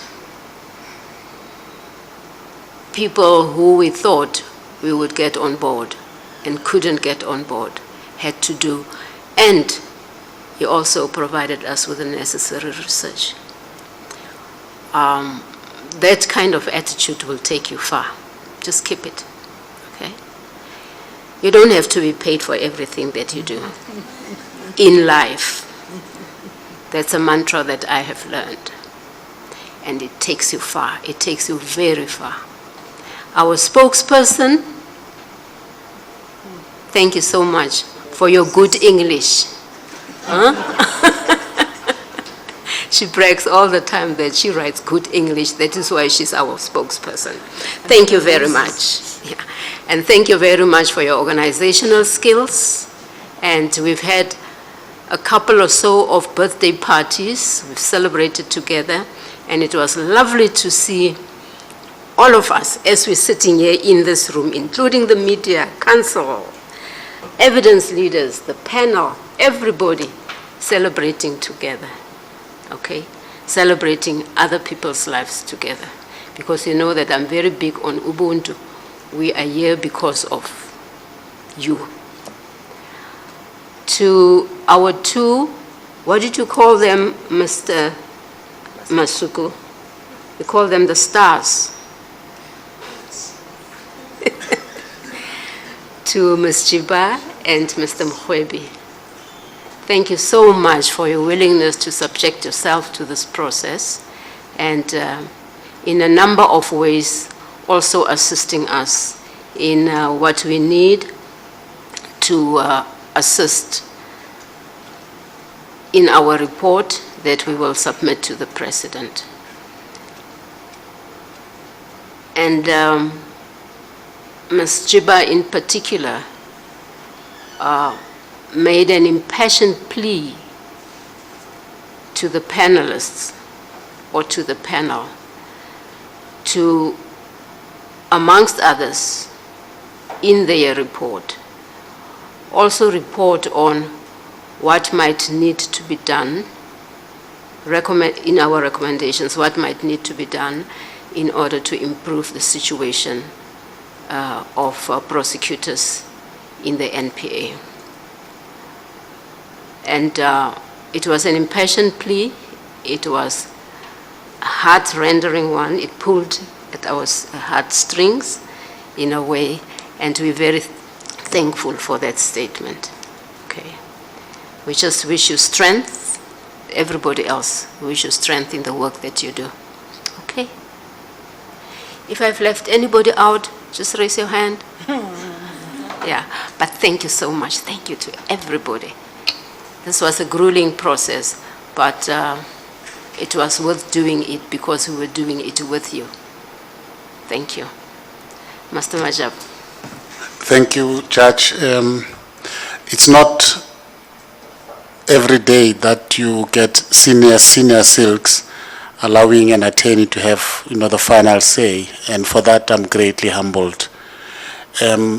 On behalf of teams Jiba and Mrwebi, I've been instructed to express our great appreciation to you as a panel because you thanked everybody else.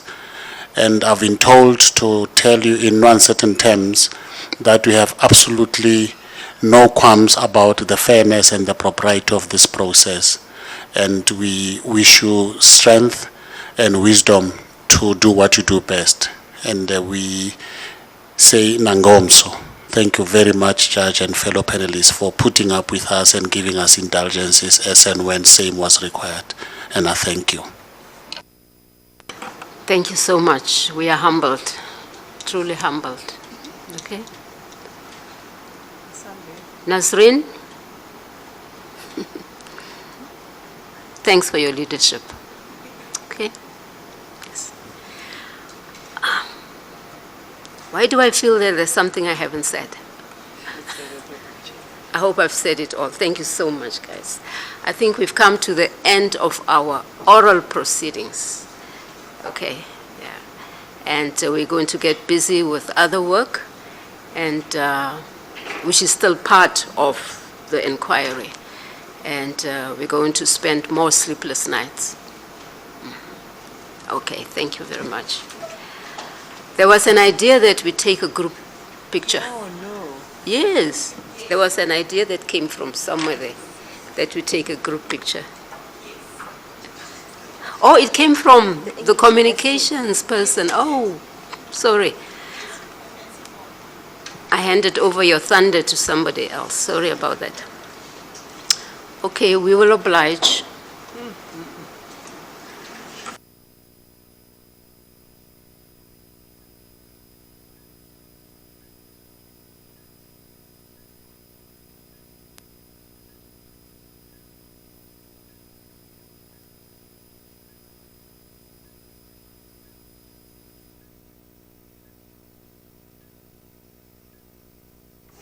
So we are adjourning. Let's go over adjourning. Let's adjourn. That's a journey.